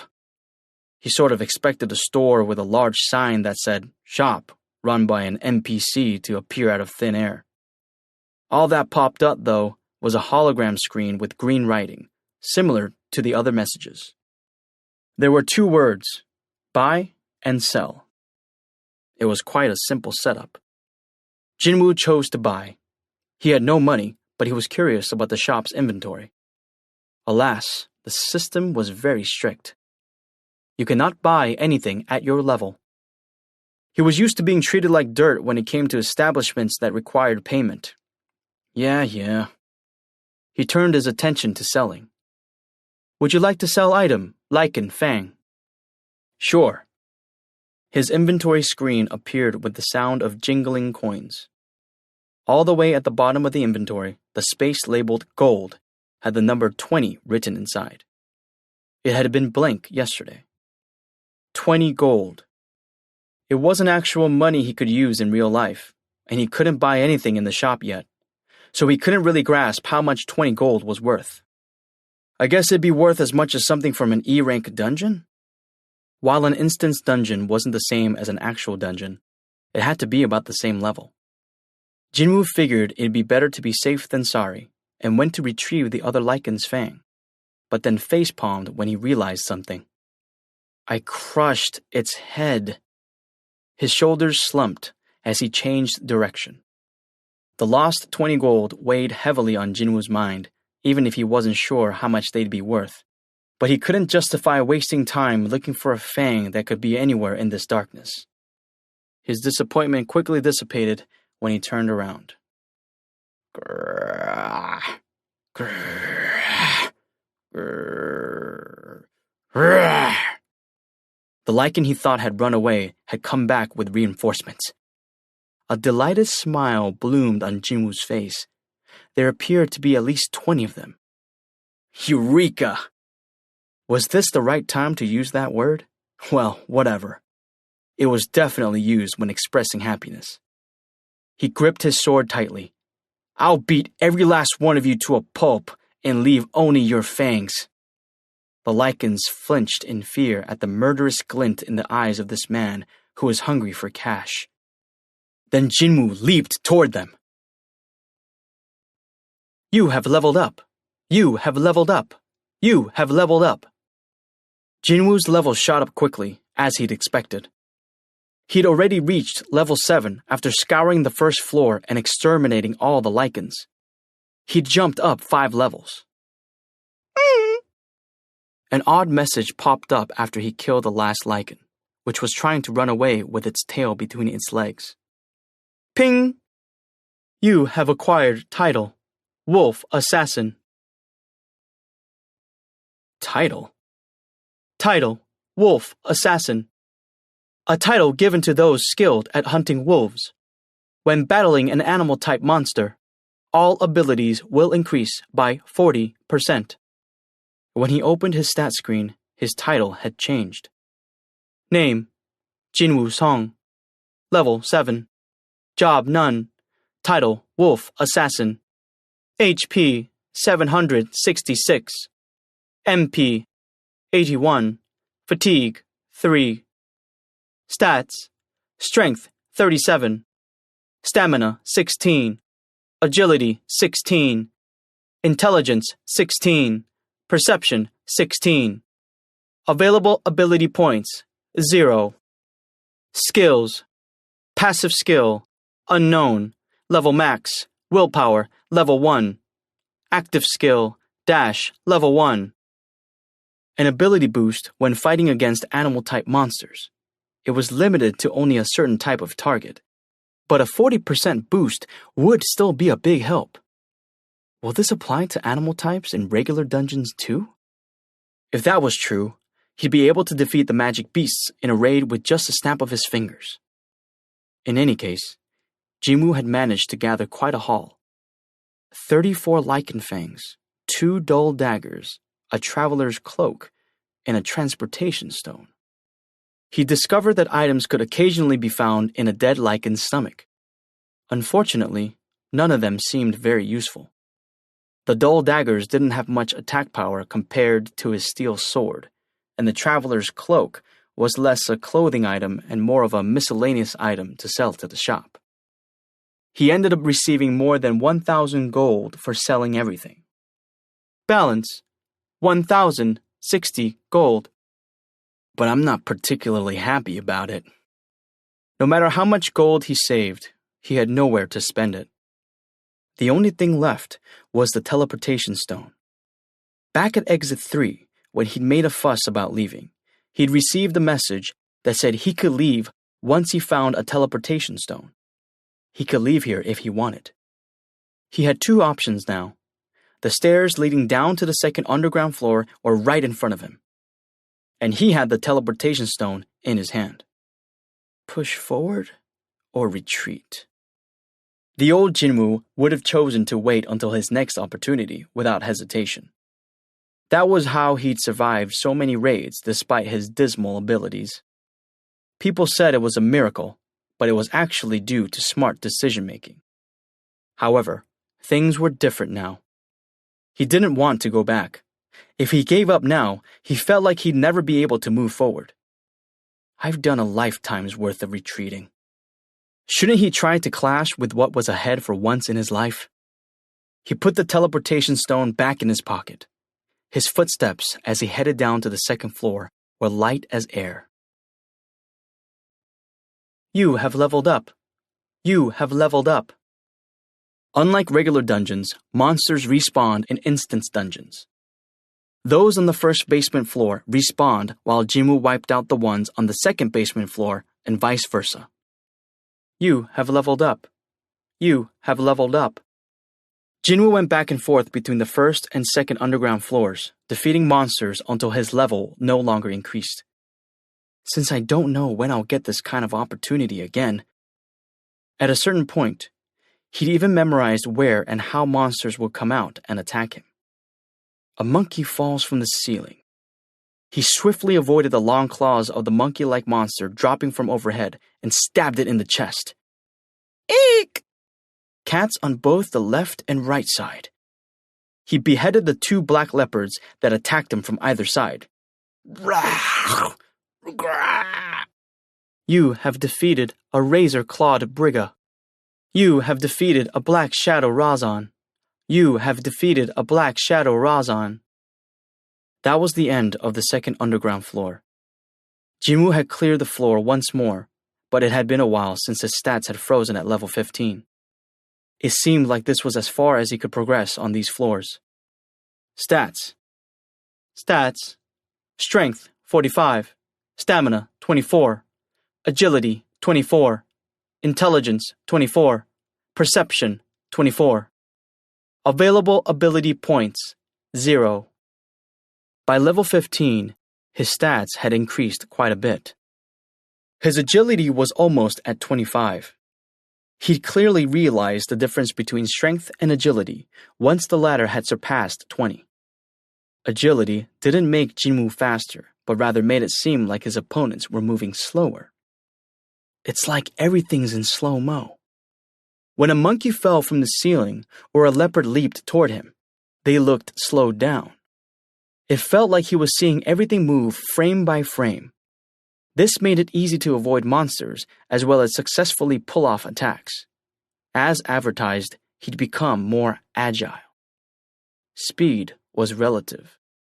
As his agility stat went up, the gap between his and his opponent's skills widened to the point where, to them, it looked like he was moving at superhuman speeds. If my strength and agility keep increasing, that combo is going to be incredible. That was the conclusion he reached regarding the agility stat. So, Jinwoo turned his head. What should I do about that? He was looking at the stairs going down to the 3rd underground floor. There was a reason he'd kept to the 1st and 2nd basement floors, even though there was a clear path to the 3rd. I've got chills. As his perception stat increased, he detected more and more of a foreboding aura coming from the 3rd underground floor. Something powerful was down there. He didn't need to see it to know that. Jinwoo remembered the message he heard at the exit. You cannot leave the dungeon. You must either kill the boss or use a teleportation stone. The big boss. Jinwoo had kept going back and forth between the 1st and the 2nd floors in order to level up as much as he could in preparation for taking out the boss. Even though he'd done that much preparation, he still felt nervous at the top of the stairs. Jinwoo lightly slapped his cheeks. Since I'm already here, I can't go back without at least seeing its face, can I? A healthy dose of stress was necessary to keep him on his toes. This was just the right amount. Jinwoo gripped his sword with both hands and slowly descended the stairs. 5. Boss round. Why did it seem like there were more steps than usual? Jinwoo licked his dry lips. It was way darker here than on the 1st and 2nd floors, but he had no problem seeing. Maybe because of the perception stat? He felt like his eyesight was much better than before. He cautiously went down a bit farther and spotted the subway tracks. Or rather, he could see the space where the tracks were supposed to be. Instead of rails, the area was filled with black water. What is that? It didn't look like a subway track, more like a river or stream. It happened the moment Jinwoo took a step forward for a closer look. In the blink of an eye, a large log-shaped object burst out of the water. Coming in hot. What suddenly appeared before him was no log. It was a snake as thick as one. Whoa! Jinwoo hurriedly swung his sword at its head. Clang! Jinu looked incredulous. What the? He was able to knock the charging snake's head away from him, but his sword shattered. Shocked, he turned back. Surprised by the counterattack, instead of rushing into its next strike, the snake stayed coiled up at a distance and glared at Jinu. King of the Swamp, Blue Venom-Fanged Kasaka. Jinu could clearly see its name floating in red letters. This snake was much faster and stronger than any of the ordinary monsters whose names had appeared in white letters. I can't believe it broke a sword imbued with mana so easily. Jinu swallowed hard as he eyed the Kasaka. Smooth blue scales covered its entire body. They were so closely embedded that it almost looked like armor. Sword attacks had proven futile on these scales. Would punching it do anything? As Jinu was trying to come up with a strategy, the Kasaka seemed to finish sizing him up and charged once again. Its speed was incredible. Whoosh!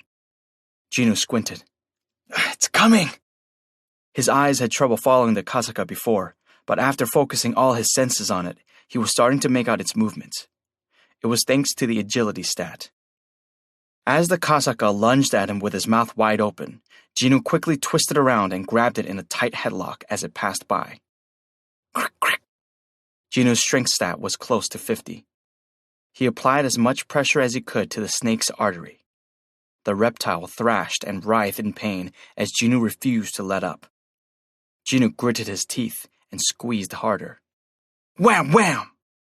Even as the snake smashed Jinu into the walls and floor, he clung to it for dear life. If I hadn't maxed out my level as much as I could... Once the mind thinks what if, it's difficult to stop. So many thoughts raced through Jinu's mind. What if he hadn't leveled up? What if he hadn't upgraded his strength stat? This Kasaka would have kicked his ass. This place could have been his grave. Not going straight down to the third underground floor had been a smart call. He'd made the right decision. Crack! The sound of the Kasaka's skull breaking was unsettling. You have defeated King of the Swamp, Blue Venom-Fanged Kasaka. You have leveled up. You have leveled up. As expected of a boss, after defeating the Kasaka, Jinu went up by 2 levels. Jinu pumped his fists. His level had been stuck at 15, but it was now 17. He'd gone from level 1 to level 17 in a single day, which was an absolutely insane amount of growth. That's all great, but no one tackled a dungeon boss for the experience points. The best part of defeating a boss was the loot. As he examined the lifeless snake, Jinu saw 2 things shining in its stomach. Are there 2 because it was a boss? He happily extended his hands. Ping! You have discovered item, Kasaka's Venom Fang. Would you like to acquire it? You have discovered item, Kasaka's Venom Gland. Would you like to acquire it? Acquire all. A dagger seemingly made from bone and a pouch with some kind of liquid appeared in Jinu's hands. Item, Kasaka's Venom Fang. Acquisition difficulty, C. Category, dagger. Attack power, plus 25. A dagger made from a Kasaka's Venom Fang. It contains Kasaka venom and causes paralysis and drain debuffs when used to attack. You may keep it in your inventory or sell it in the shop. Debuff, paralysis. Opponent cannot move for a set time. Debuff, drain. Opponent's HP will decrease by 1% every second for a set time. Jinu nodded in satisfaction. Looks like it's a dagger made out of a fang, not bone. Based on its info, it seems like a pretty good item. Next up was the pouch. Item, Kasaka's Venom Gland. Acquisition difficulty, A. Category, poison. This pouch contains refined Kasaka poison. Harvesting this from a Kasaka is very rare. Once you drink it, your skin will harden, but your muscles will be permanently damaged from the poison. Buff, Kasaka's armor scales. Decreases physical damage by 20%. Debuff, damaged muscles, strength, minus 35. Jinu's face showed his conflicting delight and dismay. Kasuka's Venom Fang was an excellent replacement for his broken steel sword. Not only was its formidable attack power twice as high as the broken sword's, but Jinu was especially happy about the paralysis and drain debuffs. But the Venom Gland is... He had initially been excited when he saw it was an A-rank item in terms of acquisition difficulty, but his excitement was mitigated by a careful reading of the description. The part about decreasing damage by 20% seemed like an effect fitting of an A-rank item, but it had a fatal penalty of decreasing the strength stat by 35 points. Since Jinu had been especially focused on increasing his strength, that caveat cut him deep. It was like a double-edged sword.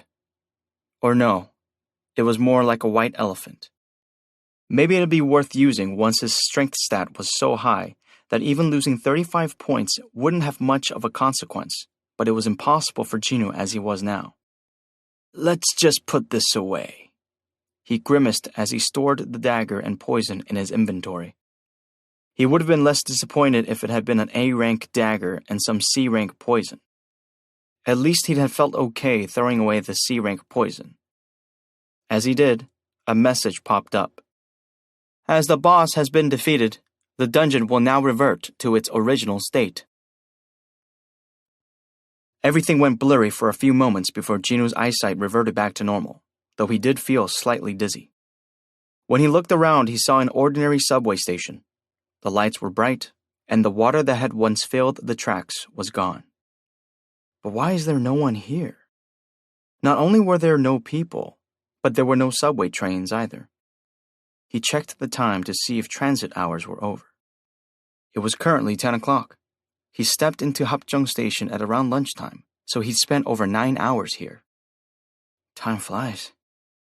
If his fatigue levels hadn't reset with each level up, he probably would have passed out a few times from exhaustion by now. Either way, the subway should still be running.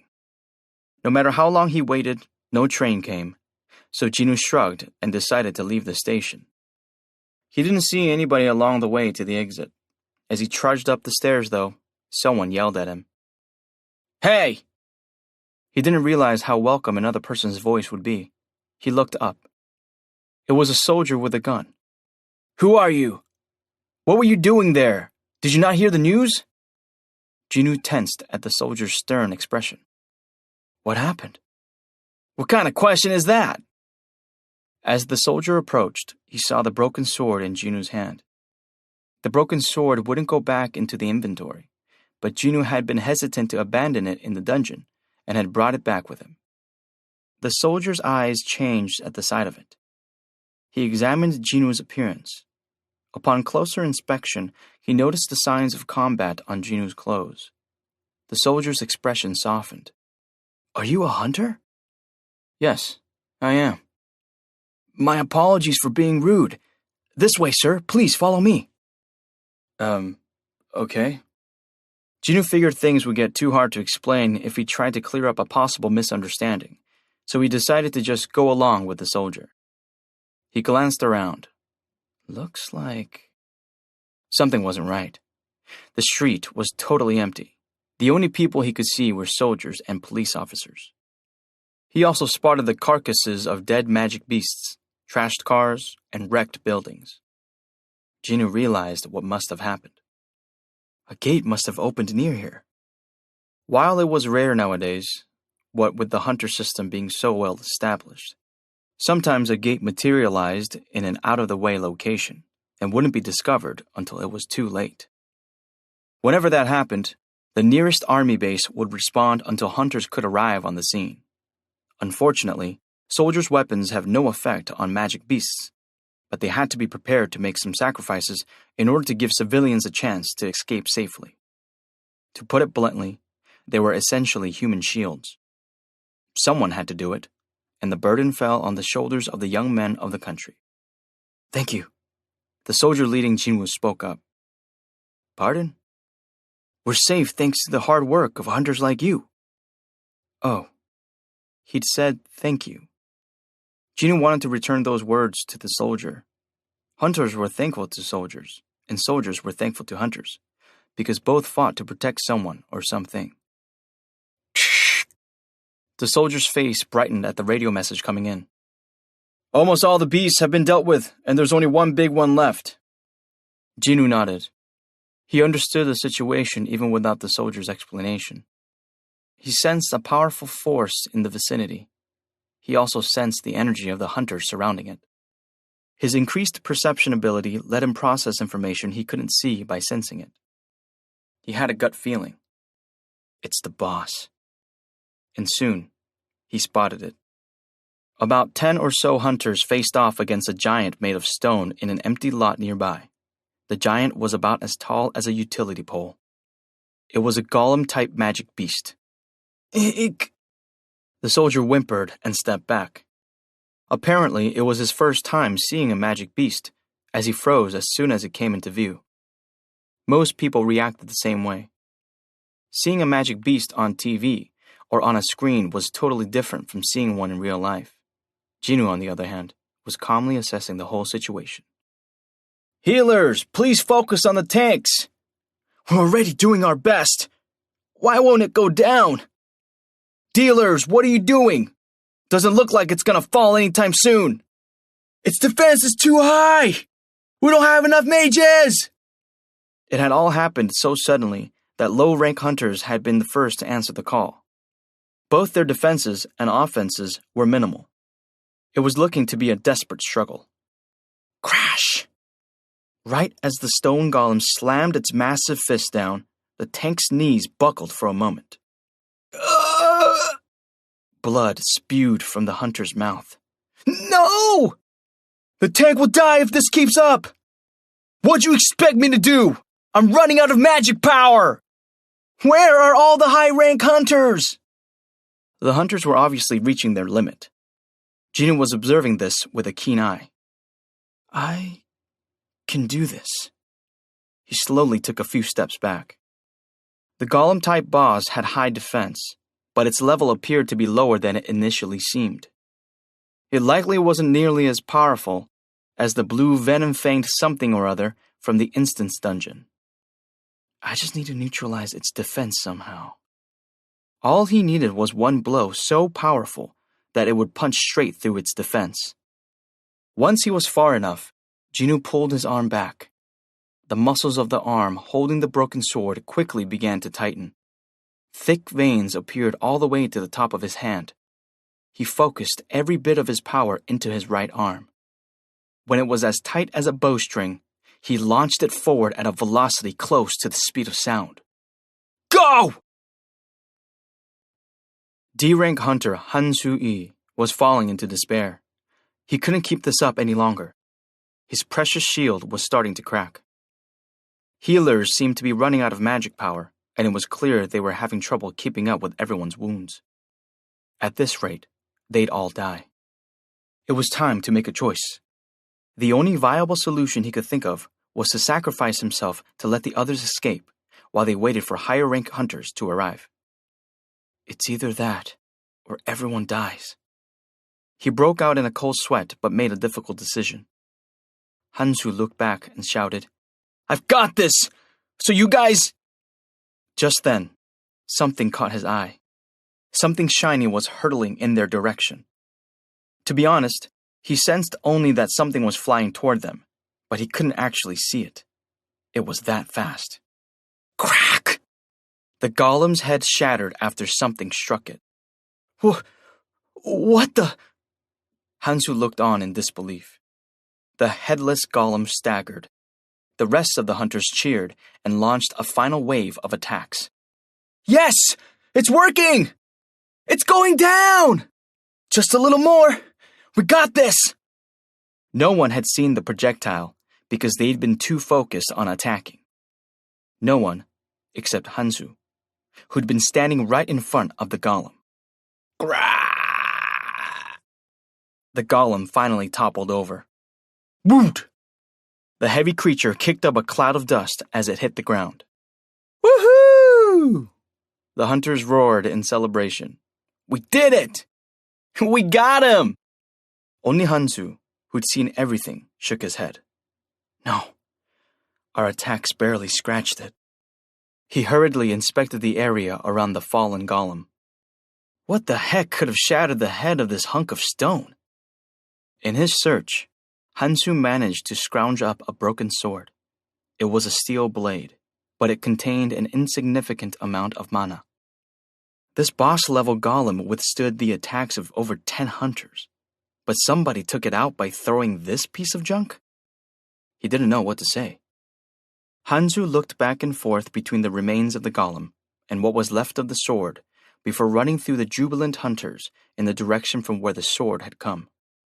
"Excuse me!" There was a single soldier standing there. "Yes? Did you mean me?" "Yes, you!" The soldier swallowed nervously as a hunter of considerable mass lumbered toward him. It just went to show how overwhelming the mere presence of a hunter could be to a regular person. Hansu showed him the sword. "Did you throw this?" "Oh, that was..." The soldier blinked in confusion as he turned to look behind him. Huh? There was definitely another hunter here a second ago." There was nobody behind the soldier. Hansu scratched his head and looked down at the broken weapon fragment as the soldier glanced around in confusion. The power, that destructive force. Was a high-rank hunter here? There was no way to verify this, since whoever it was had disappeared. By that time, Jinwoo was heading back home. He turned around as soon as he saw the golem stumble. He'd killed the thing. He knew that for certain. All profits from killing a magic beast went to whomever killed it. If he wanted to, he could have claimed that he had the rights to the golem. But the problem is, I'd have to prove it was actually me. Who'd believe that a gigantic golem had been felled by an E-rank hunter's attack? He didn't have any decisive evidence either. Neither the broken sword nor the soldier's testimony would have helped much. That wouldn't even be the end of it. He'd have to reveal how he'd gotten strong enough to defeat the golem. The more he thought about it, the more cons there were than pros. He had the extraordinary ability to level up. Jinwoo couldn't justify revealing his secret just to claim a single golem. Too bad, but I have no choice. It hadn't been a total loss, however. In fact, he'd gotten something huge. He'd received a message the moment the golem fell. "You have leveled up." Thanks to the golem, his level had increased once more. I level up even when I kill a regular magic beast. This was excellent news. That was enough for him for now. Jinwoo's apartment was on the 9th floor of an old, shabby building on the outskirts of downtown. He found his key and opened the door. It was dark inside. Gina's really doing her best. It looked like his sister was still at the library. The food on the table was cold by now. His sister had made it. Their mother had been in the hospital for a few years now. The notepad on the table had a message written in his sister's bubbly handwriting. "Don't skip dinner. I'll check if you finished everything." Even though she was busy with her studies, she'd gone out of her way to make him something because he was getting discharged from the hospital. Jinwoo smiled gently and sat at the table, but he wanted to check something first before eating. Stat screen. Name, Jinwoo Song. Level, 18. Job, none. Title, Wolf Assassin. HP, 2,220. MP, 350. Fatigue, 2. Stats. Strength, 48. Stamina, 27. Agility, 27. Intelligence, 27. Perception, 27. Available ability points, 0. Skills. Passive skill, unknown. Level max, willpower, level 1. Active skill, dash, level 1. It had been a long day, but thanks to this long day, his level was already at 18. His strength stat was already almost at 50, and his other ability stats were noticeably higher as well. He'd found out how his agility and perception worked. On top of that, I got a very useful dagger with a bunch of debuffs and tons of gold, even if I'm not sure how to use them yet. He didn't bother counting the strange poison as part of the day's achievements. All in all, his raid on the instance dungeon had been a big success. People who leave home early in the morning are usually careful not to wake up their family, and so Gina locked the door quietly so as not to disturb her brother, who was usually in a deep sleep at this time of the day. But when she turned around, "Going to school?" "Huh?" Gina's head jerked up, startled by the voice coming from nearby. Gina was jogging slowly toward her. He was dressed in sweats and running shoes. With the way he had his hood pulled down low, it looked like he had been out jogging. Gina's naturally big eyes got even bigger. "Wait, you were already up?" "Been up for a while. Look out for traffic." Right." She watched, confused, as her brother went inside the apartment. "Huh, he actually got up before me." Gina wasn't lazy by any means. Rather, Gina tended to wake up unusually early for someone her age, so she was often the first in the family to start the day. Somehow, she got the feeling that her brother's back seemed wider than before, but that didn't make sense. The human body wasn't an elastic band that could get bigger or smaller in the span of a few days. "I'm probably just seeing things." She was shaking her head when Gina suddenly handed her an umbrella. "What's this for?" Gina took the umbrella and stared up at the sky. It was the crack of dawn and consequently still dark outside, but the sky looked pretty clear. "It doesn't seem like it's gonna rain." "Take it with you." "But it's heavy." "Take it anyway. It's a folding umbrella, so it's not that heavy. Don't be a baby." Slam. He closed the door on her. "What the? So bossy." Gina lightly kicked the door to show her disapproval, but shoved the umbrella in her bag and headed off. Wait. She mentally calculated where her brother's eye level had just been. That was weird. It was definitely higher than before. Do men get taller even in their 20s? Nah, that couldn't be it. She shook her head again and hurried off to school. Click! Meanwhile, Jinu locked the door and called up his inventory as he walked into the apartment. Storage. Inventory. He'd found out after a few experiments, but the command word didn't matter as long as the meaning got across. It was the same when opening his inbox. Open, access, reveal, etc. As long as the command word indicated that the inbox should open, it worked. He stuffed the umbrella he'd acquired from today's mystery box in his digital inventory. Another dud. It had been 4 days since he'd first entered an instance dungeon. He hoped for another key to an instance dungeon every time he opened a mystery box, but it seemed to be a pretty uncommon item, and he hadn't gotten another yet. That's that for now. He went to his bedroom and sat on the edge of his bed. He had a decision to make today. Stats. Strength, 48. Stamina, 27. Agility, 27. Intelligence, 27. Perception, 27. Available ability points, 12. He'd been accumulating ability points for the past 4 days. He hadn't missed one daily quest, and of course, he'd made sure to accept every single reward. He hadn't been distributing the ability points, though. The problem was, it's too hard. Indeed, he was finding it too difficult to make a decision. Strength, a good stat. He'd never regret investing any points there. Agility, also a good stat. Agility didn't matter against a weak enemy, but it was crucial for the high-rank ones since speed was relative. Then there were stamina and perception. Stamina was obviously better the higher it was, and perception was proving more useful than he'd expected. Intelligence. Well, there lay the problem. It was the only stat whose function he wasn't sure of. Even though it had increased quite a bit, he didn't feel any smarter than when he'd started. He hadn't gotten any better at memorization or math. This stat's probably related to magic, but Perhaps he didn't need that one quite yet. That still left 4, though: strength, agility, stamina, and perception. Still too difficult to choose.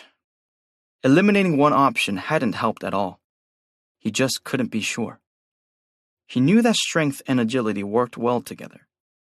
Being able to deal a lot of damage was useless if he couldn't hit a target, and vice versa. Being able to hit a target was pointless if he couldn't deal much damage. He could regard strength and agility as a set. It'd be a good idea to increase agility to the same level as strength. If he increased agility, stamina wouldn't be as important for now. Agility and stamina weren't very compatible. With his agility up, there was less of a chance he'd get injured, but stamina was only really useful when he was in a position to receive a lot of damage. I can't not invest in stamina, but it seemed inefficient to increase agility and stamina simultaneously. With that, he'd finally decided on the order of importance. First was agility, second was perception, and stamina was third. Since he'd already invested heavily in strength, he'd put it on the back burner, and since he was planning to increase agility, it made more sense to raise perception instead of stamina for now. With that in mind, Jinwoo first added 2 points to strength. Bing! Stats: strength 50, stamina 27, agility 27, intelligence 27, perception 27. Available ability points, 10. He wanted to start off by hitting 50 points for strength. It had been on Jinwoo's mind for a while now. Next, he spent 8 points on agility. Stats: strength, 50, stamina, 27, agility, 35, intelligence, 27, perception, 27. Available ability points, 2. There was no special meaning to this. He simply wanted to make the stats multiples of 5. I prefer having them as multiples of 5 over some other random number. It looks cleaner. Strength was 50, and agility was 35. Having them as multiples of 5 was an arbitrary decision on Jinwoo's part, but he felt a small sense of satisfaction looking at them. And the last 2 points... Jinwoo invested the rest on perception. With that, he finished distributing his points. Stats: strength 50, stamina 27, agility 35, intelligence 27, perception 29, available ability points 0. It irked him slightly that he hadn't been able to get perception to an even 30. I know I had no choice because I ran out of points, but he was content with everything else. He was okay with increasing stamina and intelligence by leveling up. So I guess that's it? It's hard to be 100% satisfied with any one thing. Given that this was the result of much deliberation, though, Jinwoo was pretty happy with the results. That was when the phone in the living room rang. Ring ring! Could it be the association? The old Jinwoo would have gone as long as he could without answering, because he didn't want to get called on a raid. But the new Jinwoo was itching to test his abilities on magic beasts.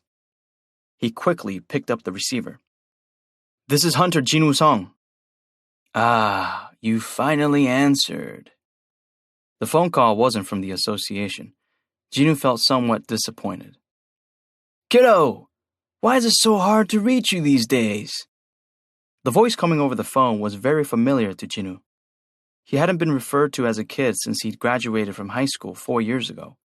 But his landlord had known Jinwoo since childhood, so he still called him Kiddo. I'm sorry, sir. I was in the hospital due to an accident. I see. So that's why. So, Kiddo, I haven't received the rent for this month yet, but if this month is looking tight, I can push it back a month or 2. That's okay, sir. I'll transfer the money today. All right, then. Don't work too hard. I know you're taking good care of your mom and sister.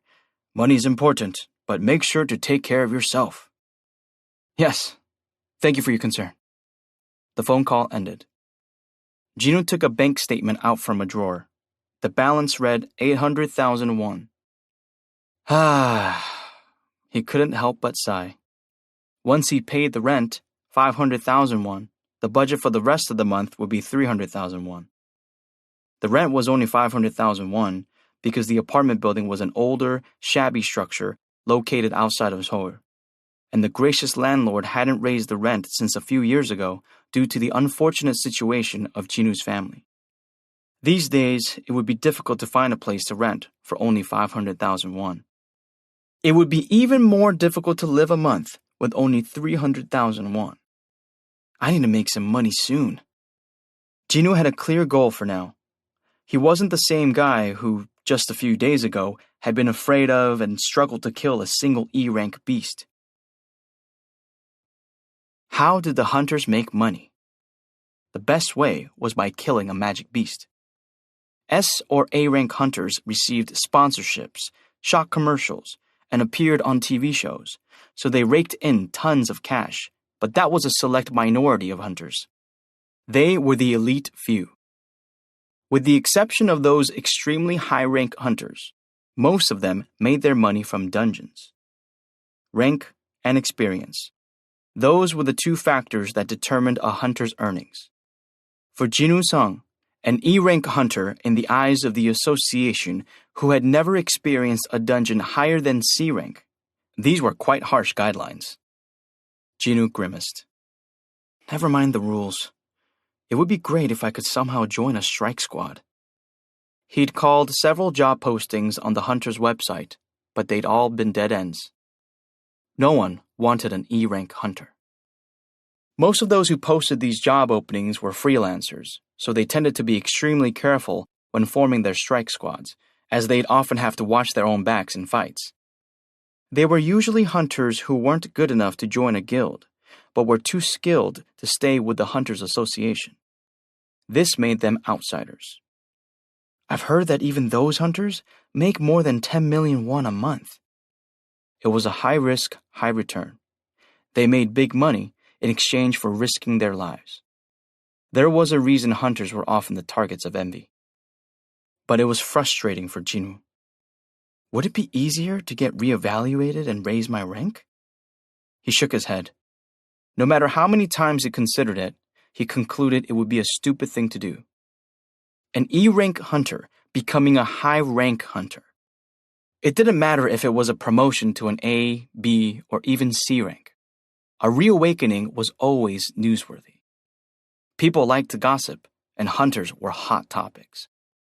When there were 5 mouths, there were also 10 eyes, meaning the more people talked about him, the more eyes there'd be on him.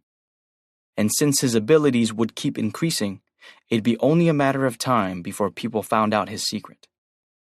A hunter who can keep increasing his abilities? He gets stronger as time passes? Which hunter is that? How is that possible? How can I be like him? He'd get way too much attention. There had never been a hunter like him. It would be inevitable that some of the people who showed interest would either want to use him or harm him. And if those people are powerful... He felt queasy just thinking about it. He still wasn't strong enough. Jinwoo didn't want to reveal his secret until he was absolutely sure he could protect himself. Getting reevaluated wasn't an option. But I still have to make money somehow. It wasn't like he could do some ordinary part-time job, since he didn't know when the association might call him.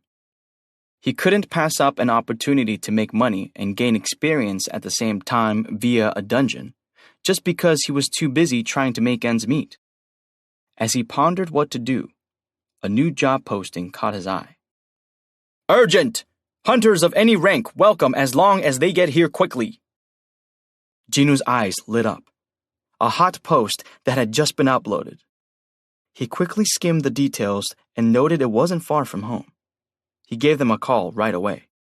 The other side must have also been in a hurry, as they answered the phone before the first ring completed. Hello? Jinwoo gave a brief explanation of why he was calling and calmly awaited the other person's response. Okay, so you're an E rank. That wasn't a bad reaction. That's fine. We just need you to help meet a headcount quota. but it's a C-rank gate, so you might have difficulty hunting. We can divide the spoils among the rest of us and compensate you 2,000,000 won. What do you think? Can you get here right away? 2,000,000 won for a day's work? That was a lot of money for helping to fill a quota. It was a pretty good deal. It was unfortunate he wouldn't get a share of any other rewards from the dungeon, but he didn't want to be greedy and potentially miss out on the 2,000,000 won. Let's put out the fire first. This kind of opportunity didn't come around often. 2,000,000 won was more than enough money to live on for a month. Jinwoo accepted the offer. I'll be there in 15 minutes. He was out the door in a second and flagged down a taxi to get to the meeting point. There were already 9 people waiting for him. A person who seemed to be the leader waved to Jinwoo. Over here! It's this way! The guy was quite big and had a beard. He wore a friendly smile as he approached Jinwoo. Are you Jinwoo Song? Yes. Oh, good. You found us with no problem. Why don't we introduce ourselves since we'll be working together today? The bearded guy quickly introduced the other members. 8 of them, including the leader, were part of the same squad, and the last person had joined the team for the day just like Jinwoo. Jinwoo scoped out his new squad mates as he greeted them. He had a good sense of what each member's level was due to his increased perception stat. 5 of them seemed to have similar ranks, and 4 of them have lower ranks. So 5 C rankers and 4 D rankers or lower. There were rules to attacking a C rank gate. There had to be a minimum of 10 people in the party, and at least half the hunters needed to be C rank or higher. The association would give the green light once those conditions were met. They weren't kidding that Jinwoo really was just there to fill the quota. Now that introductions are out of the way, let me briefly go over some important points. The bearded man's name was Dong-suk Hwang, and he told Jinwoo he was a C-rank tank. He had the composure of someone who had participated in a raid many times before. While Dong-suk gave them a comprehensive overview of this mission, someone else approached Jinwoo. I guess we're the temps? It was a bright young man Dong-suk had brought in to fulfill the headcount. He wasn't a non-combat member like Jinwoo, though. He was a D-rank hunter and was expected to join the battle. He was a 22-year-old named Jinho Yu. He tried to greet Jinwoo, who merely nodded and purposely looked away. Jinho had wanted to strike up a conversation, but ended up awkwardly standing there at Jinwoo's clear dismissal, so he rubbed the back of his neck and returned to his original position. Bro, that's enough. Let's get moving. We're going to kill everything anyway, so we don't need any details. Agreed. Our ears will bleed from all your nagging. As his squad teased him, Dong-suk clapped his hands and laughed. Fine, I'll stop here, and we can head in soon. Everyone started prepping to go inside. Oh, could you two please sign this? Dong-suk handed Jinwoo and Jinho each a piece of paper. It was a simple contract. Please write out your name and sign on the bottom. Jinwoo would be paid 2,000,000 won immediately, but would not hunt or share in rewards. The stipulations were as per their phone conversation. Rather than that, the very last condition caught Jinwoo's eye. I recognize that the party is not responsible for accidents that may occur inside the dungeon. Unlike a raid hosted by the association, there was no other financial compensation provided for an individual raid. Because of this, insurance companies wouldn't cover them. Hunters had to protect themselves. It finally sank in that Jinwoo was legitimately part of a strike squad. As he read over his contract, he sneaked a peek at the details of Jinho's contract.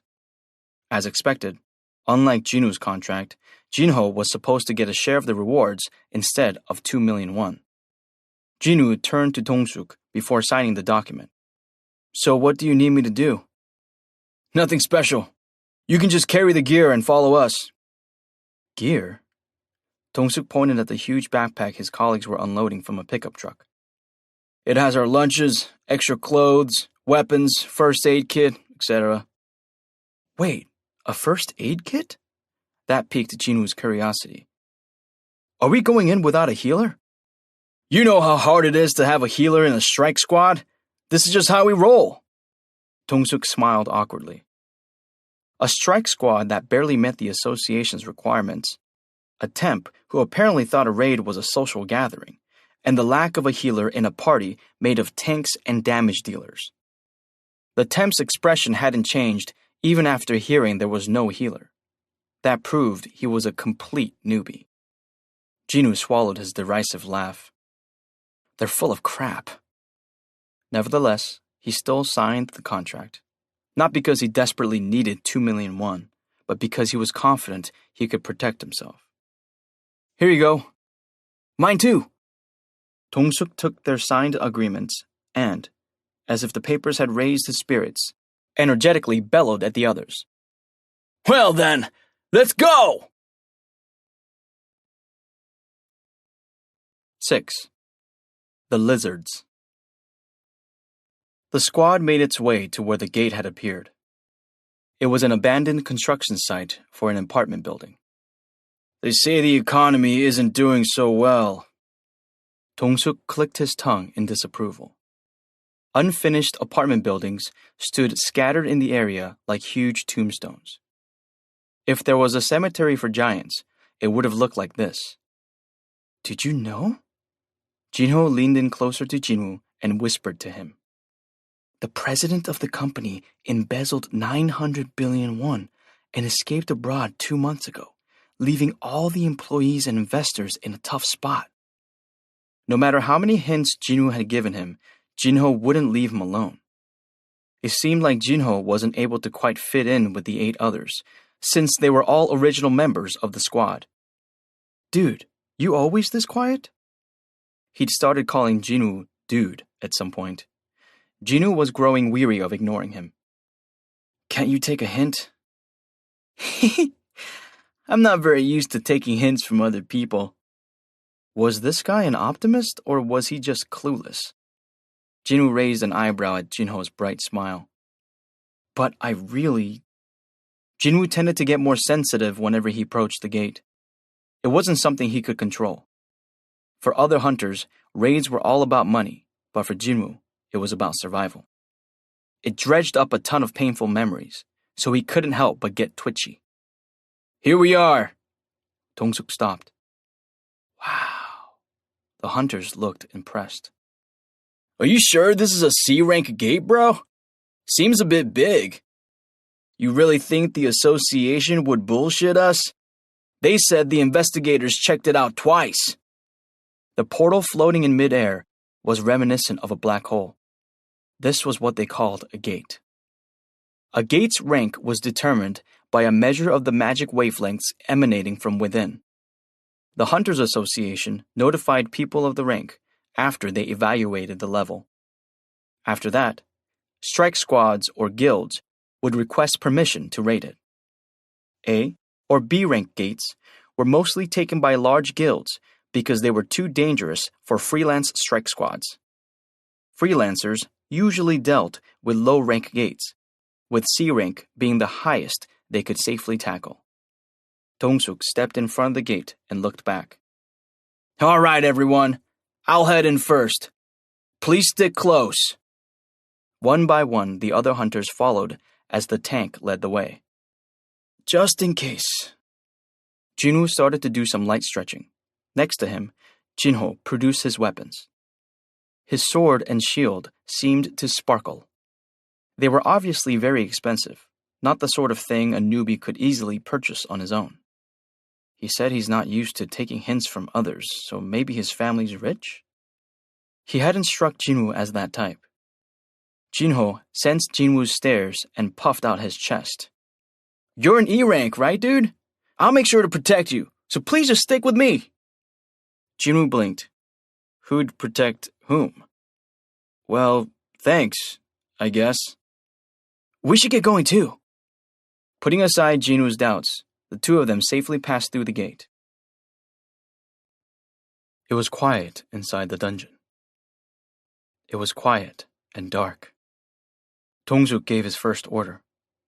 Kyuhan, light up. Yes. Kyuhan Jo, a mage hunter, conjured a sphere of light. The place flooded with radiance. Dong-suk lowered his shield and cocked his head. What? Where are all the beasts? Yeah, and why were the lights off? Typically, glowstones lodged in the walls of the dungeon lit the way. This time, there were no such stones to be seen anywhere. Jinho whispered in Jinwoo's ear, "Are there really dungeons without any magic beasts?" Shh! Jinwoo pressed a finger to his lips. His ear twitched. He could hear countless footsteps in the distance. Jinwoo spoke. "There are magic beasts. They just aren't here yet." Jinho swallowed nervously. Soon, the others were able to hear what Jinwoo was hearing. Dong-suk realized just how serious the situation was. A dungeon without glowstones? What moves as a group, lives in the dark, and heads toward the light? Oh no. Dong-suk's and his colleagues' faces turned grim. Bugs! They're bugs! Why does it have to be fucking bugs? Dong-suk barked. Everyone, positions! Incoming! Forward! A bunch of creatures were rushing straight for them. This isn't an ant colony, is it? Don't say that kind of shit! Among magic beasts, insect types were especially a pain in the neck. They came in swarms, and every single one of them was powerful and hard to kill. Ants were the worst of them all. Many a hunter had lost their lives by unwittingly stumbling into an ant colony. Skirt, skirt, skirt. The sound of the bug's legs scraping against the ground made their skin crawl. That meant they were close. Dong-suk raised his shield up to his chin. They still couldn't see any insects, though. The squad members were causing a commotion behind him. What's going on? I don't see anything. But they sound close. Dong-suk, do you see anything? Jinwoo yelled. Up! What? Dong-suk instinctively looked up. Sk, sk, sk. Huge bugs were coming at them from above. Seconds later, and those bastards would have dropped right on top of them. With beasts that attacked as a group, like insect types often did, once the hunter's formation broke, that'd be it. If we hadn't spotted them when we did, Dong-suk felt a chill run down his spine. There were different kinds of insects, but fortunately, none of these was an ant. He called out, "Shoot! Shoot them so they drop! Once they're down, I'll go aggro!" Arrows and magic attacks flew at the insects. Boom! Once the hunters knocked some of the bugs to the ground, the rest took to the ground themselves, ready to fight. Tanks were important at this point in the battle. Dong-suk got the magic beasts to focus on him by using his aggravation skills. The beasts all turned to him at the same time, as if they'd planned a synchronized move. Over here, bugs! Tens of insects all charged at Dong-suk. Crash! Crash! His shield blocked all of the insects' attacks. Their powerful jaws and claws couldn't break through the shield. Dong-suk the tank kept the horde back with his steady stance. Wait for it! Wait for it! He was priming for just the right moment. He held steady, waiting for the ideal time for a counterattack even as the insects relentlessly assaulted him. He was looking for an opening when the bugs were in a position that would allow aggro to continue working on them even as the damage dealers launched their attacks. This is it. This was the start of the real battle. This was the reason people called them hunters. Dong-suk yelled out a single word. Go! With that one command, the squad unleashed all their firepower on the bugs. Scream! Squawk! Magic beasts were screeching everywhere. Jinwoo watched the battle from the back of the party. That had been the agreement. He imagined how he would handle the situation while watching the others fight. This is frustrating. He had to stop himself several times from joining them. He could see the beast's weak points. He could also see the hunters making frequent mistakes and missing those weak points. No wonder Jinwoo was frustrated being forced to stay back and watch. Because of their group chemistry, though, Dong-suk's squad wasn't sustaining much damage. Dong-suk's laid-back attitude before the battle hadn't been all bluster. Chunseok, 11 o'clock! Bro, they're coming from the right, too! Juntae, Sukmin, Kyuan, take the right! Got it! Charjin, your wrist is swollen. Fall back for now! This is nothing, bro! Do you think we're done after this? We don't know how long this will go on. So take it easy. Pace yourself. All right. It might have been because they'd been a squad for a long while, but the communication among them was excellent. Good communication makes for good teamwork. They were completely different from the disorderly association hunters. And that one isn't so bad either. Jinwoo's gaze shifted to Jinho. When a magic beast bit off a part of his shield, Jinho immediately kicked both it and the beast away and swung his sword. The expensive blade beheaded the magic beast with a dull clang. He was doing well for a D-rank newbie. He's using good weapons to make up for his lack of skills and experience. There was a reason hunters went out of their way to obtain expensive weapons. Jinho made eye contact with Jinwoo and gave him a thumbs up. He looked almost puppy-like, so Jinwoo felt he had no choice but to return the thumbs up. Satisfied, Jinho turned back around. Scream! The fierce battle was drawing to a close. Once the hunters had mostly cleared the field, Dong-suk ordered, "Grab all the essence stones. We'll divide them by 9. Will do. This is my favorite part. Same. After watching his exhilarated squad members, Dong-suk walked over to Jinwoo. Oh boy, we're safe because of you. Excuse me? You were the first one to see the bugs coming from above, weren't you? How'd you know they were there? I had a hunch, Jinwoo said vaguely. He couldn't exactly say it was due to his high perception stat. Oh really? A hunch. We got lucky then. I don't know what would have happened if we hadn't seen them in time. Dong-suk put his hand on his chest and exhaled. Just then, one of the hunters who was searching the bugs waved at Dong-suk. You need to see this! The squad had gathered together. Dong-suk headed over to them. What? These look weird. The other hunters parted to let Dong-suk get by. He squatted down and studied their surroundings. He didn't see anything strange. There were just dead bugs scattered everywhere. He raised an eyebrow.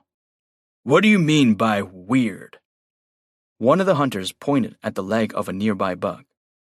That wound doesn't look like it's from us. Dong-suk frowned. After inspecting it closely, he said, It looks like something bit it.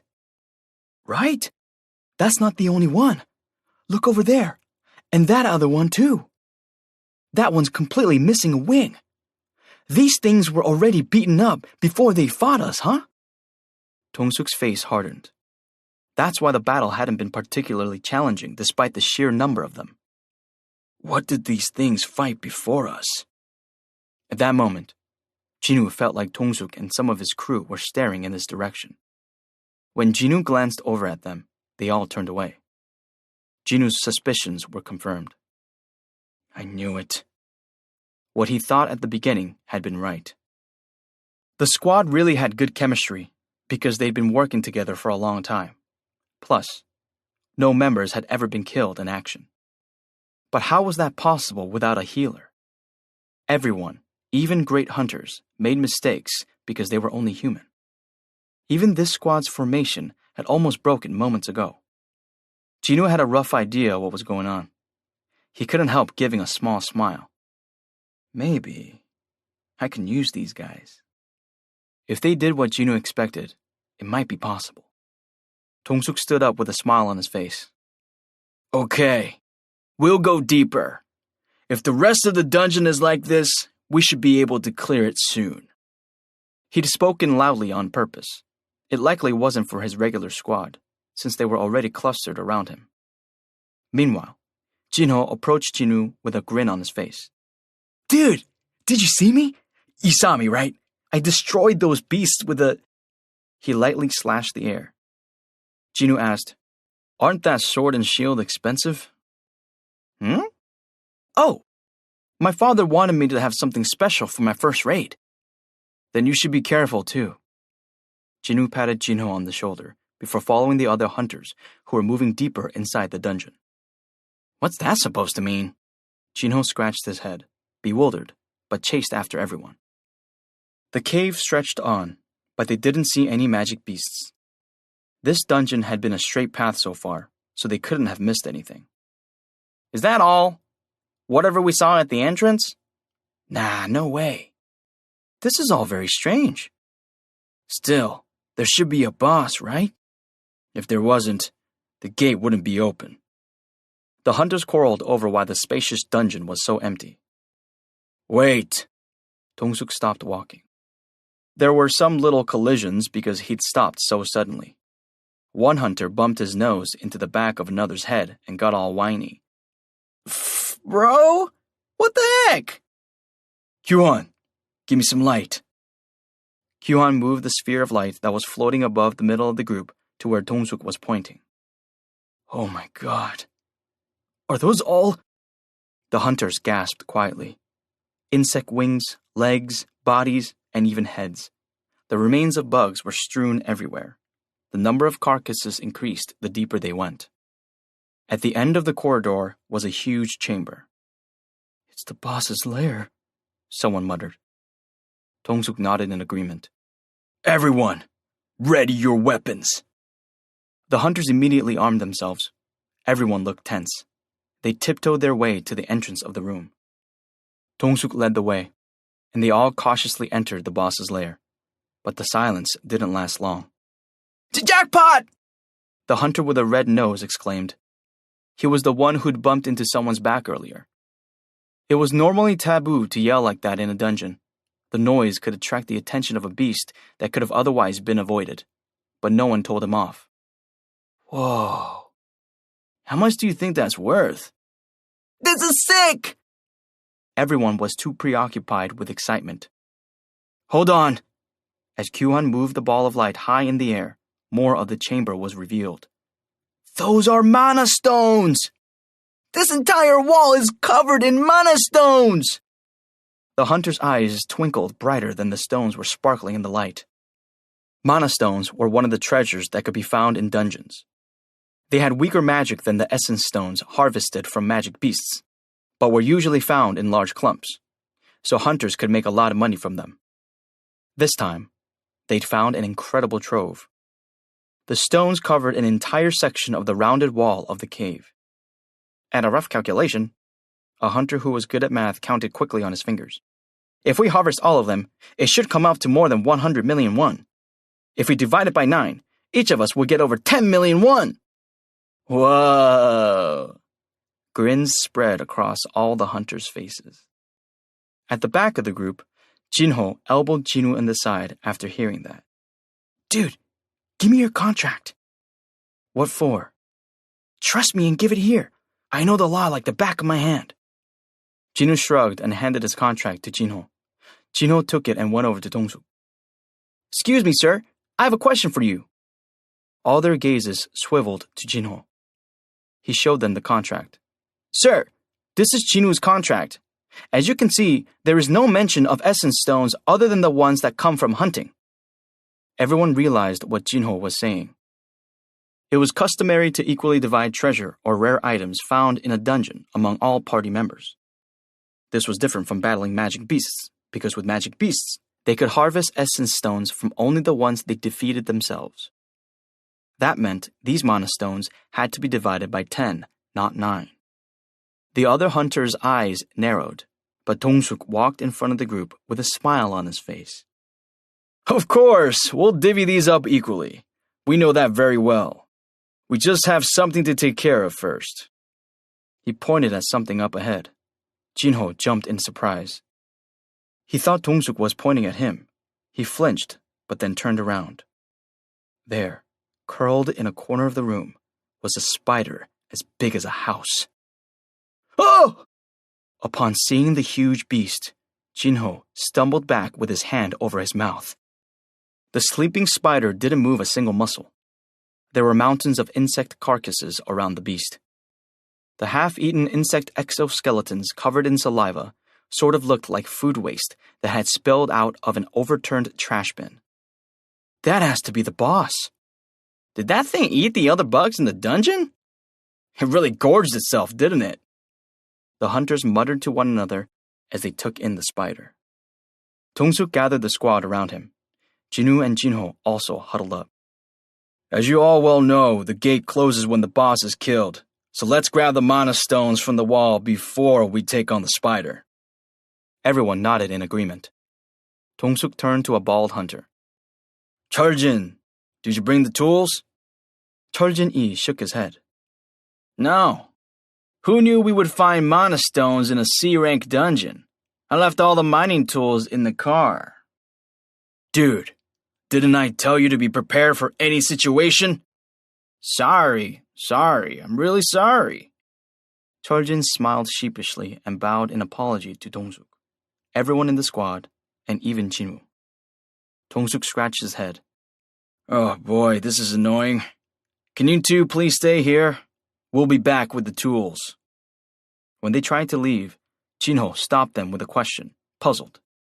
You want just Jinwoo and me to stay in the boss's lair? Dong-suk smiled reassuringly. You'll be fine. That thing isn't waking up even though we're talking so loudly, right? I have something I need to tell my squad anyway, and we're thinking of taking a quick smoke break since we can. We'll be right back. Inside his head, Jinwoo scoffed at Dong-suk's lengthy explanation. They're showing their true colors now. But really? All of them trying to leave at once? How dumb do they think we are? They were probably looking down on them for being a lower rank. Dong-suk acted exactly as Jinwoo had expected, though the situation was a little different from what he'd imagined. This was Jinwoo's 4th year working as a hunter, and over time, he'd met many different hunters. Among them had been a hunter named Mr. O. After he quit freelancing, he had started helping the association with odd jobs to pass the time. Beware the lizards. That was something Mr. O frequently said. When participating in a raid, there would often be times when hunters ran into danger. It didn't happen every raid, but some unscrupulous hunters would sometimes sacrifice others in such a situation, even though they'd fought together as colleagues up until that point. This could be anywhere from ditching people who weren't part of the original squad, or even hunters who were of a lower rank. This was done to buy themselves time to escape. It was like a lizard cutting off its own tail when running away. Cutting off its own tail. Mr. O referred to such hunters as lizards, and this act as cutting off its own tail. According to the rules, the minimum number of party members needed in order to attack a C-rank gate was 10. However, Dong-suk's squad had consisted of only 8 regular members. You know how hard it is to have a healer in a strike squad? This is just how we roll.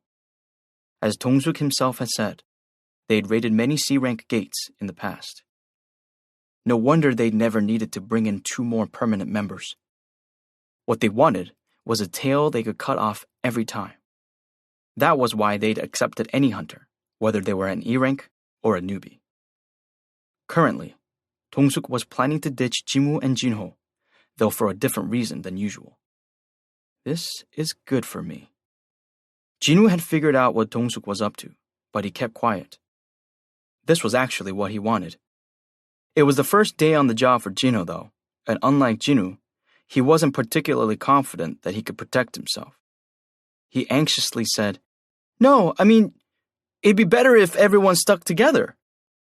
Jinwoo noticed one of the hunters at the back of the group reaching toward his sword in its sheath. Jinwoo put his hand on Jinho's shoulder. Understood. We'll keep an eye on the spider. The hunter took his hand off his sword. Jinwoo? Jinho looked like he was at a loss, but Jinwoo shook his head at him without saying a word. Even though Jinho was a noisy kid, Jinwoo couldn't let him die like this. He'd even tried to include Jinwoo in the divvying up of the mana stones, though that meant he himself would get a smaller share. Dong-suk smiled at both of them. We parked the car right out front, so it won't take too long. The 8 members of Dong-suk's squad left the boss's lair in a hurry. The sound of their footsteps receded quickly. Jinho rounded to Jinwoo. Dude, why'd you say that? What if the beast wakes up? Then what? He seemed petrified of the spider. He really sucks at reading between the lines. Jinwoo tutted in his head. Explaining every little thing would be a pain, too. Instead of responding, he started stretching. Dong-suk turned around and looked in the direction of the boss's lair. The hunters who were following him also stopped in their tracks. They were quite far from the chamber now. The other 2 wouldn't be able to hear them from this distance. Dong-suk wiped the smile from his face and addressed Kyuhan, gesturing with his chin at the path to the lair. Kyuhan, block the entrance. Should I blow it up? Yeah, but take it easy. We have to go back inside later. Charjin spoke up. Why make things so complicated? Why not just kill those 2 already? Dong-suk glowered at Charjin. He didn't have to fake a smile for their guests any longer. That, at least, was convenient for him. I'm sorry. Charjin cast his eyes down in fear. Dong-suk tisked. What if we woke up the spider? When are you planning to mine and haul away those mana stones? I'm sorry. Kyuhan interrupted. Speaking of the spider, it could wake while we dig up the mana stones, no? How do we avoid that? The spider had filled its stomach with hard-to-kill insect-type magic beasts. They could sustain a lot of damage if the spider attacked them while they were preoccupied. That's why, Dong-suk smirked, I want to feed those 2 to the spider. Ah, Kyuhan nodded, finally understanding Dong-suk's master plan. They didn't know when the spider was going to wake up. It could be 10 hours, 1 hour, or 1 minute from now. So the plan was to rouse and feed the spider in advance. The shock wave from a collapsed entrance would wake even the most lethargic beast. Dong-suk continued. We can excavate the stones once the stuffed spider goes back to sleep. They had a 5-day work permit from the association, and they still had 4.5 days left. They could afford to wait a while, and even if the spider didn't go back to sleep in time, they could still kill it and harvest as many mana stones as possible before the gate closed. It wouldn't be possible to dig them all up in an hour, but they wouldn't have to share them with Jinwoo and Jinho, so it wouldn't be much of a loss. Wouldn't that be better than mining the mana stones in a constant state of fear? After all, safety first. Of course, that's the worst-case scenario. If everything went well, they would dig up all the mana stones, kill the spider, and not have to share a single one with the other 2. Jinho's expensive weapons would be a bonus. His sword and shield cost at least a couple 100,000. They had nothing to lose. Dong-suk smirked. Block the entrance, and we'll grab a smoke. You got it, Kyuhan responded quickly, summoning a blinding light to the tips of his fingers. Jinho's eyes were fixed on the spider. He even breathed carefully. He had a fearful look on his face when he asked, That spider, it's not going to wake up, is it? I don't know, Jinwoo gave a curt reply. He could guess what was going to happen next, but he was a little worried Jinho would faint if he told him the truth. It just hit me. These were the first words Jinho had uttered in the past 5 minutes. He seemed terrified, considering how chatty he'd been earlier. Suddenly, kaboom! The entrance to the boss's lair collapsed with an explosive thundering. Huh? What? Jinho rushed over to the entrance, but a mound of rubble now had it barricaded. The rocks wouldn't move no matter how hard Jinho pushed on them. Jinwoo meandered over. Help me, dude! Jinho was still trying to clear a path. What was that guy's name? Kyuhan-jo? Jinwoo had seen a bright light flashing right before the explosion. That guy was a C-rank mage hunter who controlled light. It was absolutely his work. Jinwoo placed his hand on the mound of stones. I can definitely get out of here if I want to. He could feel the weight of the stones through his arm. They weren't as heavy as he thought. When he applied slight pressure with his hand, he could feel them shift. But he had no intention of leaving. "Wait!" Jinho seemed to have had an epiphany. His face was flushed red as he turned to Jinwoo. "Those bastards are trying to kill us! They don't want to share the mana stones, so they're trying to kill us using the spider!" He catches on quick, doesn't he? Jinwoo sighed to himself internally but played along.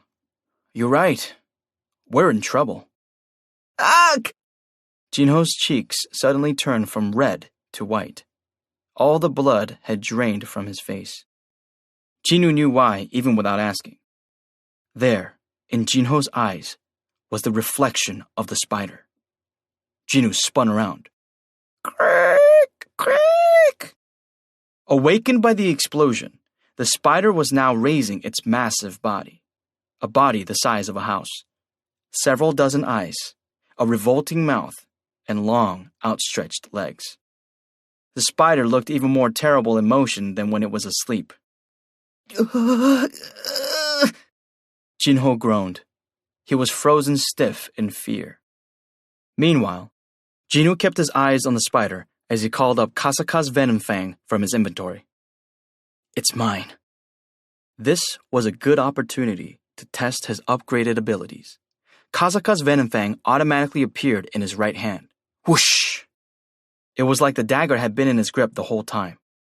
Jinwoo tightly clutched the weapon's hilt. This was why hunters were called hunters.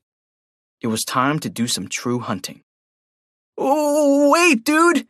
Jinho unexpectedly grabbed Jinwoo's sleeve as he stepped toward the spider. What are you doing?" Jinho's hands were trembling.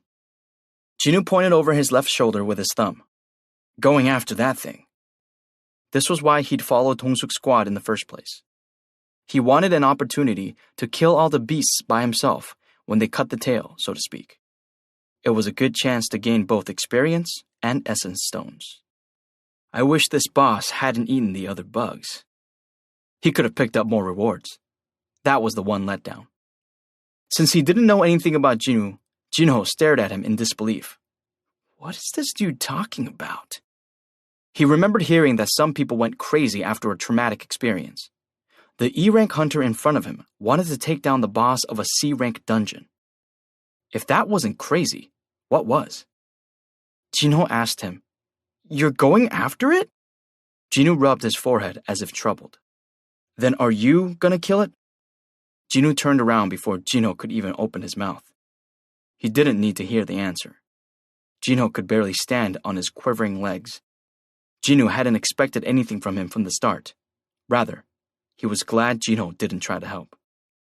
He'd just get in my way. Jinwoo approached the spider. The arachnid also seemed to notice them and turned with its 8 legs. It was coming. The spider took its time, like it was curious about this prey it had never seen before.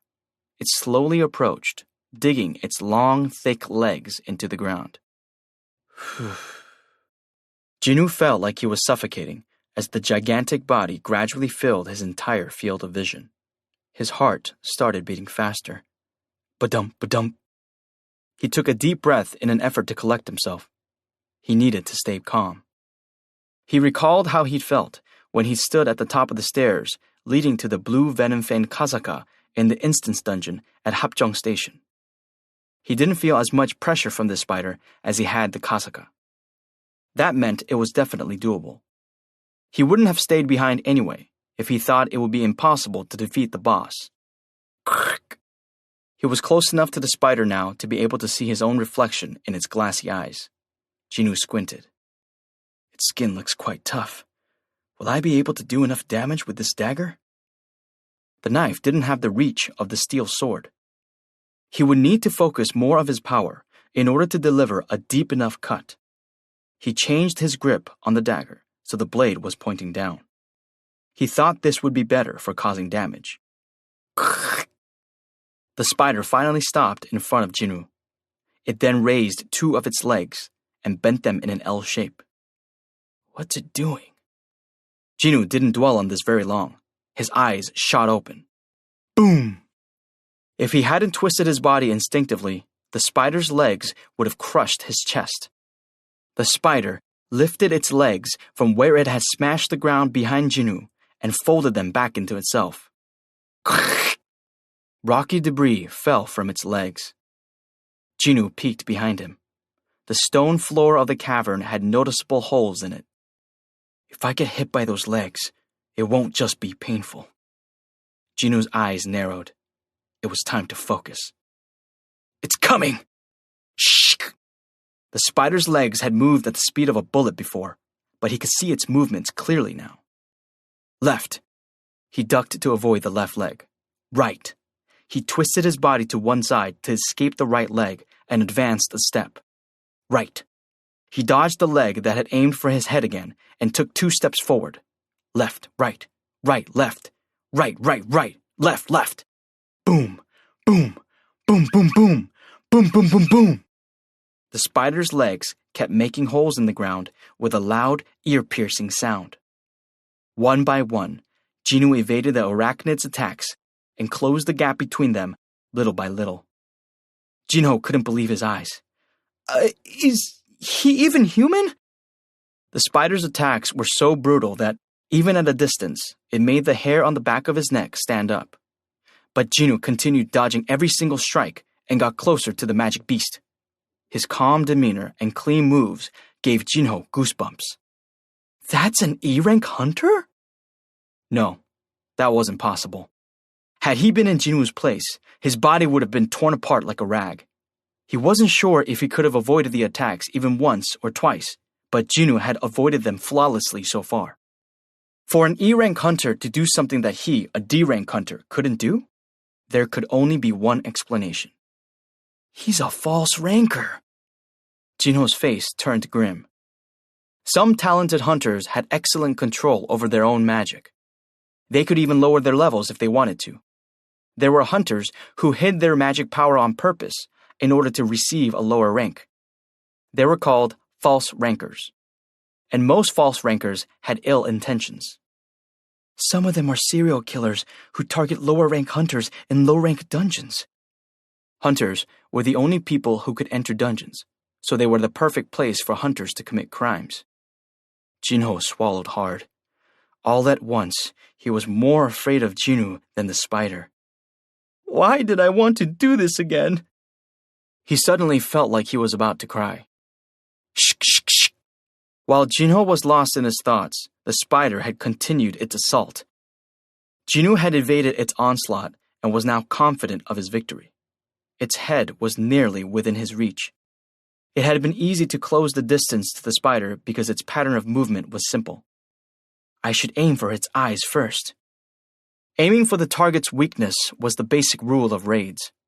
Jinwoo decided to start with its vulnerable eyes. If I could just stab one with this dagger! Jinwoo was about to make his move when he got the sudden impression that the spider's attacks were slowing down. Shh, shh. Was he growing accustomed to its quick attacks? Boom, boom. No, that wasn't it. While his eyes could be deceived, his ears never lied. The gap between those ear-piercing blasts were growing as the spider slowed. Jinwoo had always trusted his good hearing. He was struck with an ominous feeling. He looked closer and noticed the muscles near the spider's mouth twitching. Why is it starting to move its mouth now? He was about to jump up 3 meters toward the spider's head, but he hesitated. Jinwoo made a split-second decision to change his direction and threw his body to one side instead. Right as he did, a murky liquid shot out of the arachnid's mouth. Jinwoo tumbled to the ground but quickly regained his footing and looked back. The spot where he'd been standing was charred black and smoking. The stones on the ground melted. He gulped. If I had jumped straight up, the stones wouldn't have been the only things melting. The spider rushed at him as if sensing Jinwoo's agitation. Shh, shh. Jinwoo raised his head. It was right in front of him. Shh. He leaped to avoid the spider's legs. Boom! The spider renewed its onslaught. Crap. He got close to the beast a few more times, but had to retreat to escape its digestive acid. It was harder to deal with the spider now that it had 2 attacks. If Jinwoo got closer to avoid its legs, stomach acid would shoot out. If he backed away because of the acid, the spider would strike with its legs. Damn it! In frustration, he tried attacking the spider's leg with the dagger. No matter how hard he stabbed, though, he couldn't even make a scratch because of its thick hide. He bit his lower lip. This isn't good. The spider was using only 2 legs to strike Jinwoo, but Jinwoo was throwing his whole body around to avoid its attacks. It was obvious who would get tired first. Fatigue. Fatigue, 57. Not surprisingly, his fatigue was increasing rapidly. His speed would decrease if his fatigue level reached 70, and he wouldn't be able to move properly if it reached 90 because he'd be completely out of breath. He didn't have much time. If I can get closer to it faster. Speed. Speed was his problem. Boom, boom, boom. Wait, speed? A thought occurred to Jinwoo as he was narrowly dodging the spider's legs. I have that! The only skill he could actually use. He'd forgotten about it because he hadn't had much use for it until now. Dash! Skill, dash, has been activated. Your speed has increased by 30%. When in use, your mana will decrease by 1 every minute. As soon as the message popped up, Jinwoo's body moved faster, like he was on rocket boosters. It was much easier to avoid the spider's legs. Shk, shk, shk. Boom, boom, boom. He effortlessly danced between the spider's legs coming down like lightning and got right in front of the beast's face. The panicked arachnid hastily spit out some digestive acid.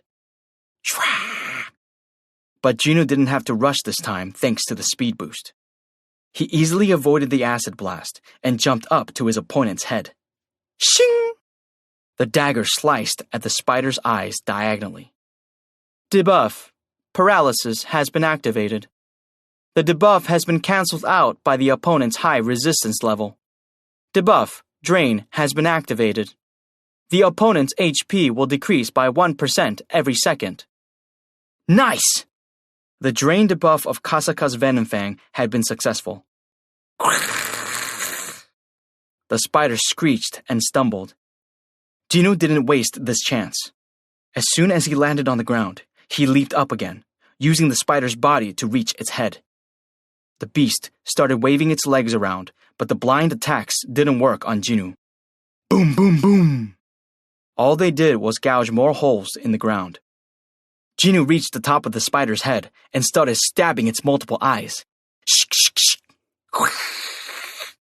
Shk, shk. The spider flailed like crazy, but Jinwoo continued to hold on and stab its head. The spider started to falter. Jinwoo's attacks were working. His hands sped up. Finally, the arachnid's huge body buckled on one side. Thud! Jinwoo kept going until he was sure the creature was dead. Shk, shk, shk. As soon as the spider took its last breath, the messages poured in. You have defeated the master of the dungeon. You have leveled up. You have leveled up. You have leveled up. Yes! Jinwoo flung his blood-soaked arms up in victory. His level had been raised 3 times, most likely due to it being a boss. Stat screen. Name, Jinwoo Song. Level, 21. Job, none. Title, Wolf Assassin. HP, 2,600. MP, 390. Fatigue, 0. Stats. Strength, 53. Stamina, 30. Agility, 38. Intelligence, 30. Perception, 32. Available ability points, 0. Skills. Passive skill, unknown. Level, max. Willpower, level, 1. Active skill, dash, level, 1. He had jumped from level 18 to level 21 in one fell swoop. But that wasn't all. He'd received yet another message. Bing! You have passed level 20 and can now access the shop buy function. I can finally use the gold? This was good news, but there was no time to check out the shop here. Rumble. The cave shook a little. The master of the dungeon has been defeated. The gate will close in 1 hour. Time remaining, 59:59. They had to leave before the gate closed. He could check out the shop later. Jinwoo was about to slide back down to the ground when something shining in the middle of the spider's head caught his eye. An item? He hadn't received a message about acquiring an item, though, and wasn't able to harvest it automatically by extending a hand. What could it be? Jinwoo soon figured it out. Ah, it's an essence stone. No matter how much of a hurry he was in, he had to take what was his. He ripped out the essence stone hidden inside the spider's head. It would be worth at least 10 million won, since it was a C-rank essence stone. It was a pretty good trophy for an awesome victory. Jinwoo jumped down from the boss's head. Thump! He landed lightly and turned around this time to see multiple glimmers shining from the spider's stomach. He was puzzled. He'd heard of some magic beasts having 2 or 3 essence stones, but there were too many for it to be that. What are those? When he opened the stomach and cut out its intestines with his dagger, the carcasses of half-digested insects fell out. The lights were emitting from these bugs. No way! Jinwoo searched the bugs one by one. Each had an essence stone. Some were small because the spider had been digesting them, but most of them looked fine. There were more than 10 in total. This is insane. He'd come here to make money to pay a single month's rent, but this would be enough to cover a whole year. Boss! He turned around to see Jinho. Please put them in here. Jinho stored all of Jinwoo's essence stones carefully in his bag. He then took out a thermos and poured something into the cap. Are you thirsty, boss? Please drink this. It's water. The water was icy enough to cause condensation on the outside of the cap. Why is this guy being so nice? Jinwoo was bewildered but took the cap anyway, since he was dehydrated. Glug glug. The water soothed his parched throat. How is it, boss? At some point, Jinho had also started referring to Jinwoo as boss. It's refreshing. Jinwoo returned the cap. Also, whatever you saw here... Before Jinwoo could finish his sentence, Jinho assured him that he had nothing to worry about. Of course, I'll take the secret to the grave. Well, you don't have to go that far. Yes, I do. This is my promise to you, boss. Sure, if you're okay with it. Don't worry, boss. It wasn't like people would believe that an E-rank hunter had killed a C-rank boss anyway. It was quite convenient, though, that Jinho was going to keep Jinwoo's secret. I thought he couldn't take a hint, but he sure picked up on this quickly. Do you have anything else you'd like to say, boss? No. This feels weird. Jinwoo thought it was odd that Jinho was being so polite, but he had a theory. I guess I did technically save his life. Being polite to the person who had rescued him made sense. If he thought about it that way, he understood where Jinho was coming from. He was slightly off the mark, however. Rumble! The dungeon shook again, then stopped. These tremors were a sign that the gate was closing soon. It would get progressively worse, and by the time the door was about to shut, it would feel like an earthquake. Let's go. Yes, sir. Jinwoo headed toward the entrance. As if on cue, a light shone near it, and mounds of stones collapsed. Bang! Dong-suk and his squad ran in. They were dumbfounded to see the dead spider lying behind Jinwoo. What, it's really dead? Those two actually killed it? Was the spider just super big but super weak? I mean, how else could an E-ranker and a D-ranker kill it? Bro, what should we do now? Dong-suk scratched his chin as he looked at Jinwoo and Jinho. The gate would soon close, since the boss had been killed. It was too late to dig up the mana stones on the wall. They hadn't gotten their gear ready, and there was less than an hour left. It was time for a change of plans. Dong-suk loudly called to Jinho. Jinho-you! Jinho flinched and took a step back. His face showed how nervous he was. Dong-suk smirked. We did some research on you because your weapons looked real nice, and it turns out your dad's quite famous, isn't he? Myunghan Yu of Yujin Construction. So? We'll give you a chance because we've got something we'd like to say to your dear old dad, but we'll all be in trouble if what happened here gets out. You'll need to become our accomplice if you want to live. Your accomplice? Dong-suk motioned at Jinwoo with his chin. His discomfiting gaze made Jinwoo's brow twitch for a second. Kill Jinwoo Sung. What? Jinho was appalled. Dong-suk laughed as if Jinho's expression was the funniest thing he'd ever seen. Originally, Dong-suk had intended to kill both Jinho and Jinwoo. While waiting outside, though, he'd done some research on his phone and discovered Jinho's father was the owner of a prominent domestic construction company. That had given him an idea. What if we film him killing Jinwoo Sung and blackmail Myunghan Yu? Myunghan Yu's projected net worth was at least 10 trillion won. If they played their cards right, they could make several times more money than what the mana stones were worth. That's the only way you walk out of here alive. Kill Jinwoo Sung with your own hands and we'll spare you. If not, we'll kill you both. Dong-suk's eyes turned vicious. What are you waiting for?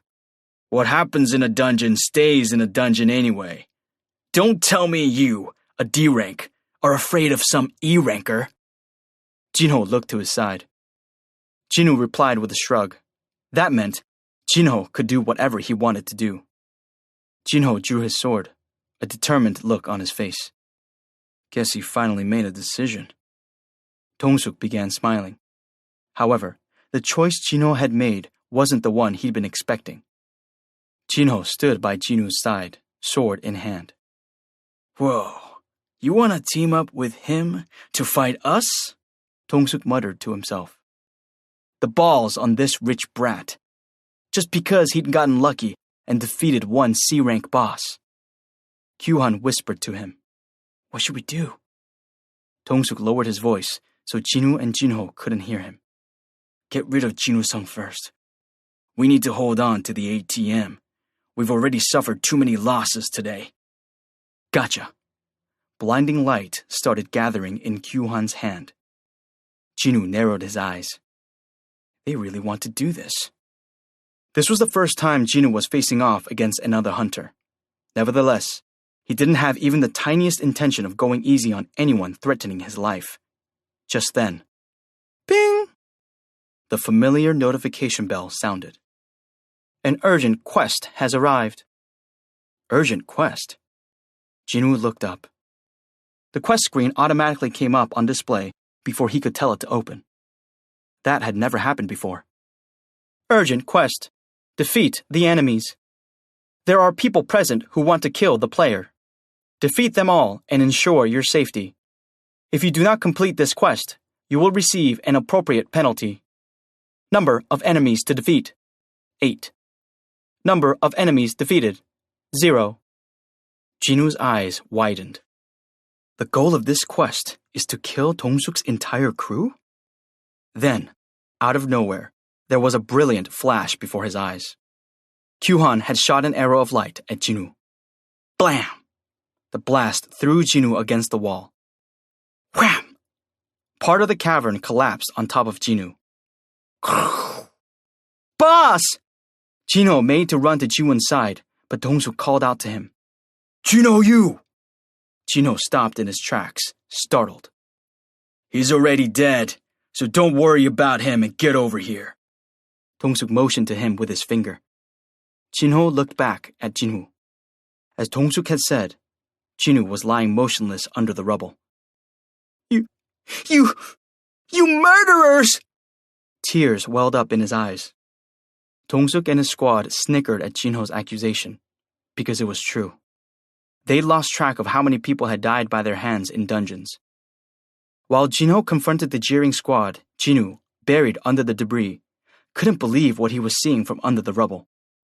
Through the gaps between the broken rock, he watched the text of the quest changing. Urgent quest. Defeat the enemies. There are people present who want to kill. Defeat them all and ensure your safety. If you do not complete this quest, number Number of enemies to defeat, 8.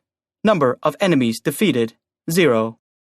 A few of the words glitched out and then smoothly reformed. Urgent quest, defeat the enemies. There are people present who want to kill the player. Defeat them all and ensure your safety. If you do not complete this quest, your heart will stop. Number of enemies to defeat, 8. Number of enemies defeated, 0. It was a clear threat. He would die if he didn't complete the task that had been set for him. So I have to kill them if I don't want to die. The content was shocking, but Jinwoo wasn't fazed for long. That feeling quickly changed to relief. He couldn't believe it, but it was true. One worry had been plaguing Jinwoo ever since he started receiving messages and seeing his ability stats. What if this weird phenomenon suddenly ends? Because this had all started arbitrarily, it could end just as suddenly, couldn't it? This uneasy feeling constantly plagued him. However, things had become clearer with this urgent quest. This was neither coincidence nor benevolence. Had it been benevolent, the quest would have been to escape this dangerous situation, and it wouldn't have threatened him with a death penalty. The system had its own objective. It was not to make Jinwoo Song stronger, but rather that it needed a strong Jinwoo Song. When necessary, I'll even need to kill other hunters without any reservations. He gleaned the system's intentions from this quest. Jinwoo felt relieved again. Thank goodness. It wasn't arbitrary. Its purpose was clear. He'd wanted to get stronger every time he'd experienced a crisis. He'd wanted to escape the unstable lifestyle that made him feel like he was constantly hanging on the edge of a cliff. That fateful day, an opportunity had presented itself the moment he'd been in the most peril. The system's objective and Jinwoo's were completely aligned. The system will use me, and I'll use the system. That was all he needed. This phenomenon wouldn't suddenly disappear as long as its objective remained. Jinwoo rose from the rubble. HP, 1,360 out of 2,600. As expected of a C-rank hunter's magic, his HP was down by almost half after just one attack. Jinwoo couldn't afford to hold back anymore. His eyes were filled with malice. He stepped toward Dong-suk. Huh? Dong-suk and his squad belatedly spotted Jinwoo from where they were swarming around the frightened Jinho. What the? He's alive? Kyuhan, you're losing your touch. What a joke! He's an E-ranker. Dong-suk scratched his chin again. Kyuhan, you shouldn't have held back. Kyuhan's face reddened. I guess you're right. Dong-suk wasn't right. Kyuhan definitely hadn't held back. He'd used up a third of his magic power. So how was Jinwoo still standing? Did he miss? No. It wouldn't have been that loud if he had. Kyuhan had a ton of questions, but he didn't get a chance to ask because Jinwoo spoke first. Since you like to play with people's lives. The eyes of the squad members were fixed on him. He stopped right in front of them. Jinho was startled, but the other hunters didn't really react. Some of them sneered at him. Jinwoo continued talking in a monotone. I'm guessing you're prepared to deal with the consequences? Ha! Dong-suk scoffed at him. What did this bastard say? I'll take care of him. A hunter with narrow eyes sidled up and slung his arm around Jinwoo's neck. Dude, it seems like you don't know what's going on here. His expression gradually shifted as he flexed his arm. What the hell? Why can't I move him? He was attempting to put Jinwoo in a headlock, but try as hard as he might, he couldn't pull down Jinwoo's head. Wasn't this guy just an E-rank? Sweat formed on the narrow-eyed man's forehead. Why is he so strong? Suddenly, Juntae's head fell to the ground. What? Juntae! Dong-suk's lackeys recoiled. What? How did that bastard get a dagger? Where did it come from? The strike squad retreated a few steps as they drew their weapons. Kasaka's venom fang had appeared in Jinwoo's hand. Blood dripped from the edge of the dagger. Ping! Number of enemies to defeat, 7. Number of enemies defeated, 1. 7 left to go. Jinwoo eyed each squad member like a predator sizing up its prey. Dong-suk gulped. He was surprised by the dagger suddenly appearing in Jinwoo's hand, but he was even more shocked at Juntae's death. How could an E-rank hunter kill a D-ranker in one hit? He didn't know what kind of trick Jinwoo had pulled, but the kid gloves were off. They needed to be careful, though. Dong-suk exchanged glances with the man next to him. Kyuhan, give him one more hit. Kyuhan nodded subtly. He wouldn't fail this time. Light began emitting from the fingers of the determined hunter. Before he could shoot his arrows of light, though, Jinwoo appeared before him. Huh? Kyuhan's jaw dropped. Jinwoo glared at him. Take down the mage hunter with the strong firepower but weak HP. He'd finished calculating everything in his head. He stabbed Kyuhan in the neck. Shk! Ah! Kyuhan clutched at the hole in his throat and fell to the ground. Thud. Kill him! Gah! The order prompted all the hunters to jump at Jinwoo at once. Jinwoo focused his senses and homed in on his enemy's movements. All sound faded away and time slowed down. He was making full use of his level 38 agility attribute. He either blocked or avoided countless strikes from swords, spears, and arrows in close proximity. The hunter's eyes widened in shock. How can an E-ranker move like this? He's too fast. I can't hit him. Their faces went pale. Speed is relative. In their eyes, Jinwoo was a blur. Jinwoo wove around the hunters, striking their weak spots one by one. Debuff. Paralysis has been activated. Debuff. Drain has been activated. Debuff. Paralysis has been activated. The special effects of the Kasaka's Venom Fang dagger threw the hunters into chaos. I can't move my body! Gah! Magic? Is this magic? You son of a bitch! Debuff. Paralysis has been activated. Debuff. Drain has been activated. Debuff. Paralysis has been activated. Who the fuck are you? Wah! There was non-stop screaming from every direction. The 5 hunters who surrounded Jinwoo hit the ground in no time. Thud! Thud! Ping! Number of enemies to defeat. 1. Number of enemies defeated. 7. Jinwoo turned to look at the last hunter standing. It was the huge, bearded Dong-suk. Dong-suk threw his shield to the ground with a defiant look on his face. He let out a roar. Grah! He pushed off and rushed at Jinwoo. The hunter weighed the situation as he ran. He was a tank and a high C-ranker. Jinwoo was probably a damage dealer. Even though Jinwoo seemed pretty fast, he probably didn't have the power to penetrate Dong-suk's reinforcement skill. There's no way he can get off a critical hit with just a dagger. When they collided, Jinwoo's tongue would be the one to go down. As the gap between them narrowed, Dong-suk angled his body so his shoulder would strike Jinwoo first. Reinforcement! Right then, his vision suddenly spun, and he found himself looking at the dungeon ceiling. Thud!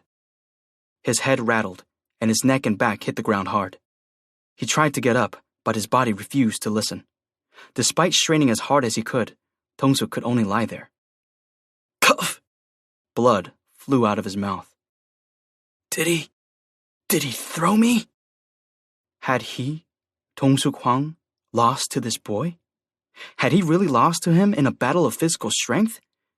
How could an E-ranker? There had to have been a mistake.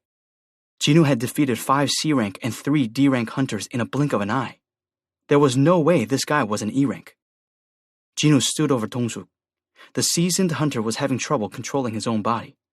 The victor was clear.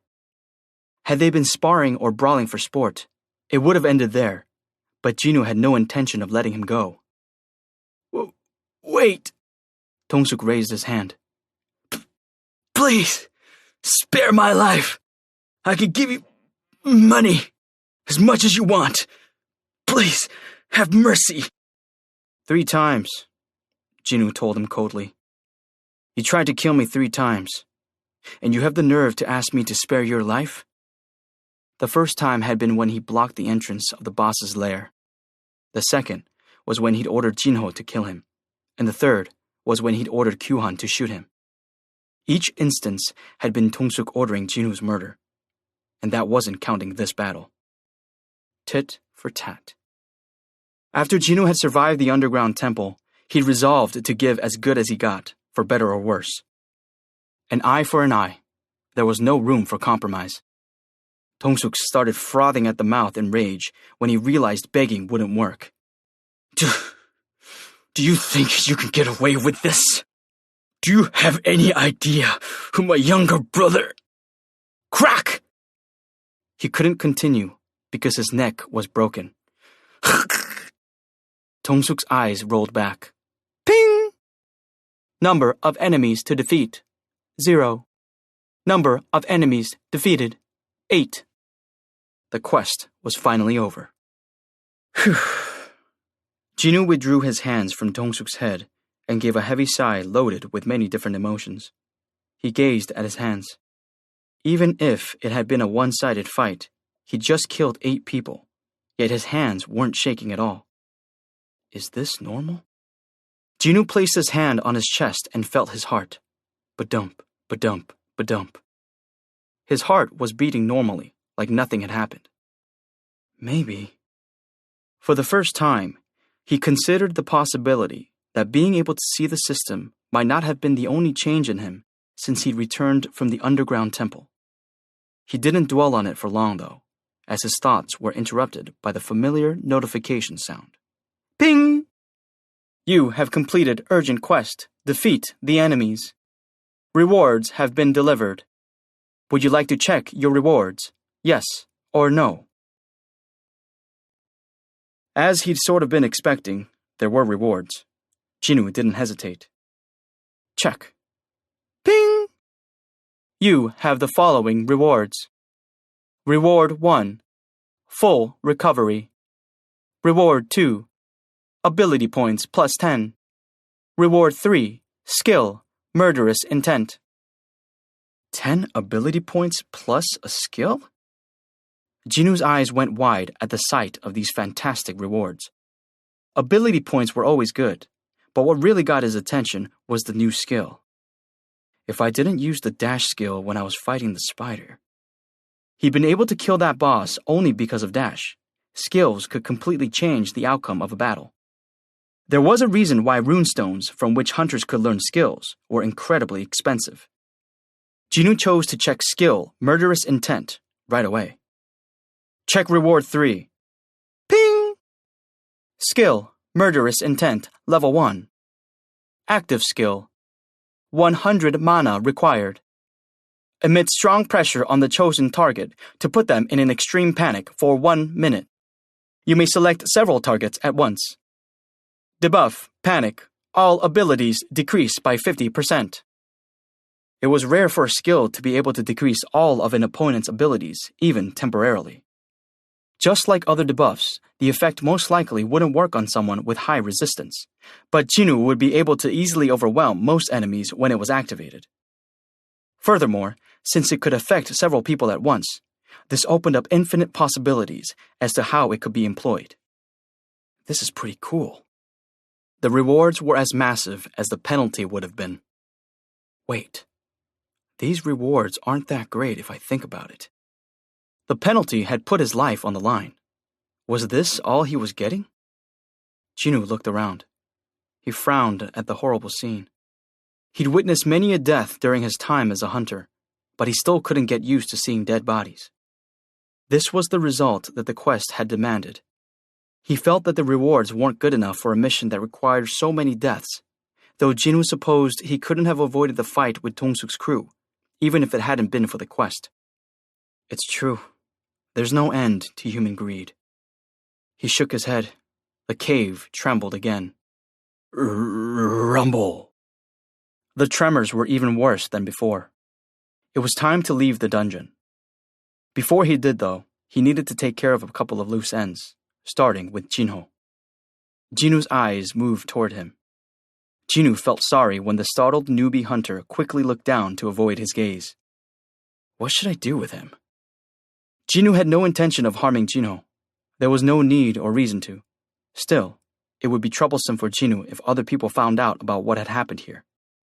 I should at least make sure he keeps quiet. His thoughts were cut short when Jinho dropped to his knees and quickly bowed his head. Please spare my life, boss! Jinwoo had a hunch that dealing with Jinho would be easier than he thought. 7. A proposal. Jinho was trembling. His face was extremely pale. It was the natural reaction to witnessing 8 people getting killed in a flash before his very eyes. One of the most effective tools used to control people is fear. So Jinwoo decided to apply a little of that in this situation. Why should I spare you? Eek! It was like he could physically hear Jinho's heart drop. Was that too much? He didn't regret his approach for long. If you need money, I'll tell my father. Is that how you see me? Jinwoo scowled at him. He'd been poor all his life, but he would never stoop so low as to hold someone hostage for money. If he did, he'd be no different than Dong-suk. I'm so sorry. Jinwoo would have smacked Jinho on the back of the head if the newbie hunter didn't appear frightened out of his mind. Jinho looked like he'd have a heart attack if that happened, so Jinwoo did his best to restrain himself. Jinho swallowed nervously as he took in Jinwoo's hard expression. Dong-suk also offered him money. Has he thrown away his materialistic desires and chosen the path of blood and slaughter?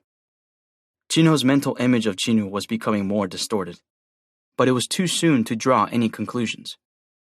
But then why did he pack all those essence stones? Jinwoo had searched every inch of the spider's stomach for essence stones earlier. Essence stones were highly concentrated energy sources and raw materials for making magic tools and other such things, but to hunters, essence stones equaled money. The gears turned quickly in Jinho's head. That's it! Those essence stones were blood money. He'd had no problem searching the spider's stomach because the essence stones were the rightfully earned fee for the blood on his hands. He was a zealot who showed no mercy to his enemies but had no interest in rewards he didn't earn. I tried to buy his mercy with money, so of course he's mad. Jinwoo didn't want his father's money. He wanted a rightfully earned fee for sparing him. Jinwoo still seemed to be in a bad mood when Jinho peeked up at his expression. Jinho quickly told him, Boss, I'll give you all the profit from this dungeon if you spare my life. As predicted, this piqued Jinwoo's interest. Please consider it, boss. Don't you think people will be suspicious if you were the sole survivor out of 10 and hogged all the rewards? Jinho was certain that Jinwoo was a false ranker. Worse, he was convinced Jinwoo was a very high-rank false ranker who enjoyed killing. Therefore, he assumed that Jinwoo had to care about what other people thought of him. So? But if both you and I leave here alive, all the essence stones from this dungeon are mine according to the contract. No one would suspect you of killing all the members of the strike squad because you had no claim to the stones. Of course, there was no way people would be suspicious of Jinho either. He was the son of the president of a large construction company. The profit from selling the essence stones would be peanuts to him. The money is yours to take, boss. You killed Dong-suk's squad and saved me from them, so it's rightfully yours, no? Jinho put special emphasis on the word rightfully. He's not wrong. What Jinho was suggesting was the safest way for Jinwoo to obtain the essence stones. No one else had a claim to them. As greedy as Dong-suk had been, he couldn't bring them to hell with him. Only one person had a right to the essence stones now. But Jinho was willing to give them to Jinwoo. He refused to force Jinho to give up the stones, but I shouldn't look a gift horse in the mouth. Besides, if it wasn't for Jinwoo, Jinho would have been killed or taken hostage. With that taken into consideration, it made sense to say they were rightfully his. As Jinwoo's expression softened, Jinho concluded that he'd guessed correctly.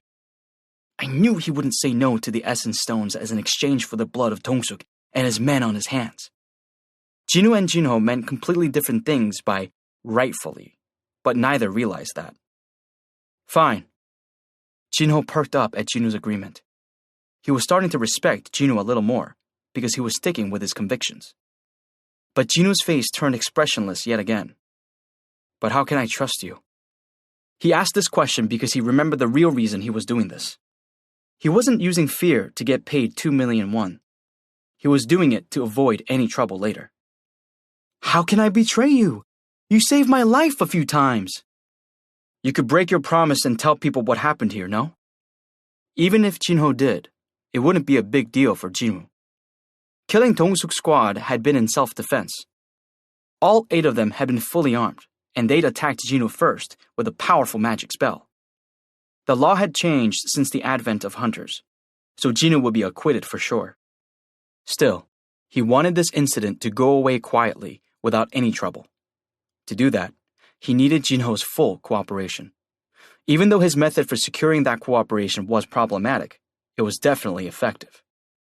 Well, Jinwoo stared hard at Jinho as if demanding an answer. The novice hunter was determined. I never do such a cowardly thing, especially to someone who saved my life. Wait. The look in Jinho's eyes was familiar. It was the same as when he'd refused to be an accomplice to Dong-suk and his men. This guy. He's telling the truth. Give and take. Jinho had chosen Jinwoo in a life and death situation. He'd trusted Jinwoo and gone against 8 other hunters. So Jinwoo decided to trust Jinho this once. Of course, not right away. He'd give him a bit of a wake-up call first. Jinwoo picked up the shield that Dong-suk had thrown on the ground. My back still hurts from getting stabbed by Dong-suk. He inspected the shield before throwing it at the wall with his full strength. Bam! More than half of it lodged in the wall. Jinho broke into a cold sweat and swallowed hard. My little bro won't disappoint me, will he? Oh, of course not, boss. Right then, the dungeon shook hard again. Rumble! They were out of time. Jinwoo never had any intention of harming Jinho, so he thought that was enough. He ordered, pack up all the essence stones. We're leaving the dungeon. Thank you, boss! Jinho stood up and gave a deep 90-degree bow. A smile returned to his face. Jinwoo searched Dong-suk's pockets while Jinho retrieved his bag. Can't forget my payment. His fee for the day was 2 million won. He didn't want to leave even 1 cent. There were a few dozen 50,000 won bills in Dong-suk's wallet. He counted a total of 45 bills. It was a little over 2 million won. Dong-suk had promised he would pay Jinwoo right after the raid, and it looked like he'd had the money ready. After all, sometimes there was no need to cut the tail. Thanks for the money. Jinwoo said a last farewell that wasn't heard by anyone and went on ahead. Jinho belatedly returned, clutching the bag of essence stones. Boss? All he saw were the corpses of the hunters killed by Jinwoo. Eek! A pale-faced Jinho ran to catch up to Jinwoo, hoping not to lose him.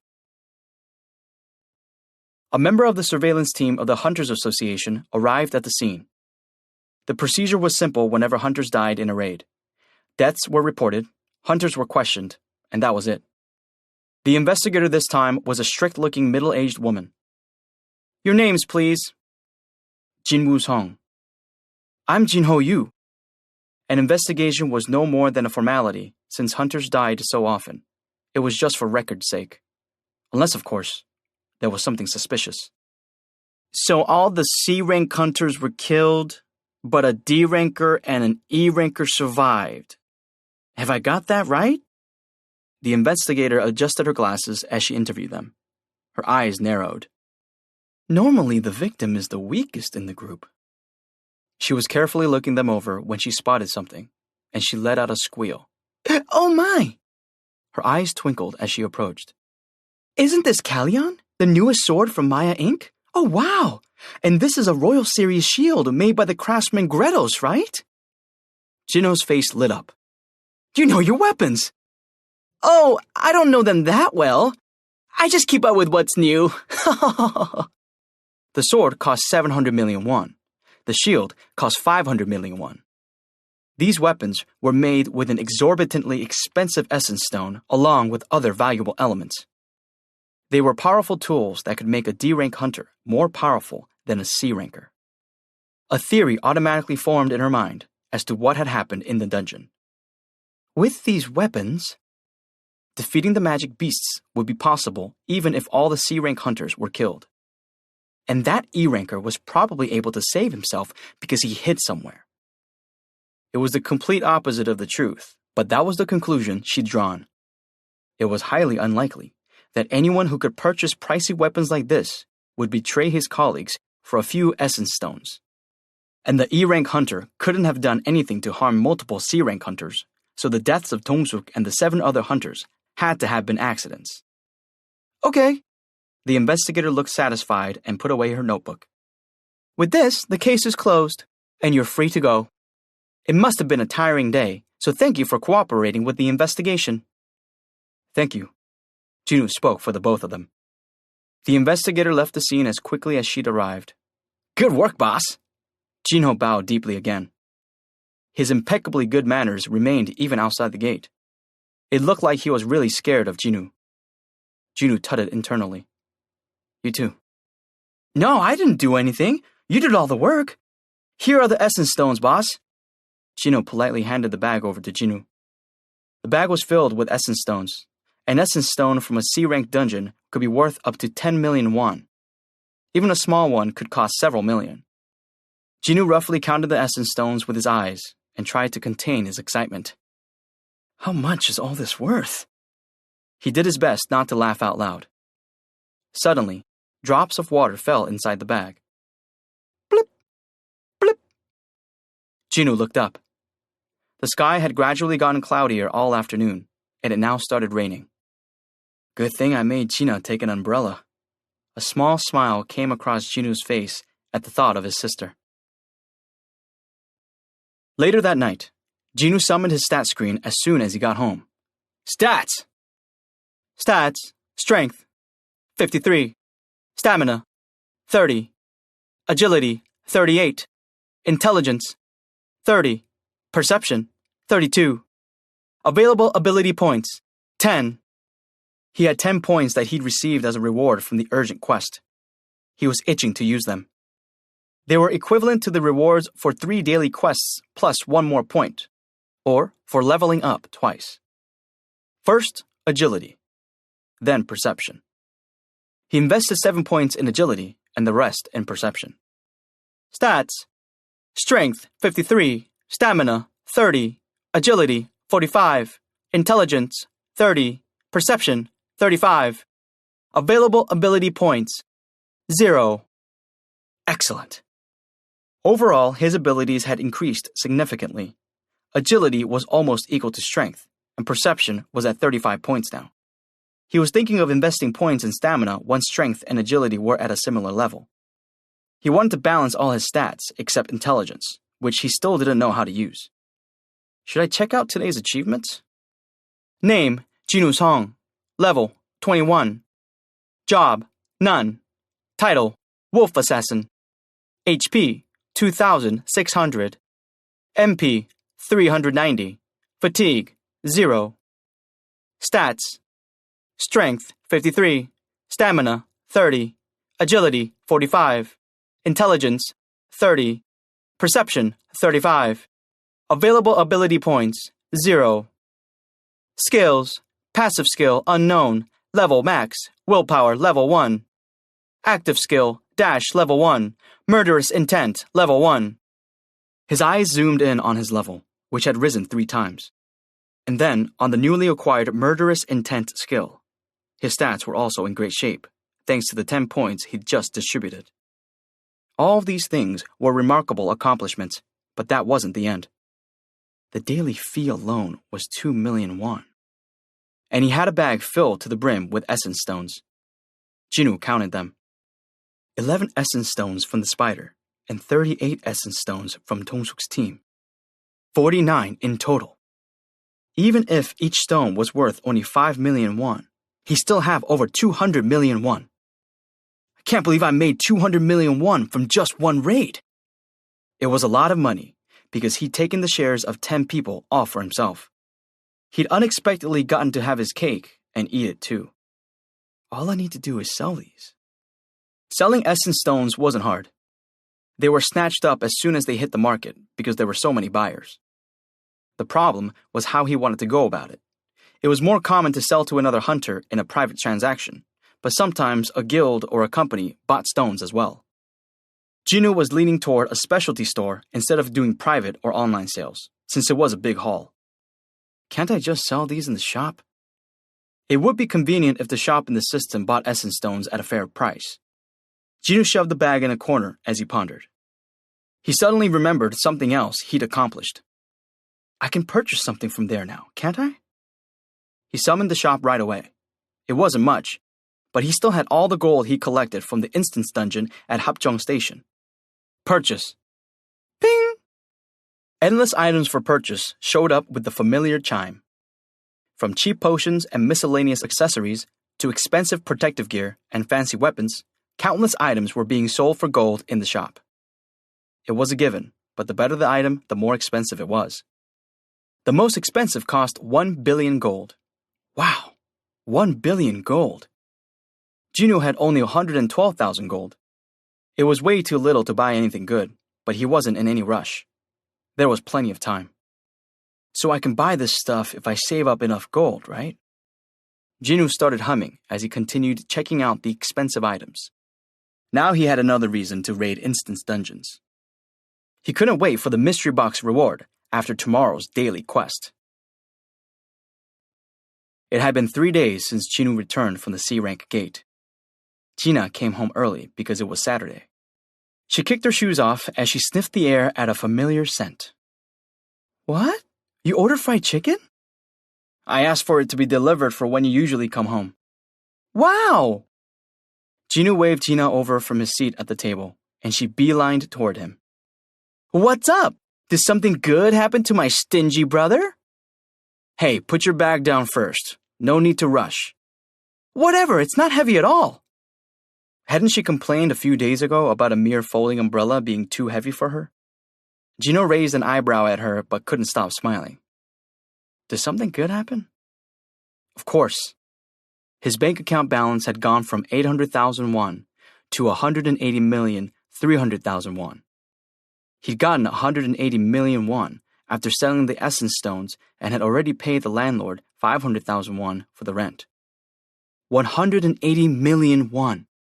Jinwoo had made 180 million won from a single raid.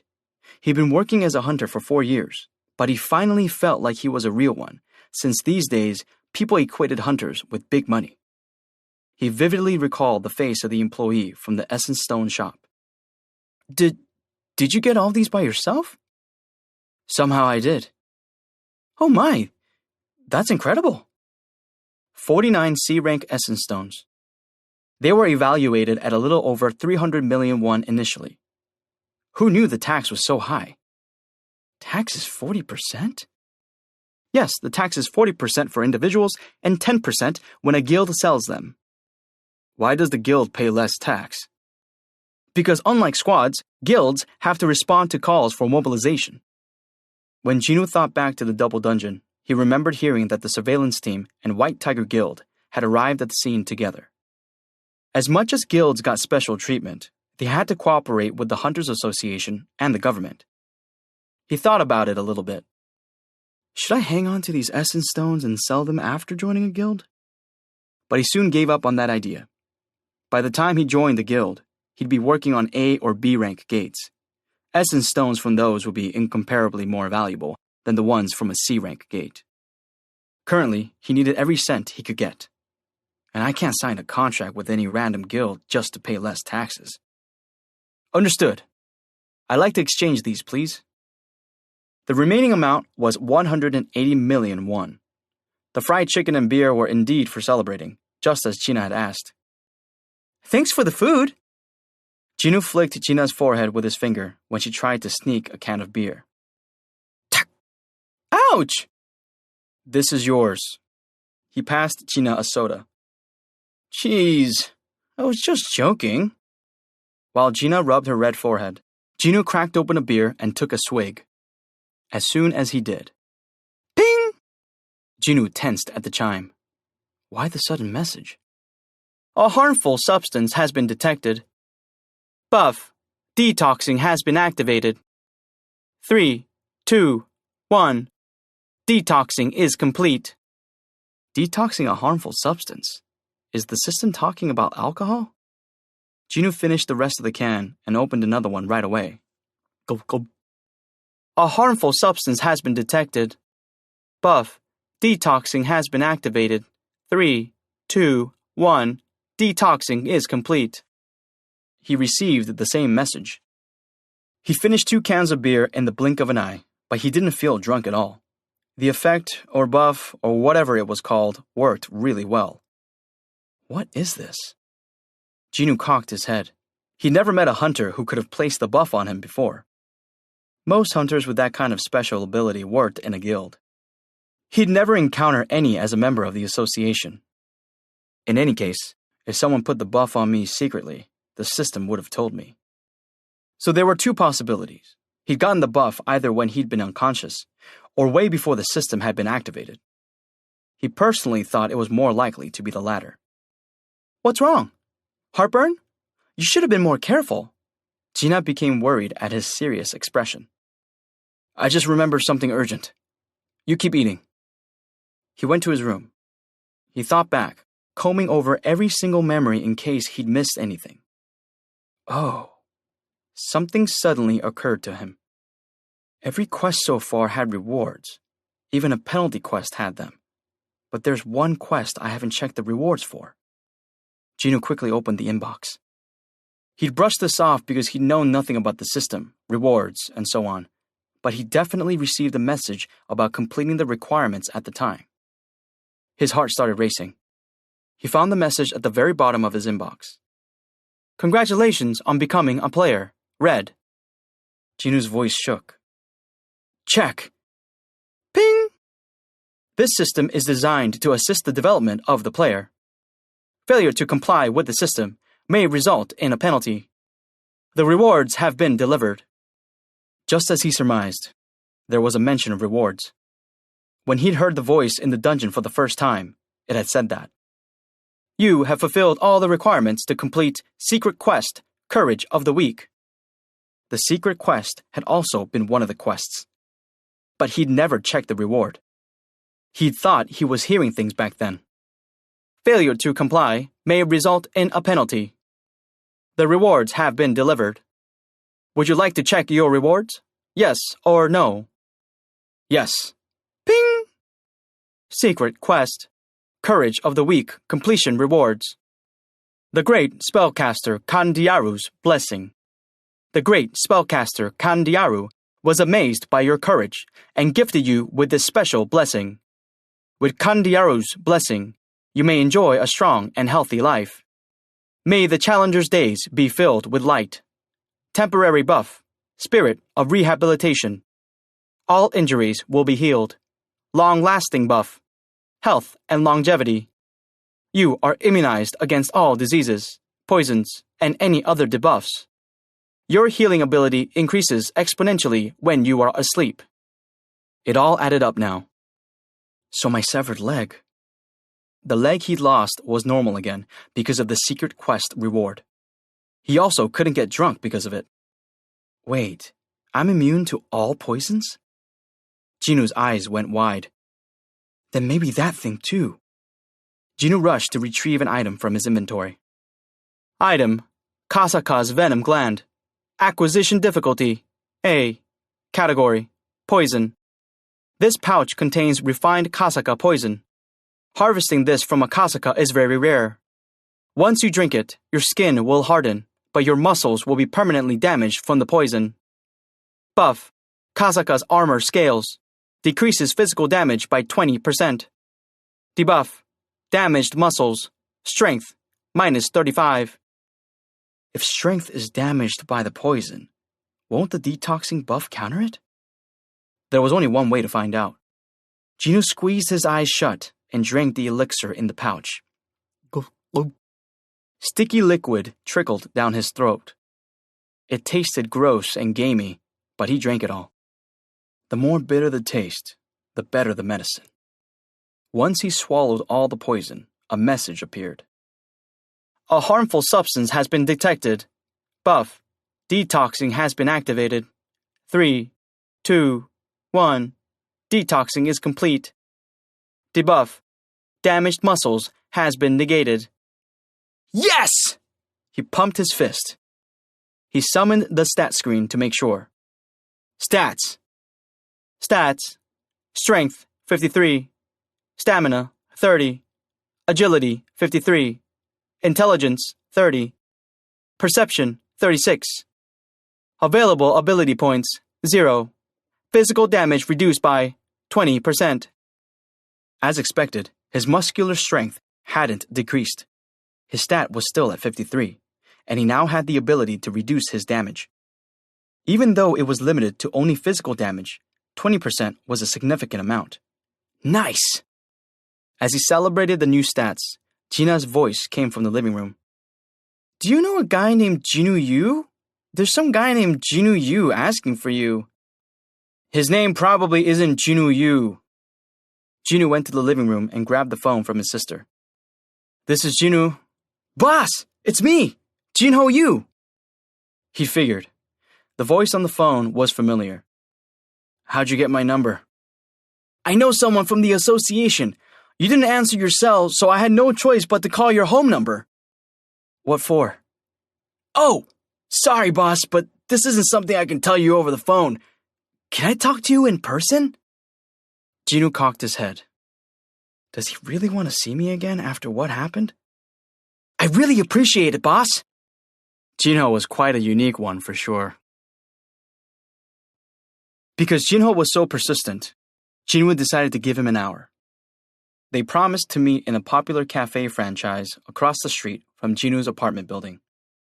Cafe Bene. Because it was right after lunch, there were a lot of people inside the cafe, despite it being a weekday. Boss! Over here! Jinho brightly greeted Jinwoo. Jinwoo had increased his perception to the max before coming in, but he hadn't detected any other hunters. Jinho wasn't here for revenge, at least. Not that he remembered doing anything to cause the newbie hunter to harbor any bitter feelings toward him in any case. He sat across from Jinho. I didn't think I was going to see you again. Jinho's unfinished ice cream sat on the table. He stood up and asked Jinwoo, Did you order anything? Do you want some coffee? No thanks, I'm fine. Jinho sat down looking disappointed. Jinwoo spoke first. So what did you He was interrupted. He really did it! That's insane! Jinwoo looked to the side. 3 large, rough-looking jocks sat with 3 girls one table over, causing a racket. Jinwoo tried to focus on Jinho. What did you want to talk? Jerk! When did I do that? You're exaggerating because the girls are here.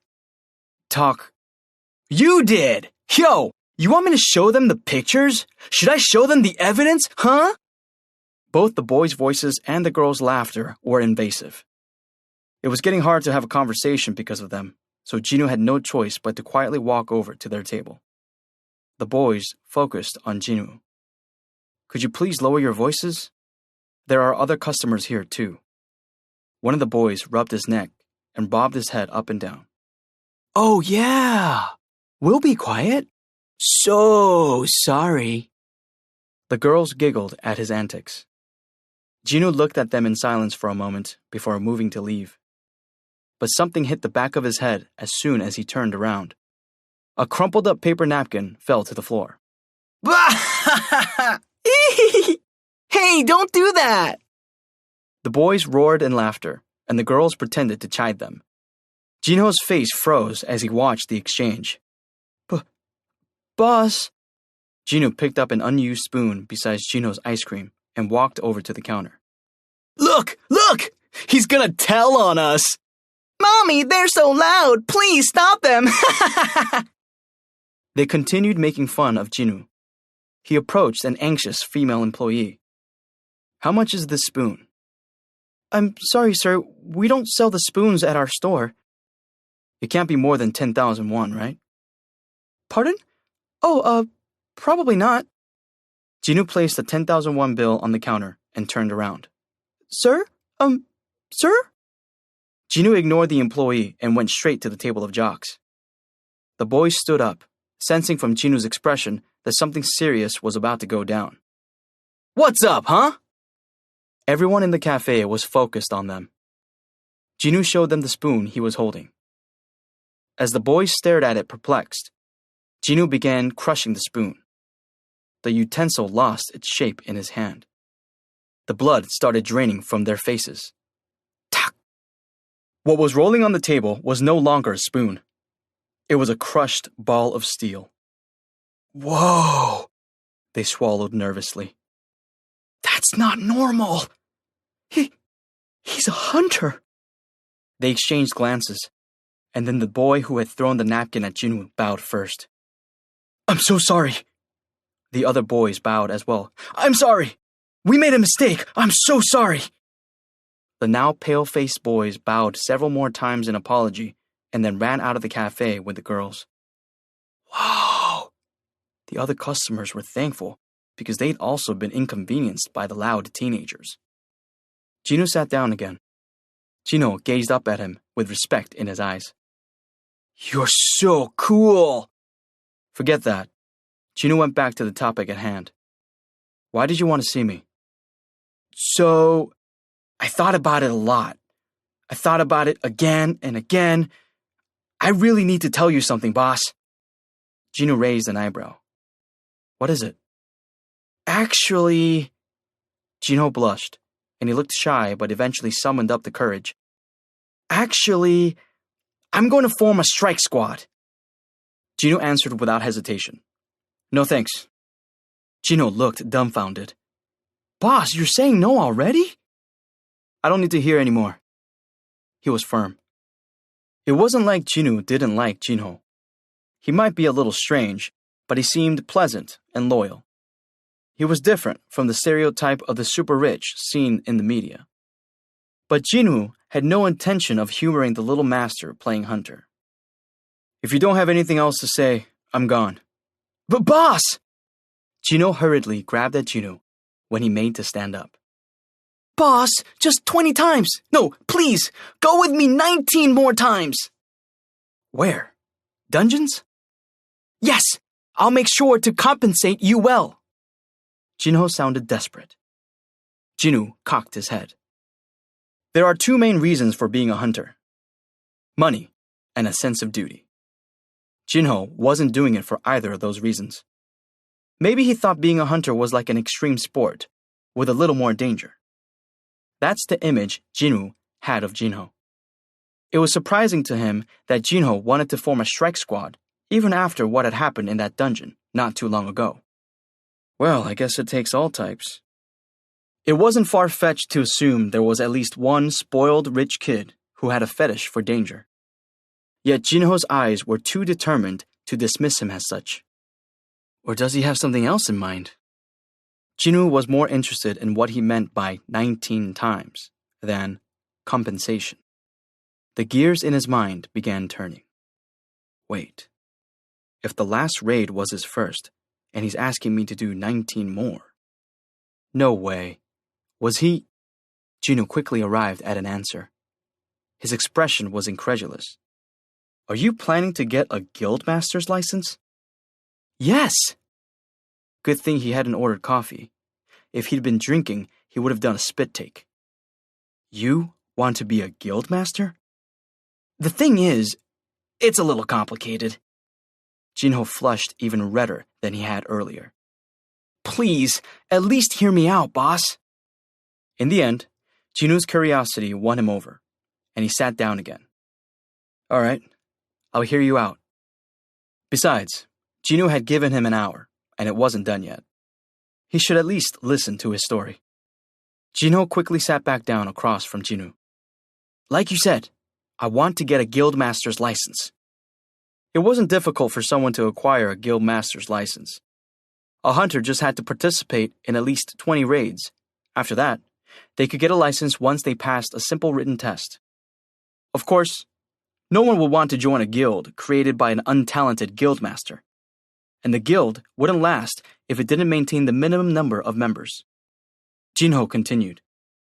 Truth is, and it hasn't been announced to the public yet, but my father plans to form a guild. Yujin Construction is starting a guild? Yes. Yujin Construction was one of the top construction companies in Korea. It had grown rapidly by expanding to other areas, and Jinwoo had heard that it had recently made a fortune venturing into hunter-related businesses. Now they want to maintain their own guild? Jinho elaborated excitedly because Jinwoo was showing interest. My father wants to form a large guild by signing up strong hunters and continuing hunter-related businesses under it. If a company wanted to conduct hunter-related businesses, cooperation with guilds was absolutely essential. The strength of large guilds was necessary in order to collect treasures from A or B rank gates, such as essence stones, remnants of magic beasts, and mana stones. So he wants to create a self-sufficient company. That's exactly it, boss. It wouldn't be a problem for Yujin Construction to form its own guild, since it had the funding. The problem lay in who would be in charge. My father wants to run the guild like a company by hiring an S-rank hunter as the guild master and appointing my older brother as the vice master, but Jinwoo caught on to what Jinho was saying. A guild structured that way would be volatile. The guild master was the highest authority in a guild. Even if the guild master was an employee hired by the vice master, it would be possible for the guild master to take control if a conflict ever arose. Therefore, there was only one way this could work. Hire a guild master who would never betray the employer. For example, a brother or a son. For Chairman Myung-han Yu, it was a son, Jinho Yu. My older brother has made a name for himself, so it'll be difficult for me to be appointed the guild master. The company earned a lot of money from my brother's idea to expand into hunter-related businesses. Jinho's brother was already a successful 31-year-old businessman. On the other hand, even though he had awakened as a D-rank hunter, Jinho was still just a 22-year-old university student. The chairman wanted his eldest son to run the guild. Although Jinho's brother couldn't be the guild master because he wasn't a hunter, he understood the business well and had already proven himself. The chairman was clearly willing to take the risk. And you want to persuade your father to make you the guild master? Yes, that's right, boss. Jinwoo understood why Jinho was trying so hard to include him in his plan. If he hired a high-rank hunter and got the guild master's license, it would look like he'd just bought his credentials. But if he got the license while working with a purported low-rank hunter like Jinwoo, he could potentially change his father's mind. His father would recognize that Jinho could lead the hunters. That was Jinho's scheme. Once he became the guild master, all he'd have to do was scout an S-rank hunter as the vice master and bring other talented hunters to the guild. Others would feel safe and join the guild as long as either the guild master or the vice master was powerful. To accomplish this, Jinho needed to complete 20 raids. Please help me, boss. You're the only one I can count on. He bowed his head. If it hadn't been for Jinwoo, he could have died on his first raid. First by the spider, second by Dong-suk, twice in total. He needed an ally he could trust. I can trust him. Jinwoo was a true man who was strong enough to kill his enemies without batting an eye, but he was also fair and didn't carelessly harm weaker people or reap any rewards he hadn't earned.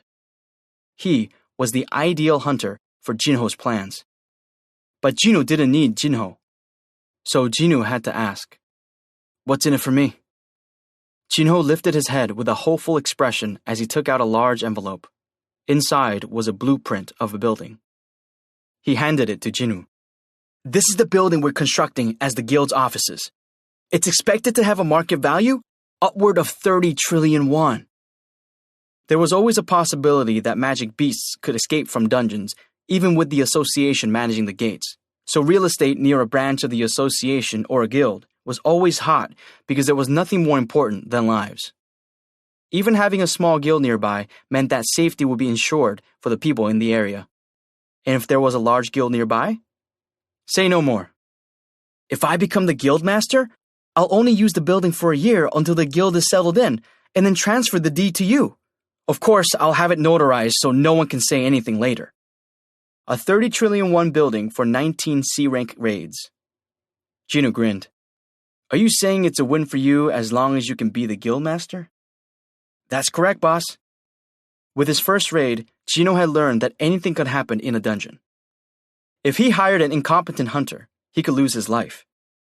If he hired a famous hunter, his father wouldn't trust him. But Jino was different. He was an E-rank hunter who had managed to defeat a C-rank boss and several C-rank hunters without any injury to himself.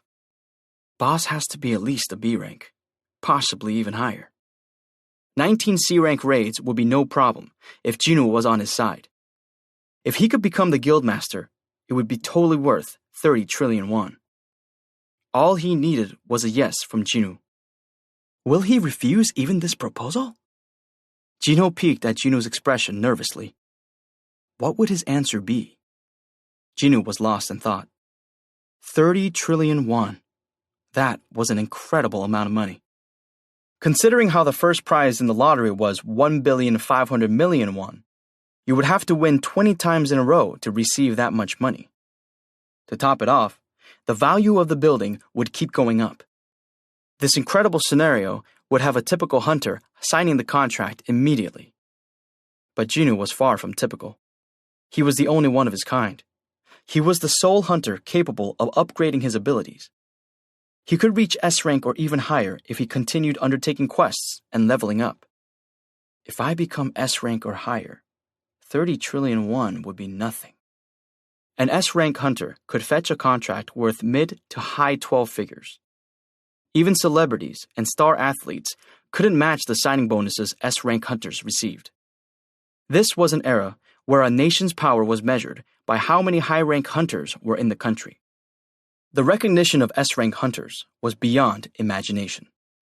So Jino's current priority was leveling up, not making money. It was easier to level up on his own. It's better to have fewer variables. If he hunted with other people, he'd get less experience, and besides, it was harder to do anything when he was being watched. Jino had to threaten Jino so the newbie hunter wouldn't be a problem later on, even though he hadn't wanted to. Scheduling would be a challenge too. All in all, the cons outweighed the reward. I can make money anytime. Although he felt a little disappointed, he was about to refuse the proposal when... Wait. Jino thought of an idea that would let him kill 2 birds with 1 stone. If I do it this way... Jino looked up at Jino, who was extremely tense. He spoke carefully. I have one condition. Jino's face lit up. Anything you want, boss. Would he still be smiling after hearing what Jino had to say? Jino had to stop himself from grinning. Only you and I go in. Pardon? Jino was caught off guard. Boss, sorry, but did I hear that right? You're saying you and I will clear C-rank dungeons alone? Exactly. Jino's face turned ashen. Jinwoo had killed the spider boss by himself, so Jino could leave the bosses to him. He had trouble breathing, though, when he imagined it being only the 2 of them near the entrance of the gate, when the bugs had swarmed at them. Jinho was at a loss for words. Jino's face made it clear that he'd expected this reaction. Still, this is the best way. He could kill 2 birds with 1 stone. It was very difficult joining a strike squad as an E-rank hunter. Jino had painfully realized that on the first day he decided to make money. He would have to either give up freelancing or form his own strike squad. But thankfully, Jino had said he would assemble a team himself. Wasn't this an opportunity? But boss, in order to raid a C-rank dungeon, you have to have a minimum of 10 members. A line will form if you're paying people just to reach a head count. They'd need to borrow a tactic from Dong-suk's playbook. Hunters who didn't want to risk their lives fighting, but needed to make money, would apply for the job with a fire in their eyes. Jino looked like he'd been sick from thinking about it. You're not saying we'd have to kill everything from beasts to the boss by ourselves? To be precise, Jino will be doing all the work, but that's exactly it. This way, Jino didn't have to lose out on any experience, and he also wouldn't have to watch out for other people, since he and Jinho would be the only ones there. Then maybe my level will explode. Having an amazing building when all the raids were over would be the cherry on top. Now he just had to persuade Jinho. Jinho figured correctly that the young man would be trepidatious. But wouldn't that be too dangerous, boss? You have to look at both sides of the coin. What? Jinwoo waved at him to come closer, so Jinho leaned in. If we're the only two hunting, then nobody will get hurt as long as neither of us gets hurt, right? Right. You just tagged along for the first raid, so there's nothing you can do about the accident. But think about successfully finishing 19 raids safely without anyone getting hurt. Jinho's eyes widened. That's right. If they could pull that off, it would be a lot easier to persuade his father. After D-rank hunter on his resume, he could then add strike squad leader who led 19 raids in a row without any accidents. He would be more than qualified to be a guildmaster. It would be the best PR he could have. Jinwoo wore a self-satisfied smile as he witnessed Jinho's expressions. This guy. He's hooked. Jinho was the desperate one out of the two, after all. Even without him, Jinwoo could use the association or rewards from mystery boxes to raid dungeons. Meanwhile, despite being a little scared, Jinho had a lot to gain if Jinwoo's plan was successful. He recalled Jinwoo's combat abilities and figured they were more than good enough to dismiss any insecurities he had. He finally made the call. Let's do this, boss. I'll recruit the members. Good. Jinwoo nodded. They understood each other's needs. Jinwoo was still nervous in Jinwoo's presence, but he was now able to display a big smile. Boss has my back. He wasn't worried about future raids anymore. Jinwoo was a trustworthy comrade, and with him by Jinho's side, it'd be easier to form the strike squad. Based on the conditions Jinwoo proposed, people will be lining up around the block to join the squad. I'm one step closer to becoming a guild master. Jinwoo also smiled. I can wipe out C-rank dungeons by myself and level up quickly. They both left the cafe with looks of satisfaction on their faces. Jinwoo ran home after sending Jinho off, as he didn't know when the association would call him. It had been more than 10 days since he'd been discharged from the hospital, so it wouldn't be strange for a gate to open nearby at any time. Normally, the association summoned hunters 2 to 3 times a month to clear gates in their area. The reason he'd given Jinho only an hour was because he was expecting a phone call from the association at any moment. I don't even care if it's an E-rank dungeon.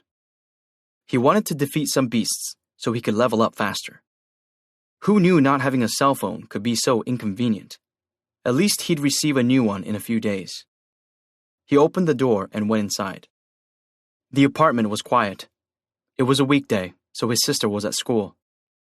As soon as he confirmed no one was home, he opened the daily quest screen. Gotta get today's rewards. He had already finished the daily quest before meeting Jinho, but he'd put off accepting the rewards because there'd been too many people around. He didn't want people to see the blue light wrapping around his body or gift boxes popping up on the street. Bing! Push-ups 100 times. Completed. 100 out of 100. Sit-ups 100 times. Completed. 100 out of 100. Squats 100 times. Completed. 100 out of 100. Running 10 kilometers. Completed. 11 out of 10. You have completed daily quest, strength training. Rewards have been delivered. Would you like to check your rewards? Yes or no? No. Jinwoo was about to accept the rewards out of habit, but he stopped abruptly when he noticed something. His eyes focused on the running counter. Running 10 kilometers, completed. 11 out of 10. His first reaction had just been to think, oh, I did an extra kilometer. But something about it felt strange. Why did it record the amount even after I reached the goal? Jinwoo narrowed his eyes. Was it just a coincidence? He got on his stomach and started doing continuous push-ups. His eyes were fixed on the screen, though. Ping! You have completed 1 push-up. Push-ups 100 times. Completed. 111 out of 100. Ping!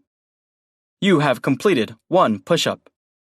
Push-ups 100 times. Completed. 112 out of 100. That's what I figured. It wasn't just running where the counter kept increasing. The push-up counter was noting the extras as well. Suddenly, Jinwoo wondered how high the numbers could go. Veins were popping out on his arms by now. He couldn't even feel his weight because of his increased strength ability. His body felt as light as a feather. The count went from 100-something to 200 in a flash. Ping! You have completed 1 push-up. Push-ups 100 times. Completed 200 out of 100. Ping! You have completed 1 push-up. Push-ups 100 times. Completed 200 out of 100.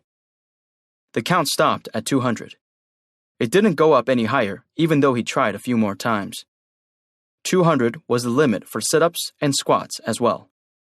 Push-ups 100 times. Completed 200 out of 100. Sit-ups 100 times. Completed 200 out of 100. Squats 100 times. Completed 200 out of 100. Running 10 kilometers. Completed 11 out of 10.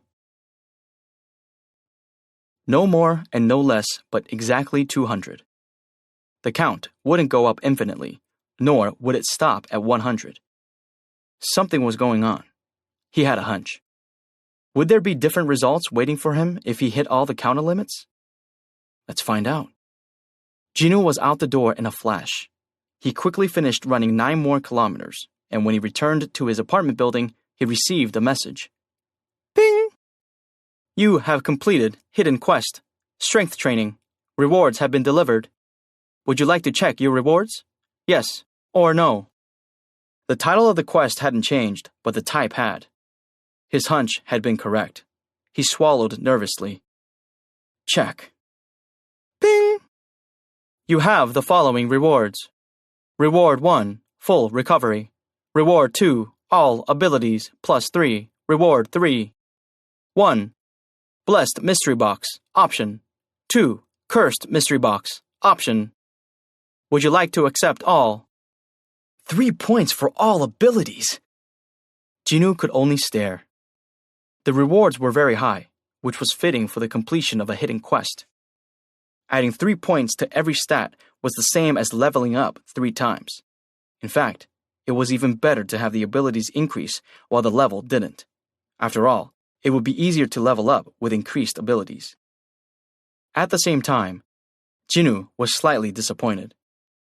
He had kind of been expecting to be able to change all the daily quests to hidden quests from now on, but if the rewards are this impressive, there was a high possibility that this would be a one-time event. And if this hidden quest wasn't going to come around again, he had to be even more cautious about Reward 3. Reward 3. 1. Blessed Mystery Box, option. 2. Cursed Mystery Box, option. It was his first time seeing an optional reward. If he chose one, he'd most likely lose the other. If I choose one, will I never get to see the other one again? Going by the names, the choice was obvious, but that could be a trick. Accept Reward 3. Ping! You must choose between 2 mystery boxes. Blessed Mystery Box. It will supply an item the player wants. Cursed Mystery Box. It will supply an item the player needs. The explanations were simple. It made it even harder to choose. He would have chosen the Blessed Mystery Box had there been no explanation. But now he would feel a little unsatisfied no matter which one he chose. What I want or what I need? Both sounded tempting. But there has to be a trick. An item the player wants was probably something he wanted based on his current needs. But an item the player needs probably wasn't like that. He could end up with something he needed, but wouldn't necessarily want. Like if he needed a weapon, a bomb popped out that eradicated the whole area, including him. That's probably why it's called the Cursed Mystery Box. He'd go with the less risky one. If he had to choose between something where he didn't know the outcome, it'd be better to choose the option where he wouldn't regret whatever happened. After thinking through it logically, Jinwoo came to a decision. Blessed Mystery Box. A small box appeared at his feet. He picked it up. Could it be... His heart started racing. The size of the box was familiar to him. He ripped into it. I was right! His eyes widened. Inside the box was a gold key.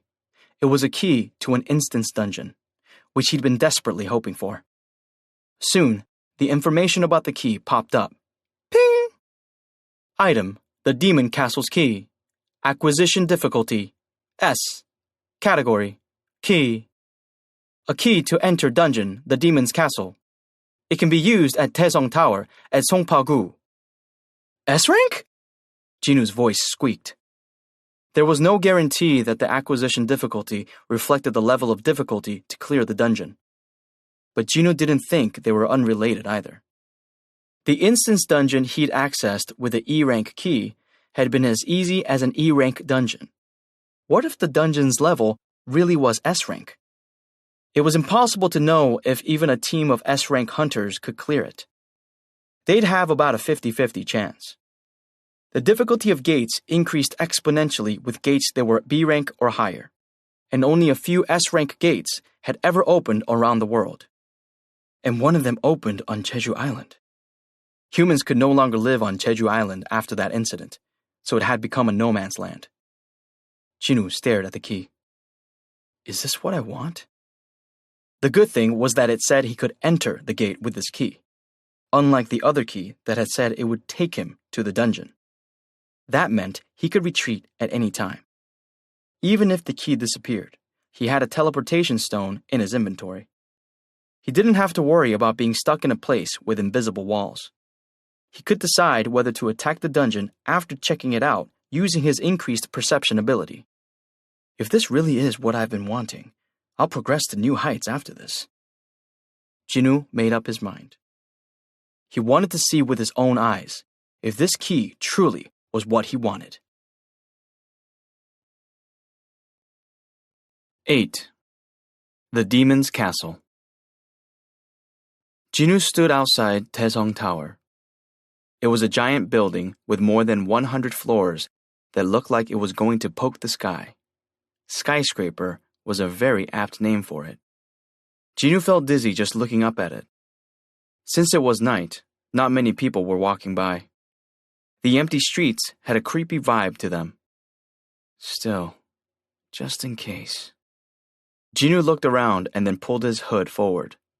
A person disappearing and reappearing without the presence of a gate was sure to cause a disturbance. Plus, it wasn't a bad idea to be cautious, since there were surveillance cameras everywhere. In fact, someone was actually watching Jinu at that very moment. Who the hell is that? A person circling the building with their hood up at this time of night was definitely suspicious. The security guard watching Jinu from inside the building stood up to confront him. As the guard headed for the door, he suddenly stopped, and his eyes bulged out. What? Shocked, he ran out of the building. The man who'd been walking in his direction had disappeared in the blink of an eye. There wasn't a trace of him. The security guard searched everywhere, but couldn't find a single other living creature, not even an ant. He turned around and shook his head. Huh, how strange. He was about to head back inside the building, but seeing something out of the corner of his eye, he turned his head. Ugh! The horrified security guard fell to the floor. Oh, what is that? His face grew pale as he screamed. A single human hand floated in midair in front of him before vanishing. Jinu withdrew his hand. It's connected to the outside. This place wasn't blocked by the barrier like the last time. The key hadn't disappeared and was still in his pocket. That meant he could leave any time he wanted. I have a way out of here. He was more cautious than usual in case the acquisition difficulty of the key indicated the level of a dungeon. He took off his hood and looked back. What he saw almost made him groan aloud. When Jinu walked a few steps toward where Taesong Tower should have been, the world in front of him changed completely. Could this be called a dungeon? He was in a totally different world now.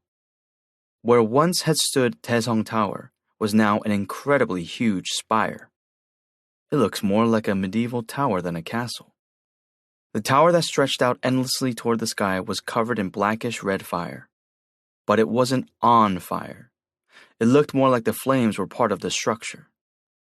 A towering tower of fire. That would be a more apt name than the demon's castle. Jinwoo started walking toward it. As he got closer, the sound of the flickering flames grew louder. Can I go inside? Even if he could, there was a problem. If this dungeon was based on the layout of Taesong Tower, just as the last dungeon had been based on the layout of the subway station, he would have to clear 100 levels to complete it. He couldn't begin to guess how long that would take. Huh?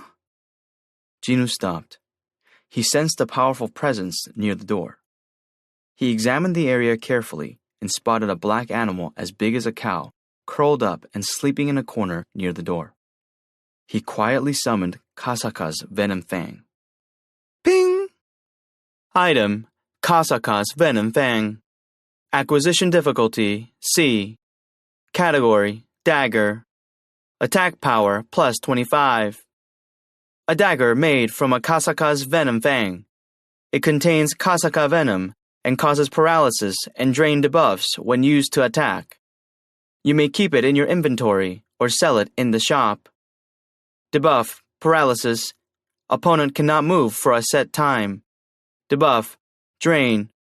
Opponent's HP will decrease by 1% every second for a set time. Its attack power wasn't very high, but the debuffs had proven invaluable in actual battles. It'd be great if I could easily defeat it with paralysis. Jinwoo slowly tiptoed as quietly as he could toward the creature. He couldn't evade the monster's sense of smell, though. It sniffed the air and got to its feet. Jinwoo clicked his tongue. The creature's 3 heads swiveled towards Jinwoo. Hell's Gatekeeper Cerberus. A huge dog with 3 heads. Jinwoo noted that the creature's name was written in red letters. It was proof the monster's level was high. Is this monster the same level as the centipede from the penalty zone, since its name is in red? He'd been preoccupied with running away from the centipedes back then. He'd only been level 1. But I'm different now. He leveled up quickly in a short period of time. The monster was definitely strong, but he didn't feel intimidated. His keen senses told him that he could take it. He hadn't increased his perception stat for nothing. He'd continuously invested points in it so he'd be able to determine whether he should fight enemies or run away. Cerberus started threatening its perceived antagonist by gnashing its teeth. Jinwoo sneaked a peek at the monster's tail. It was long like a whip and had a fiery tip. Jinwoo's eyes gleamed. Teeth and a tail. This one has at least 2 attack patterns. He swallowed nervously. The approaching Cerberus stopped short and seemed to examine Jinwoo. Is it looking for my weak spot? As Jinwoo was wondering about it, Cerberus rushed at him. Roof! Jinwoo looked rattled. It's fast! Cerberus jumped at Jinwoo, but he escaped the dog's sharp teeth by quickly sliding under it. Cerberus turned as soon as it landed, and its 3 mouths went after him. Roar!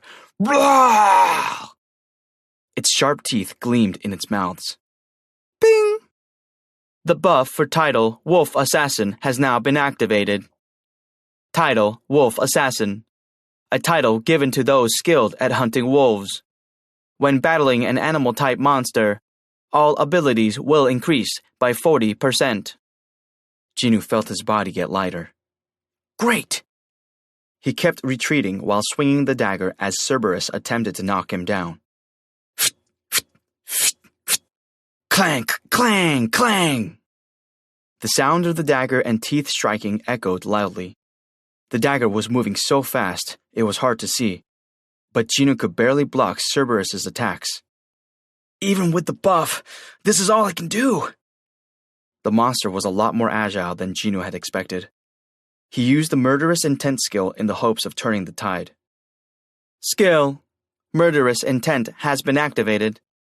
The debuff has been cancelled out by the opponent's high resistance level. Jinoo was startled. It didn't work? Cerberus's long tail cracked down like a whip. Shock! Jinoo escaped the attack by ducking instinctively, but this meant his feet had stopped moving. Cerberus took advantage of this opening. One of its heads bit down on Jinoo's left shoulder. Ah!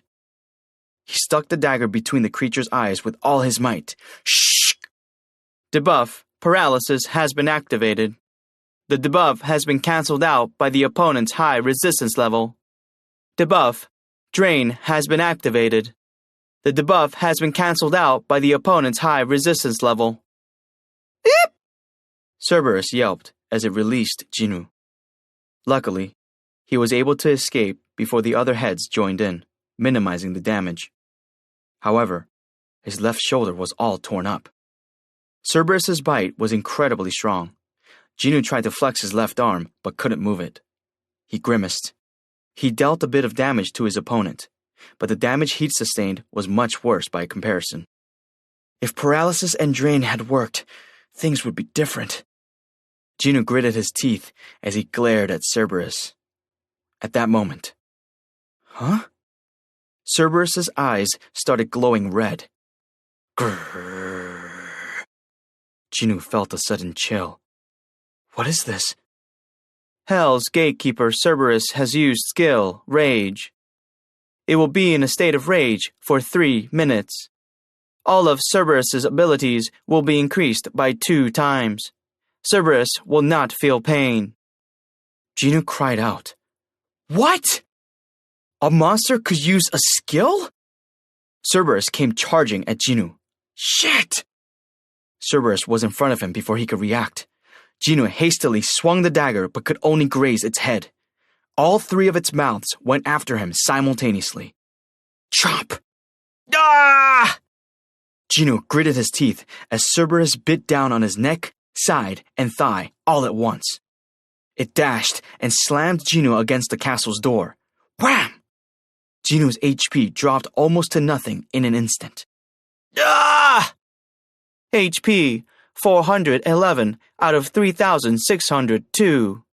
Bing! Skill, Willpower has been activated, as your HP is below 30%. Your damage will decrease by 50%. Luckily, Jinoo avoided an insta-kill due to the decrease of physical damage and the passive Willpower skill.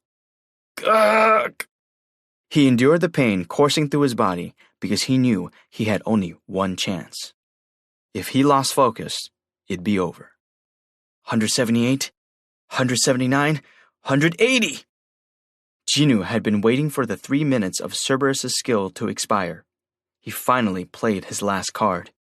Accept Reward 1! He accepted Reward 1, which he'd saved instead of accepting right after the daily quest. Reward 1. Full recovery applied. Shoo! His body was engulfed in blue light, and his HP recovered. HP 3,602 out of 3,602. His wounded shoulder immediately healed. It's now or never. Jinoo's eyes flashed. No matter how agile his opponent was, it wouldn't be able to avoid attacks at this distance. Jinoo wrapped his left arm around Cerberus's neck and stabbed Kasaka's venom fang straight into the middle of its throat. Its rage state appeared to have expired, and it started struggling to escape Jinoo's hold. Yep, yep, yep, yep, yep. But Jinoo held it in a death grip. He tightened his hold the more Cerberus struggled. He stabbed the neck countless times. Yep, yep. In a last-ditch effort, Cerberus bit Jinoo, but the victor had already been decided. Yep, yep. Kasaka's venom fang cut into Cerberus's neck and sliced down to its chest. Cerberus stopped flailing as much. Finally, its head dropped to the side. Ping! You have defeated Hell's Gatekeeper Cerberus. You have leveled up. You have leveled up. You have leveled up. You have leveled up. Gino's level went up by 4 all at once. The battle had been that difficult. Gino let go of Cerberus's neck only after seeing its body go limp. The creature's lifeless form dropped to the ground. Whump! Gino put his hands on his knees. Whew. He exhaled a big sigh of relief. A monster that could use a skill. If he hadn't had his secret weapon, there was no doubt he would have been killed. He got chills just thinking about it. Oh, right. Items. Would they be worth all the effort Gino had gone through? After catching his breath, Gino extended his hand to Cerberus. Bing! You have discovered item. Warden's collar. Would you like to acquire it? You have discovered item. Castle door key. Would you like to acquire it? You have discovered item. Cerberus's fangs. Would you like to acquire it? Acquire all. The steel collar that was around Cerberus's neck, a great key, and 3 fangs appeared on the ground. Item. Warden's collar. Acquisition difficulty. A. Category. Collar. Agility, +20. Perception, +20. Item. Castle door key. Acquisition difficulty. A. Category. Key. This key unlocks the door to the demon's castle. You can acquire this only when you kill the gatekeeper. Item. Cerberus's fangs. Acquisition difficulty. None. Category. Miscellaneous. Ooh. Gino's eyes lit up. The collar will increase the stats of agility and perception by 20 points? The collar was an amazing item. The acquisition difficulty was A rank. That was the highest level among all the items he'd acquired thus far. Wow, killing the dog wasn't easy, so there was no way it would be a low acquisition difficulty. But Gino hesitated to put on the collar. It was a dog collar consisting of a metal band with spikes on it. He closed his eyes and debated whether to wear it before deciding he should at least try it on. As he held it up to his neck to put it on, a message popped up. Ping! Would you like to put on item, Warden's collar? After pondering it some more, Gino responded rather unenthusiastically. Sure. The choker slowly vanished. You have put on item, Warden's collar. Huh? Gino quickly called up the stat screen. Stats, strength, 60, stamina, 39, agility, 80, intelligence, 37, perception, 67. Available ability points, 0. Physical damage reduced by 20%. Wow! Agility and perception had actually gone up by 20 points. The boost had been applied immediately. It looked like the item wasn't visible when it was worn. Gino was relieved he didn't have to walk around with a dog collar around his neck. Next, the fangs. Gino pulled up the shop. Cerberus's fangs, which were miscellaneous items, sold for 15,000 gold each. He had 3 fangs, so he'd made 45,000 gold. Balance, 562,362 gold. Why is this miscellaneous item worth so much? It was a good way to estimate the difficulty level of the dungeon. This meant that the level of the demon's castle was just that high. However, that wasn't particularly bad news for him. He'd made 4 times more money from killing one monster here versus the instance dungeon at Hapjeong Station, where he'd grinded all day. If he kept saving gold at this rate, it wouldn't be long before he could purchase some of the more expensive items in the shop. If I can clear this dungeon... Gino looked up at the flaming tower. Phoom! The top part was covered in fog. He wouldn't know what was inside until he actually went in. He shook his head. Not yet. He'd barely defeated the gatekeeper using a quest reward coupled with the buff from his title. He couldn't even guess what dangers awaited him behind the door. He would withdraw for today. Still, one thing was for sure. As the description said, the castle door key was definitely what he wanted. It truly was a blessed mystery box. Leveling up, items, and gold. This place provided everything he could hope for. When the time was right, he would acquire them all. But that time wasn't today. He was a little disappointed, but he put the gray key into his inventory. I'll be back. He'd be back soon, for sure. Gino walked away with a smile on his face. A few days passed quietly. Jinho called Chinu once a day to report his progress. He'd called exactly 3 times since their last meeting. Boss, it's me, Jinho! Get to the point. Yes, sir! It looked like Jinho had been able to recruit people with no problem. He kept asking Jinho to wait just a little longer because the squad was almost ready. I guess he's worried I might ditch him. But Jinho couldn't just wait around and do nothing, so he visited the Hunter's website today as well. He kept searching for strike squads, but none wanted an E-rank hunter. He'd gotten lucky on that first day. Dong-suk's ulterior motive aside, he'd enabled Jinho to join a strike squad for the first time. Because of what he did, I was able to make money, level up, and obtain a new skill. Should Jinho be thankful to him? Jinho snickered. At this point, he didn't care if he came across more lizard-esque scam hunters. He couldn't find a freelance job, the association wasn't calling him, and there were no more instance dungeon keys. All he was doing now was passing the time. Rumble. Is it already time to eat? Jinho stopped his online search and went to the kitchen to fill his empty stomach. The fridge was empty. He'd been so preoccupied with everything that had happened in the past few days that he'd forgotten to go grocery shopping. He should probably get that done today. He yawned as he closed the fridge door.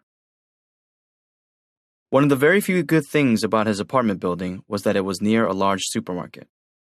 Jinho left home in comfortable clothes. It was a 10-minute walk. He soon arrived at the store. As he entered, he scanned the whole place. It wasn't as busy as he'd expected, though that was most likely due to the lack of sales at the time. He grabbed the basket and slowly went around the store. Jinho had gotten used to doing household chores, including grocery shopping, after he became the head of the family when his mother was hospitalized. There's not much worth buying today. He stared at some items on display and debated what to make for dinner. Tong! How you doing?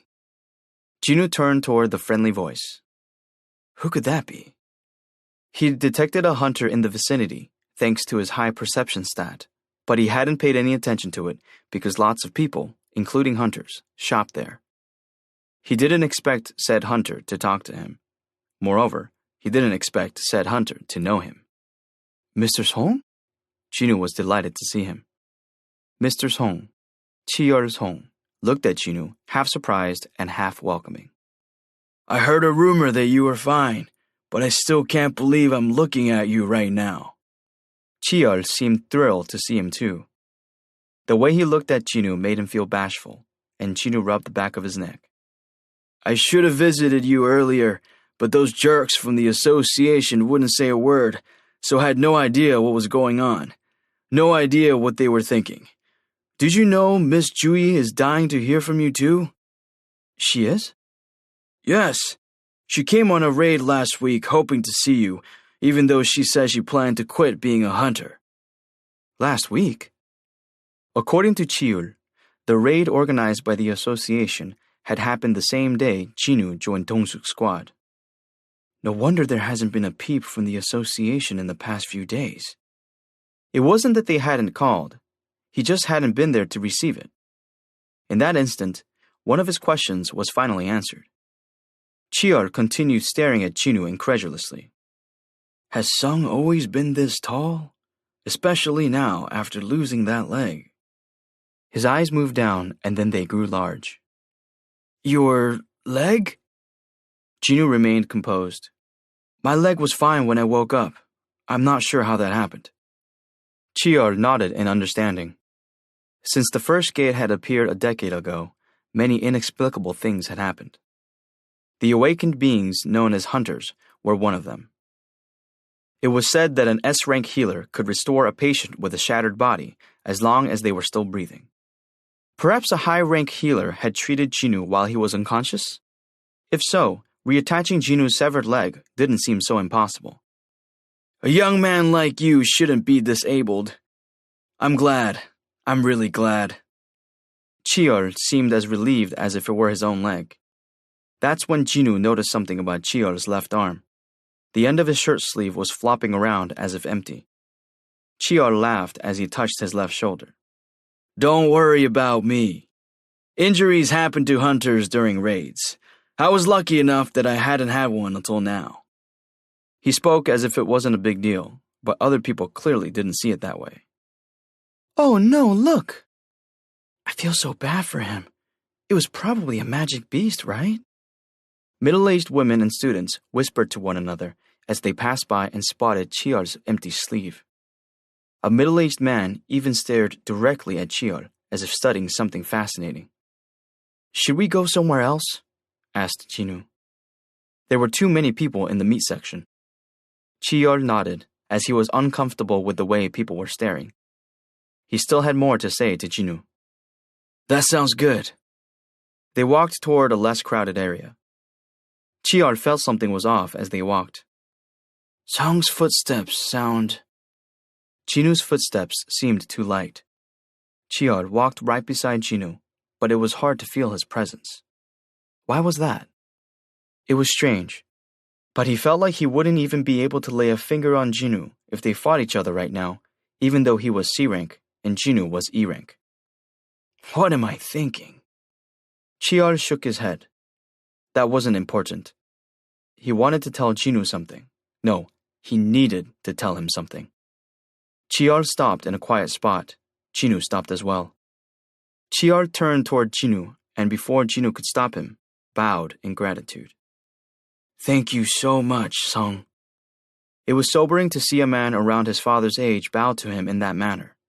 Even though Jinu tried to get him to lift his head, Chiol continued talking with his head downcast.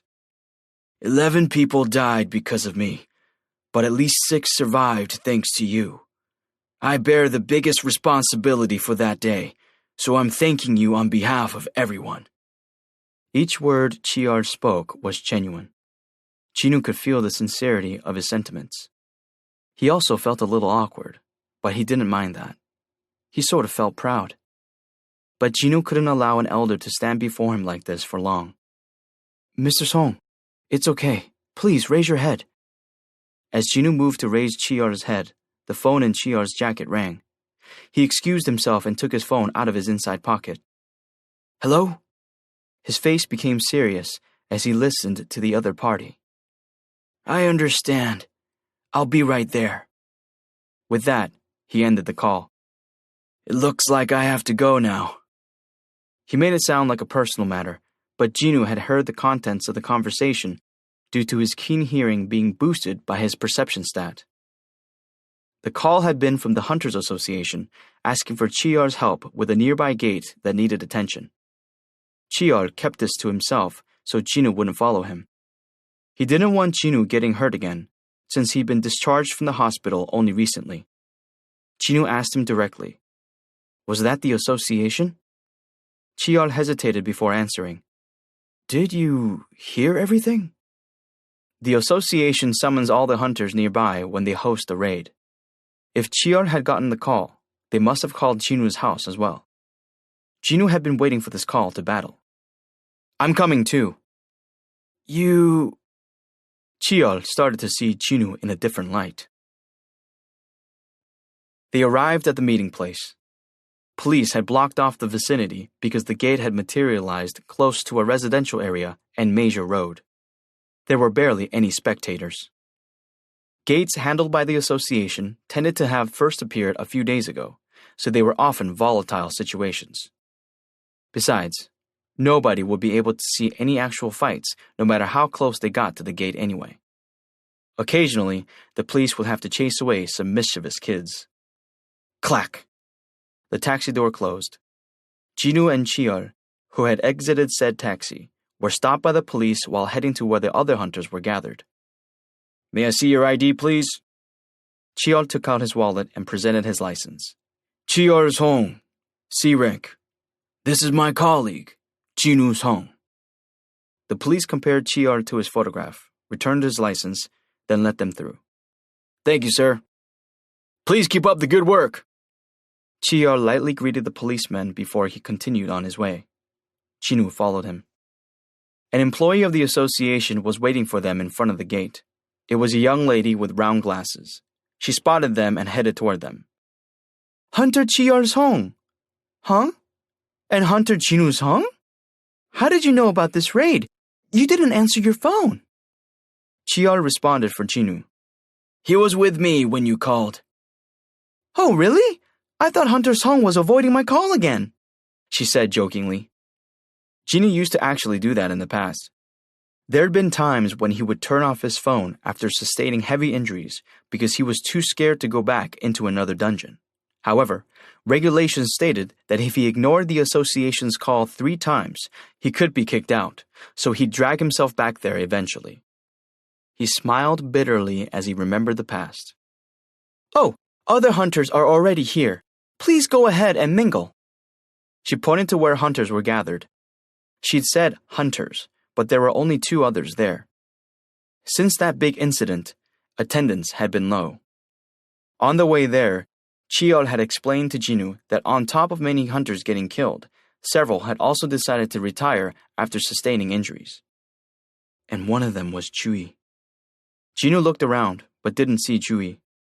As he and Chiol approached, the other 2 hunters avoided making eye contact as if they were embarrassed. Chinu's eyes narrowed. They should be, to be honest. The 2 were Kim Sang-sik, who'd hightailed it out of the dungeon to save himself, and the hunter who had tossed Chinu aside to escape the room. They were clearly uncomfortable having to face Chinu. Song. Kim tried belatedly to say hello to Chinu after an uncomfortable silence, but he turned away after being met with Chinu's cold stare. He kept his mouth shut tight and, after observing the group, quietly left his place. He cocked his head in confusion as he peeked at Chinu from a distance. Is that really the same Chinu Song? His eyes look like some kind of beast, I tell you. It gave him chills, and he got goosebumps on his arms as well. Chinu reined in his murderous glare. Fortunately, Kim was more perceptive than Chinho. After making eye contact with Chinu once, he decided to keep his distance. Chinu hoped that he'd continue doing that. Song! Chiol stood beside Chinu, smiling as he spotted something. There she is. Chinu turned his head in the direction Chiol was looking, even before he'd completely turned around. Chinu! Something soft collided with him. Chui? As Chinu stood flustered, she looked him over, fighting back tears. Are you okay? Are you hurt anywhere? Oh, your leg! How did your leg... Her eyes grew wide as she looked back and forth between Chinu's face and leg. Chiol had been just as surprised as she was, but her reaction was more overt. Right, my leg, that's, Chinu was about to make up a story when... Woo, that's hot! So hot! Both Chinu and Jui looked toward the voice. Some man was catcalling at them from a distance. He wore a blue prisoner's outfit. Are they shooting a movie nearby? As Chinu looked on curiously, a man in a suit emerged from the passenger side of a van. He chided the one in the prisoner's outfit. Shut up! The prisoner looked away, acting like he hadn't done anything wrong. But when the man in the suit turned back to the van, he took the opportunity to wink at Chui. Chinu frowned. Soon, 2 more people came out of the van. Both of them were male as well. Strangely, all of them wore the same prisoner's uniform and had on handcuffs. The man in the suit led the 3 men in the prisoner's outfits toward the association employee. She greeted him happily. You're finally here! My apologies. There was traffic. The man in the suit started signing the paperwork she handed him. While he was doing that, she addressed all the hunters. These probational prisoners will join you in today's raid. The hunters were stunned. Kim stepped forward. Probational prisoners? Are you telling us to do a raid with criminals? Hunters convicted of a crime have a choice. They can fully serve their prison term, or they can decrease their jail time by cooperating with the association. Most of them chose to shorten their sentences, and those were called probational prisoners. The employee of the association kept bowing in apology. I'm sorry, I'm really sorry, but this area is very low on hunters. The association has already said there isn't much choice currently, but you needn't worry since a member of the surveillance team will also go with you. Kim eyed the man in the suit suspiciously. A member of the surveillance team too? Yes, the probational prisoners are all C rank, and the hunter from the surveillance team is B rank, so you needn't worry. Kim nodded. There was a theory that 10 C-rank hunters would be needed to defeat one B-rank hunter. There was no reason to refuse a B-rank hunter who would both help them and keep an eye on the prisoners. A B-rank hunter and 3 C-rank hunters. Jinwoo felt like something was off as he looked at the hunter from the surveillance team and the probational prisoners. Something isn't right.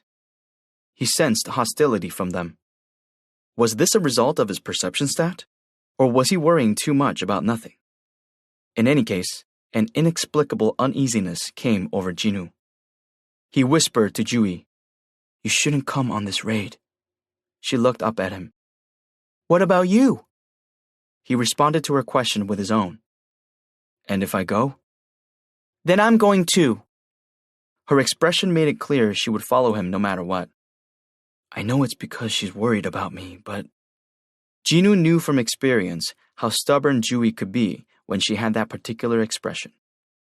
I guess it'll be okay as long as I stick with her. He defeated Dong-suk's squad, which had 5 C-rank hunters, all by himself. Jinwoo nodded. Okay then. The surveillance team member stood in front of the hunters after finishing up the paperwork. As I believe you've already been told, I'm Tae-sik Kang from the surveillance team. I'll keep a close eye on the prisoners, so please do not worry about them. Tae-sik waved the prisoners over. They trudged to him and put their hands out. He swiftly unlocked their handcuffs with practiced fluidity. Damn, that was uncomfortable. We're not slaves. How can they drag us around like this? The freed prisoners complained while rubbing their wrists. Tae-sik ignored them and turned to the hunters. Who is going to lead the way? Cheol, who had always been the de facto leader, raised his hand halfway. Tae-sik nodded. Understood. Cheol entered the gate first, and the others followed him one by one. Shall we go? Jinwoo also went in with Jui. She gingerly held onto his sleeve, perhaps because she was still traumatized from the last incident. The majority of magic beasts in this dungeon were goblins. Goblins were classified as the weakest among humanoid magic beasts. The level of the dungeon wasn't high. Jinwoo had always found it easy to deal with these creepy little creatures, even before the system. He fought them cautiously. Squeak! Kick! Cheol and Jui were awestruck by the way Jinwoo was fighting better than they'd ever expected. Wow! Even though Jinwoo was trying to hold back most of his combat power, there was still a clear difference. Jui approached him. Have you been working out? I've been running every day. Running? She looked doubtful, but at least he wasn't lying. More importantly, my experience isn't going up at all. Squeak! Experience will not increase because the enemy's level is too low. Experience will not increase because the enemy's level is too low. Jinwoo looked disappointed. The message about the goblin's level being too low kept repeating over and over. What's the point? On top of that, the essence stones from the goblins were of the lowest quality. Jinwoo looked around. The C-rank prisoners seemed hyped up because of their temporary freedom and were tearing apart the little beasts with their weapons. Kick! Squeak! Kick! It was hard to tell which of them were the beasts and which were the humans. Looks like I don't need to work that hard. He couldn't increase his experience here. Neither could he make much money. At the same time, he had another thought. If it's going to be like this all the time, isn't it better to leave the association? Most of the work from the association was attacking D or E rank gates. If he couldn't level up with D or E rank raids though, there was no reason for him to participate. and I'll have enough to pay for my mother's hospital bills from now on. He could leave the association at any time. This was why it was good to have money. Jinwoo had more options open to him. The party had ventured farther inside the dungeon while he was lost in thought. Huh? Now there were 3 different forks in the path before them. Taeshik offered his suggestion to Chiol. How about we split up here, since the level of the dungeon is lower than we thought? Let's do that. Chiol agreed. Jinwoo closed his eyes and focused on his other senses. Which way is the boss? Jinwoo was hoping the boss, at least, would give him some experience. Soon, he started sensing the life force of every living thing in the dungeon. He opened his eyes and spoke to Chiol. Mr. Song, let's go to the left one. Sure. Jinwoo, Chiol, and Jui took the left path. Taeshik and the prisoners took the right, and the last 2 hunters took the middle. Jinwoo's heart was racing with excitement. The boss is at the end of this tunnel. He couldn't say it was particularly strong, but the energy coming from the end of the corridor was unique and different from that of the other goblins. He wanted to get to the boss as soon as possible, but goblins sprang out at them every few steps. Kick, kick, squeak, kick, kick. There were about 10 this time.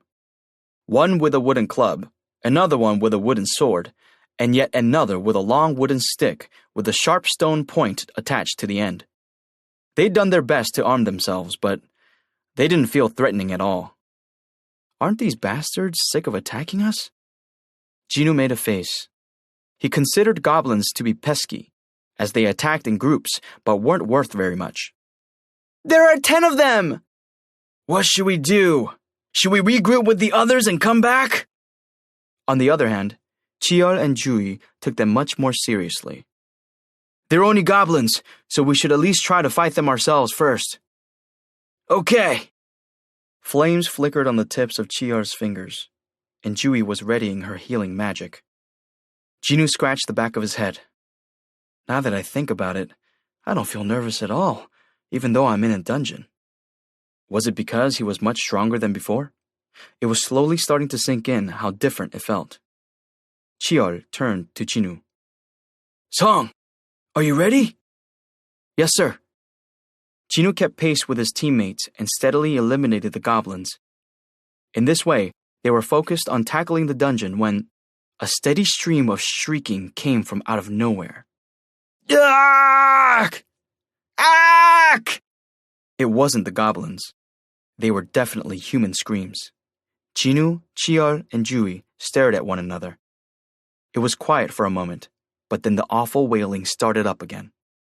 Ah! Chiol's face hardened. Let's go. The 3 of them sped toward the source of the commotion. Jinwoo could have run faster and gone on ahead, but he paced himself for the safety of the other 2. How long had they been running? Jui spotted someone. Over there! It was Taeshik Kang from the surveillance team, and he was kneeling, covered in blood. He called out to them. Be careful! Those bastards might still be here somewhere. After spitting out the words with his last remaining strength, Taeshik sank down as if he was in a great deal of pain. Ugh! Jui couldn't just stand by and watch. I'll heal you! She figured that even if there were enemies nearby, she was a B-rank healer. She was pretty quick at tending to others. She thought it'd be better to treat Taeshik before the enemy struck again. Please, hang on! Jui stopped in front of him and stretched out her arms. Dim lights began emanating from her hands. That was when Taeshik sprang up and reached for her neck, his hand charged with magic. Shh! Someone grabbed his wrist right before his hand could touch Jui's neck. Dum! Ah! Startled, Jui jerked back and landed on the ground. Whoomp! Taeshik had a look of surprise on his face. Who blocked my attack at this distance? It wasn't difficult for a high-rank hunter to get rid of his lower-rank comrades. His only issue was the B-rank female hunter who was the same level as he was. Luckily, she was a non-combat hunter. She wouldn't be able to protect herself if he hit her with a surprise attack. But his strike had been blocked. His effort to act the part of a responsible hunter had been in vain. Taeshik's eyes scanned up the arm holding onto his wrist. His eyes stopped at Jinwoo's face. There was malice in those eyes. Taeshik scowled. How dare you, you low-ranked trash! Taeshik's other fist flew for Jinwoo's face, but Jinwoo easily avoided it by turning his head. What? Taeshik put in all of his strength and wrenched his wrist out of Jinwoo's grasp. Huh? This surprised Jinwoo, as expected of the strength of a high-rank hunter. With both hands now free, Taeshik attempted to pummel Jinwoo, but he moved as fast as Taeshik did, blocking all his attacks. Pa-pa-pa! The two of them continued their assault on each other. They were very evenly matched. Chiyeol took the opportunity to get Chewie away from them. Mr. Song! Chewie was speechless from shock. But Chiyeol was even more shocked than she was. How is this possible? It was a fight at an unbelievable speed, too fast for the naked eye to follow. It might have been expected from the B-rank hunter, but Jinwoo was no longer the person Chiyeol once knew. He was going head-to-head with a B-ranker. I'm C-rank, but I can hardly follow their moves. His hunch had been right. Jinwoo wasn't the same E-ranker who'd been weak but had good hunches. After exchanging hundreds of blows in a short amount of time, the two fighters separated to catch their breath. Jinwoo glared at Taeshik. The blood on your clothes. That's not yours, is it? Taeshik took out his wrists as he replied. That's right. This is the blood of those bastards. But forget that. I had no idea I'd encounter a hunter like you in a place like this. He was truly amazed by Jinwoo. He hadn't heard of a high-rank hunter working with the bottom-tier trash in the association. This isn't good. Taeshik had thought today would be the perfect time to enact his plan. He hadn't anticipated such an unexpected complication. His curiosity got the best of him. Who are you? What's your rank? Jinwoo summoned Kasaka's Venom Fang and gripped it tightly as he replied. Jinwoo Song, E rank. 9. B rank, Taeshik Kang. Taeshik felt like he'd been hit over the head. He'd never been bested in speed before by other B-rankers, but this bastard, whose moves were as fast as his, dared to introduce himself as an E-rank hunter. How dare he make fun of me? He ground his teeth. No, wait a minute. Something about that bothered him. There's no reason for a high-rank hunter to be here. This was obviously work for the bottom-tier hunters in the association. Their main job was to take care of gates the guilds or strike squads passed on because there wasn't much money to be made. Their incomes were lousy compared to other hunters, and it was hard to gain recognition from their colleagues. He probably was an E-ranker like he'd said. The only thing was, his skills were way above that of an E-rank. And there's no way a false ranker would work for the association. Taeshik could come to only one conclusion. A second awakening. He remembered that upper management had been fussing about some hunter who might have had a second awakening near here not too long ago. They definitely said the hunter was with the association. He wished he remembered the name. If his reawakening was recent, it was possible he was postponing his reapplication and helping out the association in the meantime. Who knew he'd end up facing this man today? Taeshik had carefully checked the list of hunters attending today's raid, but he'd missed Jinwoo. How unlucky can I get? He had only one thought on his mind. I better add an additional fee after all this. He licked his lips as he thought back to when this had all started. A few days earlier, in a cafe near the Hunters Association headquarters, Taeshik got straight to business as soon as he sat down. Why did you want to meet with me? The middle-aged man opposite him looked gaunt.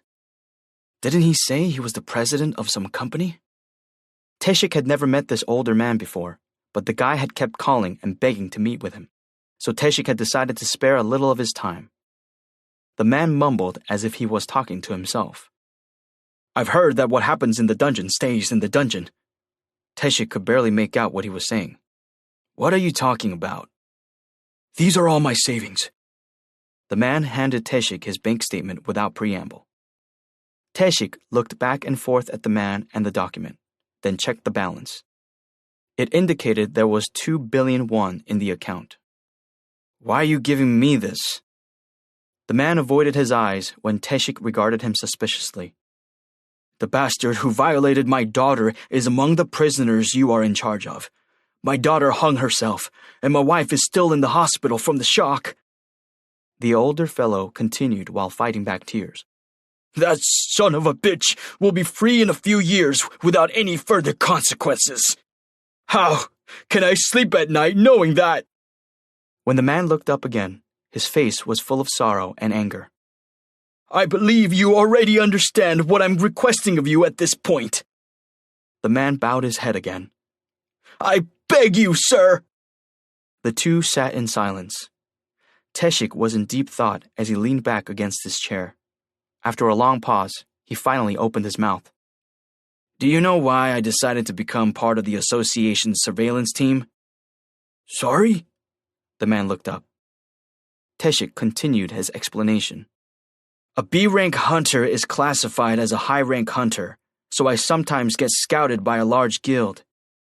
But do you know why I keep working for the surveillance team for a smaller income? I don't know. Teshik grinned. I enjoy fighting humans much more than magic beasts. For that reason, the surveillance team was the perfect place for Teshik. He was legally allowed to beat up hunters, and sometimes when that happened, there'd be instances where he accidentally killed them. Accidentally. He repressed his smile. Stamping out bugs is the easy part. But in dungeons, there are also other hunters along with those bugs. Now I see them as insects as well. But do others see them that way? The man looked disappointed, because Teshik sounded like he was about to reject him. He felt like his world was crashing down around him. But Teshik spoke again with a smirk on his face, as if he was laughing at his would-be benefactor. This money plus an extra 1 billion to get rid of the other hunters. Can you do that? He'd need more than 3 billion won to face off against a reawakened hunter, now that his life was at risk. The self-proclaimed E-rank hunter was watching him with keen eyes. He looked like he would attack instantly if he saw a single opening. Teshik swallowed hard. He's a challenging opponent. Still, he was confident he could win. Even before he'd awakened as a hunter, Teshik rarely lost in a head-to-head battle. He could win, but it wouldn't be an easy fight. He needed to alter his plan a bit. Just then, the E-rank hunter posed a question. Why did you kill those prisoners? Those bastards raped a girl, and her father asked me to. I didn't kill any humans. Those bastards were animals who had to be put down. I merely disposed of some wild dogs that hurt people. The E-rank hunter was listening to him. It might be possible to talk him down. Teshik decided to try to persuade Jinu. Regardless of how things have turned out, I don't want to kill you guys. Can you just forget what happened today? Promise me that, and I won't lay a finger on you. Of course, Teshik had no intention of leaving any survivors. When he thought about it, he could get injured if he fought Jinu head-on, so he considered getting rid of them one by one later when he had the chance. However, the E-rank hunter snorted. You should have said all that before you attacked us. Now you want us to pretend like nothing's happened after your attacks failed? He wasn't wrong. Teshik also snickered at the absurdity of the situation. So this is how it goes down in the end, huh? Then he'd have to give it all he had. Teshik's eyes turned feral. His sharp gaze scanned his opponent from top to bottom. His forehead twitched. Where did he get that dagger? The E-rank hunter had acquired a dagger at some point. Well, I guess it doesn't matter. It wasn't important where he'd gotten the weapon, but rather what kind of weapon it was. Teshik finished his quick analysis. With his speed and choice of a dagger, this guy was a damage dealer who preferred to get as close to his opponents as he could. His specialty was probably assassination. Coincidentally, that was exactly what Teshik was. but the other had reawakened only recently. He could easily overwhelm him with his experience. The rookie probably couldn't even use his skill properly. I'll teach you a thing or two. Teshik laughed at the E-rank hunter while producing a knife from his waist.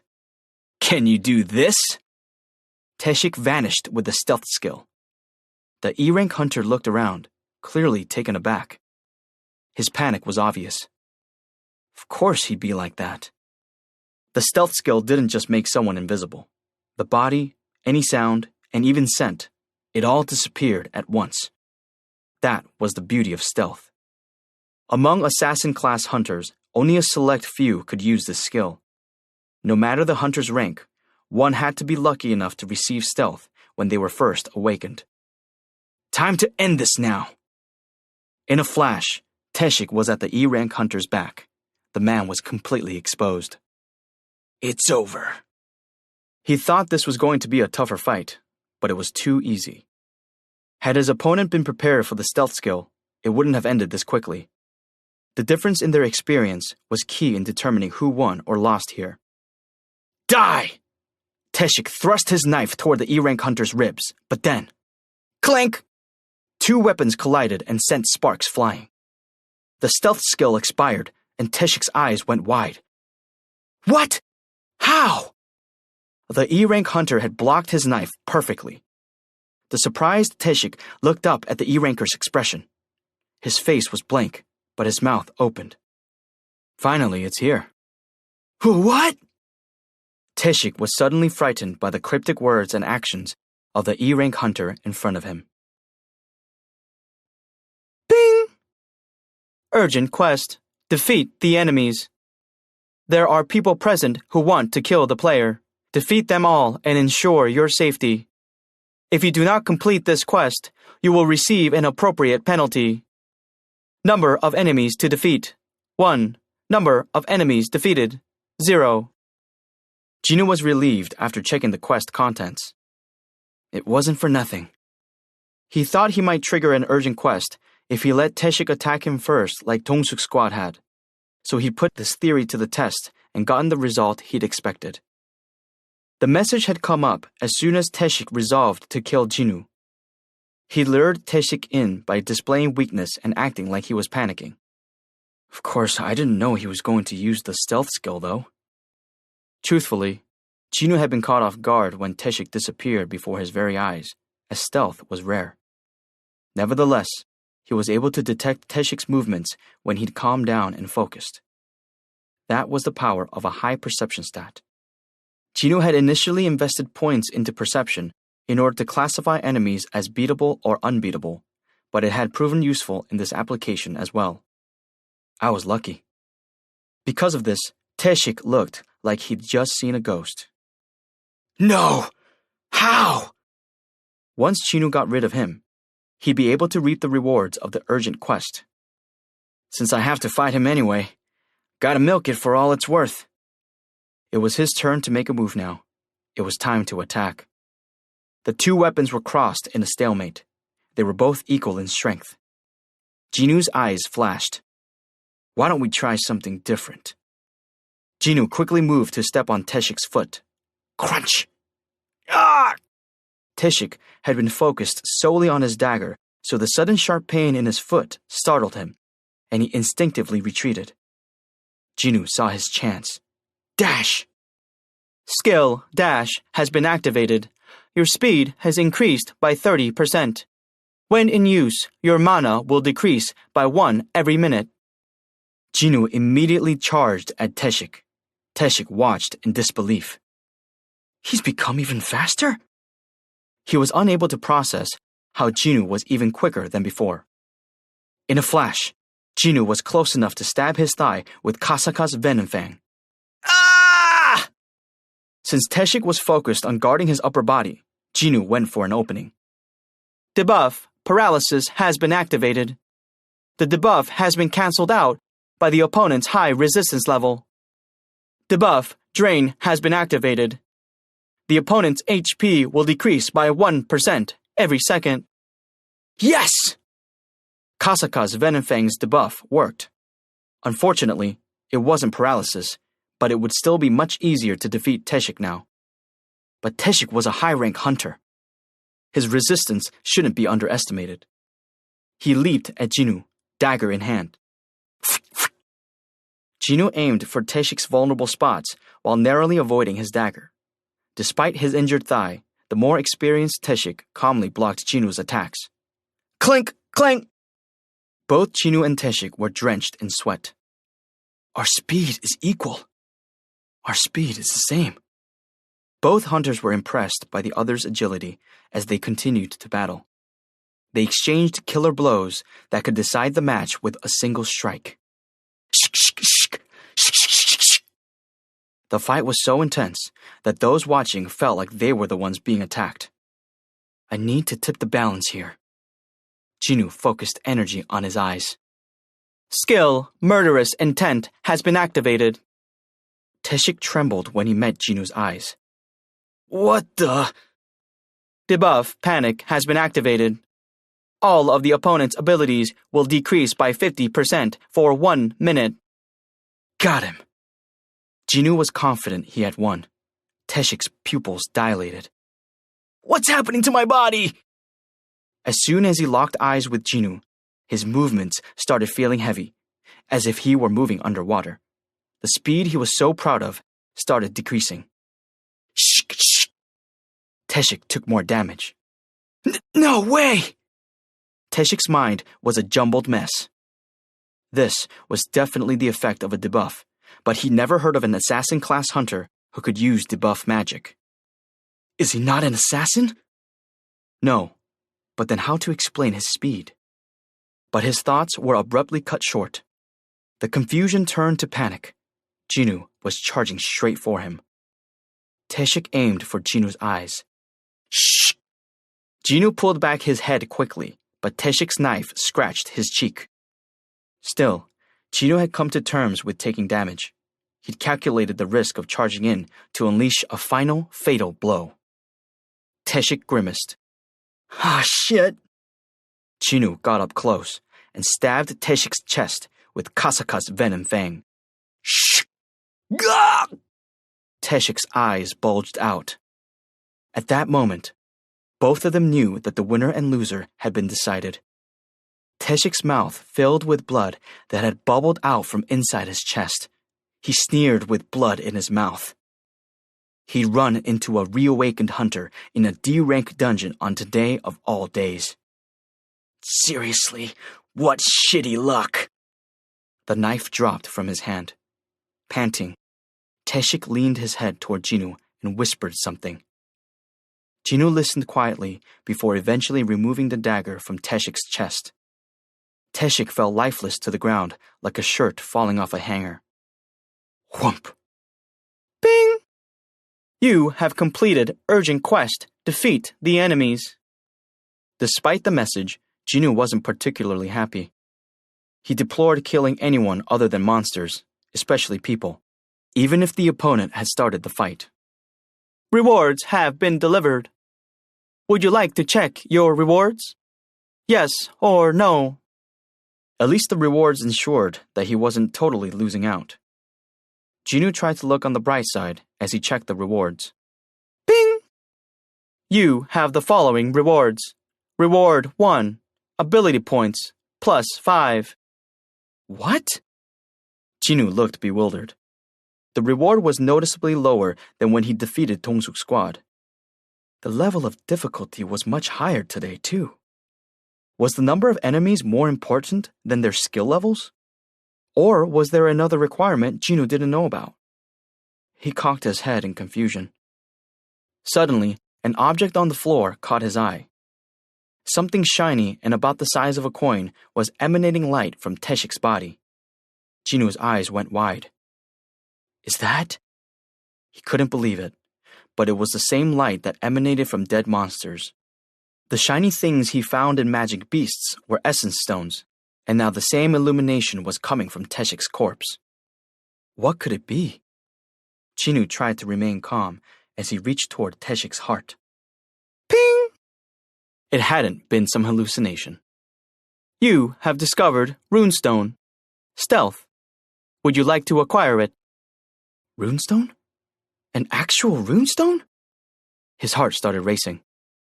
The skill Teshik had used had transformed into a runestone that was embedded in his body. Stealth was a very valuable skill that only a handful of hunters possessed. If this was the same kind of runestone he'd heard so much about. Acquire. A small stone with runic writing on it appeared in Jinu's hand. Runestone, stealth. You may obtain the skill by crushing the stone. Obtain the skill by crushing the stone. It really was a runestone. Jinu would be able to use the stealth skill once he shattered it. He'd never heard of a runestone with a stealth skill ever being found where a hunter could learn it. For that reason, it was impossible to figure out the monetary value of this particular runestone. At that moment, he heard two voices. Song, you okay? Jinu! Jinu hid the runestone in his pocket and turned around. Chiol and Jui were staring at Jinu in disbelief. The E-rank hunter who'd previously had a hard time in a D-rank dungeon had defeated Teshik Kang, a B-rank hunter. As a non-combat hunter, Jui might not have fully grasped the scale of this feat, but as a C-ranker, Chiol very well knew just how impossible a task this was. Jinu examined himself. Yeah, I'm all right.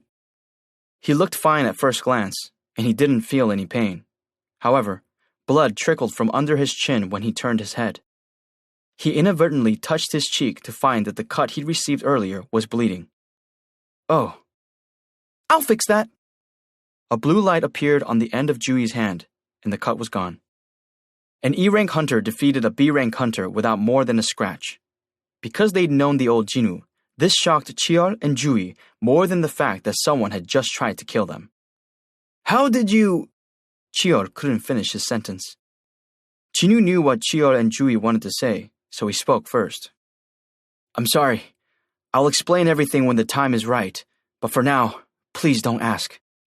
His voice sounded serious, so Jui nodded. Chiol soon did the same. You must have a good reason. Understood. Jinu's gaze shifted toward where the boss was. His plans to kill it hadn't changed despite how messy things had gotten. He wanted to slay the boss by himself if possible. Not to mention, there was something he could do only if the other two weren't around. Jinu looked at Chiol. It'll be hard to continue the raid after what happened. You two should go out and contact the association. I'll stay behind and search for survivors. Chiol knew instinctively what Jinu was up to. Jinu is going to close the gate. Chiol thought that would be the best way to prevent any further complications. I think that's a good idea. Miss Jui, we should go. Jui hesitated but eventually ran toward Jinu. You haven't forgotten that you've promised to take me out for dinner, right? Jinu smiled. I haven't. I still need to get my change back from you. Then keep your promise. I'll wait for you outside. Relieved, Jui finally stepped away as Jinu nodded. She looked back at him several times until she was completely out of the dungeon. Jinu let loose a sigh of relief when even their shadows had made their exit. He'd wanted to keep his secret for as long as possible, but they'd found out.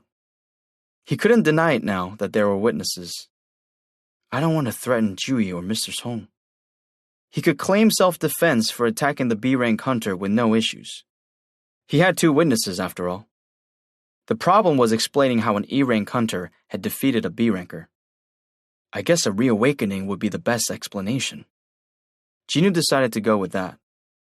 He'd tell the association that he was a reawakened hunter and get reevaluated. There was no reason to reveal anything about the system or leveling up, since no one would believe him anyway. He had mixed feelings about getting reevaluated. I didn't want to get reevaluated until after I got even stronger. But not everything goes according to plan. There was nothing he could do. I wonder what my current rank is. Would he be a high B rank, since his close fight with Teshik had ended in victory? He was quite confident he'd gotten stronger, but the B to S rank hunters were quite powerful. Well, I'll worry about that after I get out of here. It was time to defeat the boss. There were only E rank goblins in a D rank dungeon.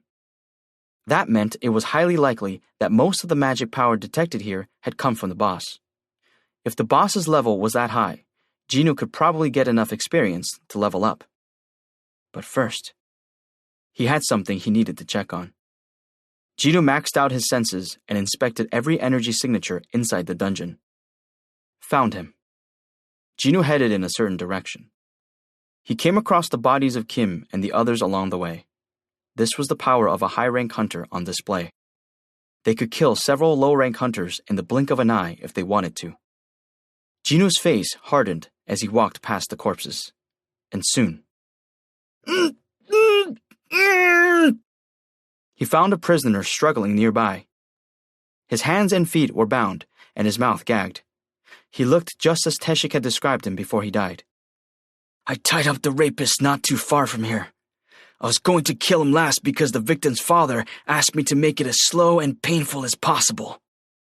Teshik had died right after saying that. The prisoner struggled harder when he saw Jinwoo. It seemed like he was asking him to hurry and untie him. Upon closer inspection, it was the creep who had harassed Jui earlier.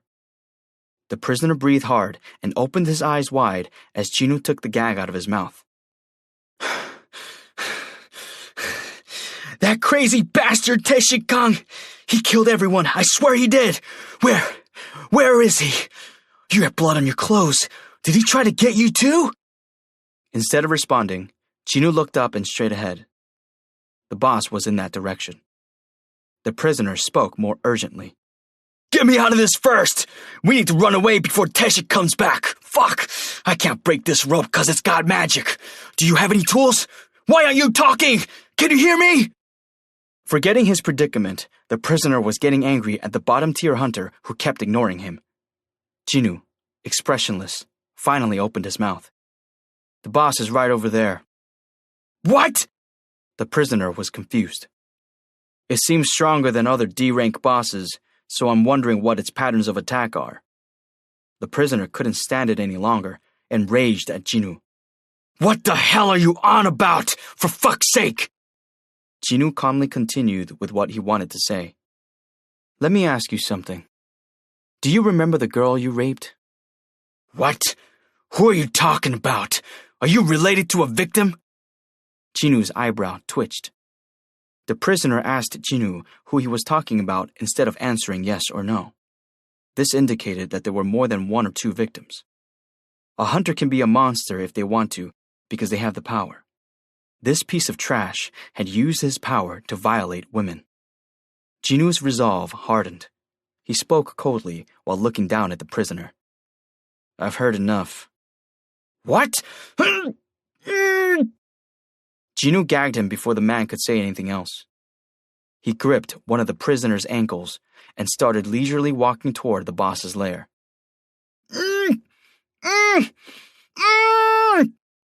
The convict screamed bloody murder as he was dragged.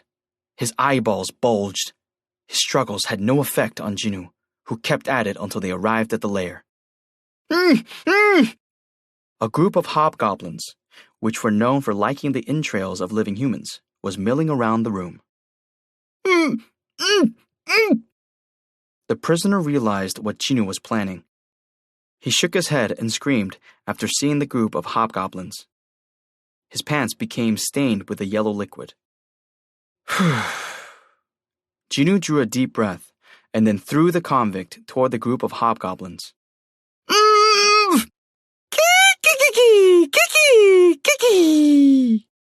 After smelling the fresh meat, all the hobgoblins pounced on their prey and started ripping at the leather clothes covering his midsection. The eyes of the struggling prisoner turned red as the veins in them popped. The hobgoblins kept feasting even after he lost consciousness. How did it feel to be eaten alive by those grotesque monsters? With a scowl on his face, Jinwoo searched for the boss. There it is. A huge hobgoblin that was most likely the boss was sitting arrogantly in one corner. With all its minions preoccupied with the bait, it was an opportune time to engage. Dash! In a flash, Jinoo zipped past the lackeys and appeared in front of the boss. Geek! Startled, the boss hobgoblin tried to get up quickly, but its head tumbled to the ground before it could lift its body. What? It rolled away slowly. Ping! You have defeated the master of the dungeon. You have leveled up. Oh, right.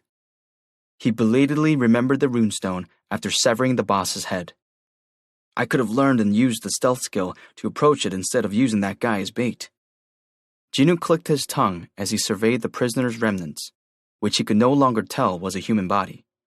But he felt no remorse. Ah, well. The operation had been a success. After losing their master, the hobgoblins didn't know what to do with themselves, which made it easier to deal with them. Kiki! Kiki! Kiki!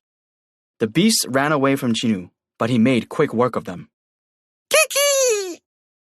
After he killed the last one, he received a message that was always welcome. You have leveled up. It went up again? This surprise brightened Jinoo's mood. He cleaned the blood from Kasaka's venom fang and collected all the essence stones from the hobgoblin's cadavers. After putting the dagger and the essence stones in his inventory, he called up the stat screen. Ping! Name, Jinoo Song.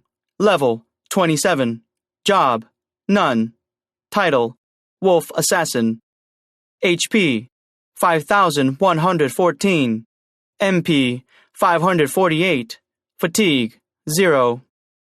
Stats, Strength, 72. Stamina, 43. Agility, 82. Intelligence, 39. Perception, 69. Available ability points, 5. Physical damage reduced by 20%. Skills, passive skill, unknown, level, max, willpower, level 1. Active skill, dash, level 1. Murderous intent, level 1. Item equipped, Warden's Collar, A. Jinoo was already close to level 30. He hadn't expected much after dealing with the goblins near the dungeon entrance, but he leveled up twice. Once from killing the boss hobgoblin, and the other from slaughtering the rest of the hobgoblins. Fortunately for him, the strongest ones had been in the boss's lair. Although I can't call that luck, can I? He'd known which of the 3 paths to take as well as the difficulty level of the boss's lair. If low-level hunters had entered the boss's lair overconfident after easily defeating the goblins, that wouldn't have ended well. Unlike goblins, hobgoblins weren't as easy to deal with. Hunters sometimes run into hobgoblins in a dungeon where goblins are, but it was rare to see so many hobgoblins in one group. Dungeons were unpredictable that way. Situations that appeared fortunate for one person could be desperate for someone else. The only shield that could truly protect hunters in any dangerous situation was strength. That was why Jinoo wanted to be strong. Surviving a dungeon was one thing, but what if there was a dungeon break near the hospital where his mother was? What if he happened to run into a magic beast while on a walk and was attacked? And magic beasts weren't the only problem. Hunters could be just as dangerous. Organizations meant to regulate hunters could only do so much. Jinoo had to have the strength to protect himself. There is a limit to how strong hunters can be. But there was no limit for Jinoo. Theoretically, he could keep getting stronger as long as he kept leveling up and obtaining items. Jinoo had even found a new way to get stronger today. Runestones. He took the stone out of his pocket. The information about it appeared in a hologram, as it did with other items. Runestone, Stealth. You may obtain the skill by crushing the stone.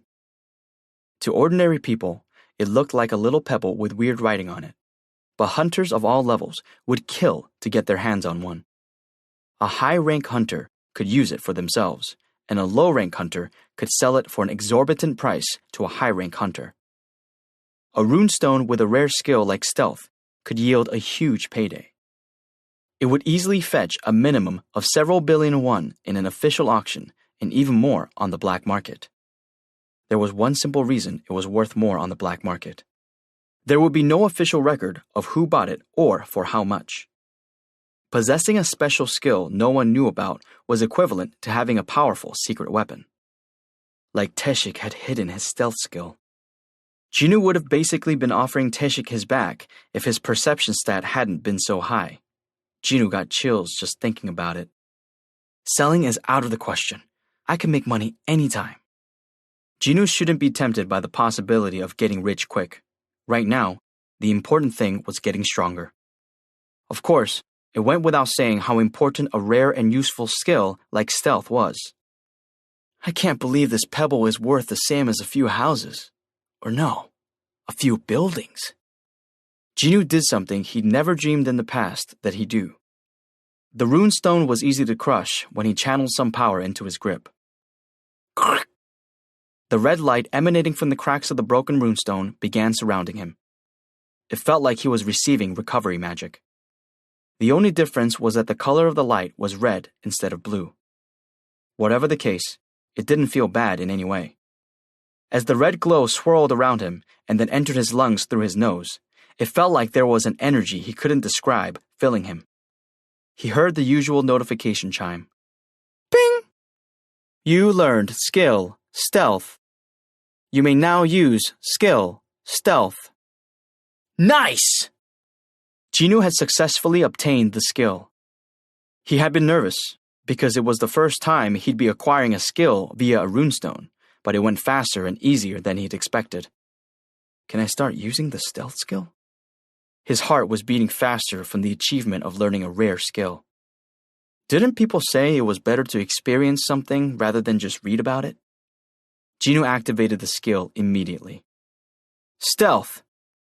As soon as he thought the word, his body gradually disappeared. He became invisible from head to toe. He felt weird because he couldn't see his hand when he held it up in front of his face. What happens if I do this? He called up his dagger. Jinoo felt something in his grip. Strangely, he couldn't see it, but he felt its shape and weight. That's what I figured. Stealth applied to Kasaka's venom fang like it had with Teshik's knife. There was nothing special about the knife itself. What else can the stealth skill be applied to? He picked up a stone from the ground, and it became invisible right away. Can I do this too? He placed his hand on the shoulder of a dead hobgoblin, but nothing happened. It looked like there was a limit to the application of the skill. It definitely worked on the clothes he was wearing and things he could hold in his hands. Just then, skill, stealth, was deactivated due to a lack of mana. What? Stealth suddenly stopped working. It was only a few seconds, but it drained all my mana? Taken aback, Jinoo quickly checked the information for the skill, as he'd only been experimenting with it by moving his body around. Skills, passive skill, unknown, level, max, willpower, level 1. Active skill, dash, level 1, murderous intent, level 1, stealth, level 1. He wanted more information about the stealth skill. More text appeared before his eyes. Ping! Skill, stealth, level 1. Active skill, 200 mana required. For a time, the user will be invisible, and their presence cannot be detected. Stealth consumes 10 mana per second while in use. Activation takes 200 mana, and then 10 mana for every second? Ah. No wonder his mana had depleted so quickly. MP 7 out of 548. His gauge looked pathetic with only 7 mana left. It really emptied it out. The maximum mana Jinoo could currently possess was around 550. Each use of the stealth skill would last about 35 seconds. If he used mana for another skill, he wouldn't be able to use stealth for the full 35 seconds. If I think about it, Teshik also only used the stealth skill for a few seconds. Now Jinoo understood why. Teshik hadn't had enough magic power to use it for any longer. If this was the case for a high-rank hunter like Teshik, it would be pointless for a low-rank hunter to even learn the skill. Mana's the problem. He'd invested ability points on every stat except intelligence, but his mana had never increased. That meant he'd have to increase his intelligence stat in order to increase his mana levels. Should I start increasing intelligence then? However, it felt like a waste to use ability points on non-combat stats just because he wanted to use a skill a little longer. Intelligence is too ineffective compared to other stats. Strength, stamina, agility, and perception. He'd experienced firsthand how efficient all these were. He got noticeably stronger as the stats went up. But he couldn't tell if anything changed when his intelligence stat increased. Even though it's already 4 times as much as the base stat when I was level 1. The only change seemed to be that his mana reserves rose. That was it. It didn't feel like it was worth actively investing points into. Seems like a waste. Other stats manifested in his actual flesh and blood. He concluded that he should keep leveling up until he had enough mana. He'd spend his ability points on better stats. Speaking of ability points, he still had 5 from the urgent quest. He debated using them for intelligence, but eventually distributed 3 points to strength and 2 points to stamina. Stats: Strength 75, Stamina 45, Agility 82, Intelligence 39, Perception 69, Available ability points 0, Physical damage decrease 20%. It definitely looks cleaner when these numbers are multiples of 5. Jinwoo was smiling in satisfaction when... Rumble! The quakes were getting stronger, and he couldn't ignore them anymore. Has it been an hour already? There was no time to lose. Jinwoo closed the stats screen. He'd purposely waited until the gate was about to close, but he'd be stuck inside the dungeon forever if he waited any longer. He took one last look around the boss's lair before exiting. I already grabbed the essence stones. He hadn't forgotten anything. Once he confirmed this, Jinwoo quickly made his way to the entrance. Rumble! The dungeon was shaking even harder than earlier, as if warning him that it was about to close. His timing was impeccable. Members of the surveillance team had just arrived. When they saw Jinwoo strolling out of the gate, their eyes widened. Sir, are there any other survivors? No. Ugh. Their faces looked somber. 9 people had gone in, but only 3 had come out alive. This was a disaster. They had to be in a difficult position as employees of the association, with multiple incidents happening in this area. They wanted to search for more survivors, but that was a no-go because the gate had already closed. Jinwoo had purposefully waited inside until the gate was almost shut for this very reason. I couldn't let them find out there were survivors. The only evidence was the testimony of the 3 who had made it out alive. The employee who'd already been on the scene sounded torn as she spoke. The surveillance team received a phone confession from the president of Kumgang Industries just now. Cheol took one step forward. The president of Kumgang Industries? His daughter was the victim of one of the prisoners, and he hired Tae-shik Kang to murder the offender. Ah. When the president of Kumgang Industries had heard that Tae-shik had succeeded in killing the offender, he'd simply confessed to everything. The truth is I killed that prisoner, though. The police had tracked down the president, and the association had come here. Jinwoo, who'd been quiet until now, asked the question. Then there's no problem, is there? The employee looked like Jinwoo had put her on the spot. Yes, that's right. There was clear evidence of Tae-shik's crime, and the 3 hunters had fought against him to live. This wasn't a problem, as Jinwoo said. However, one thing was bothering the employee. Who killed Tae-shik Kang, a B-rank hunter? The surveillance team members hadn't heard the full story yet, as they'd just arrived.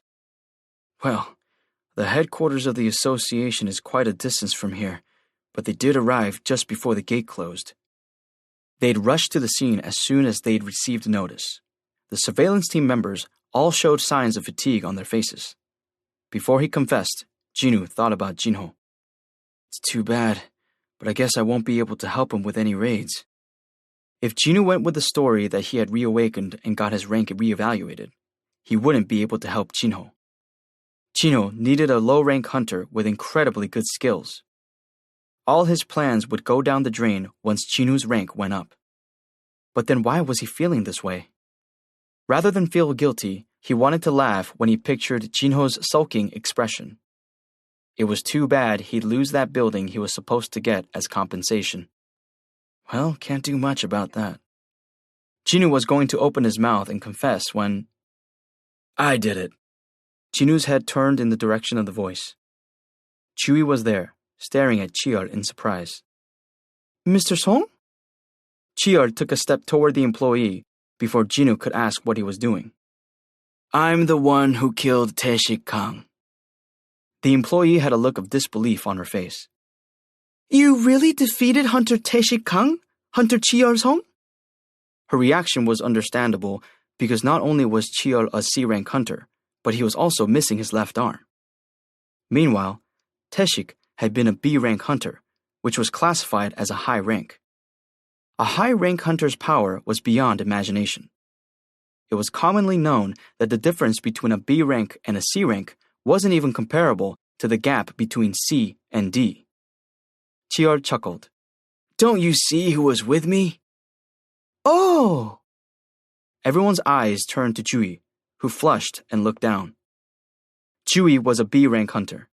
They hadn't considered her because she wasn't a combat hunter, but she was the same B rank as Tae-shik. There was no reason a C rank hunter wouldn't be able to defeat a B ranker with the support of another B ranker. The surveillance team members nodded in understanding.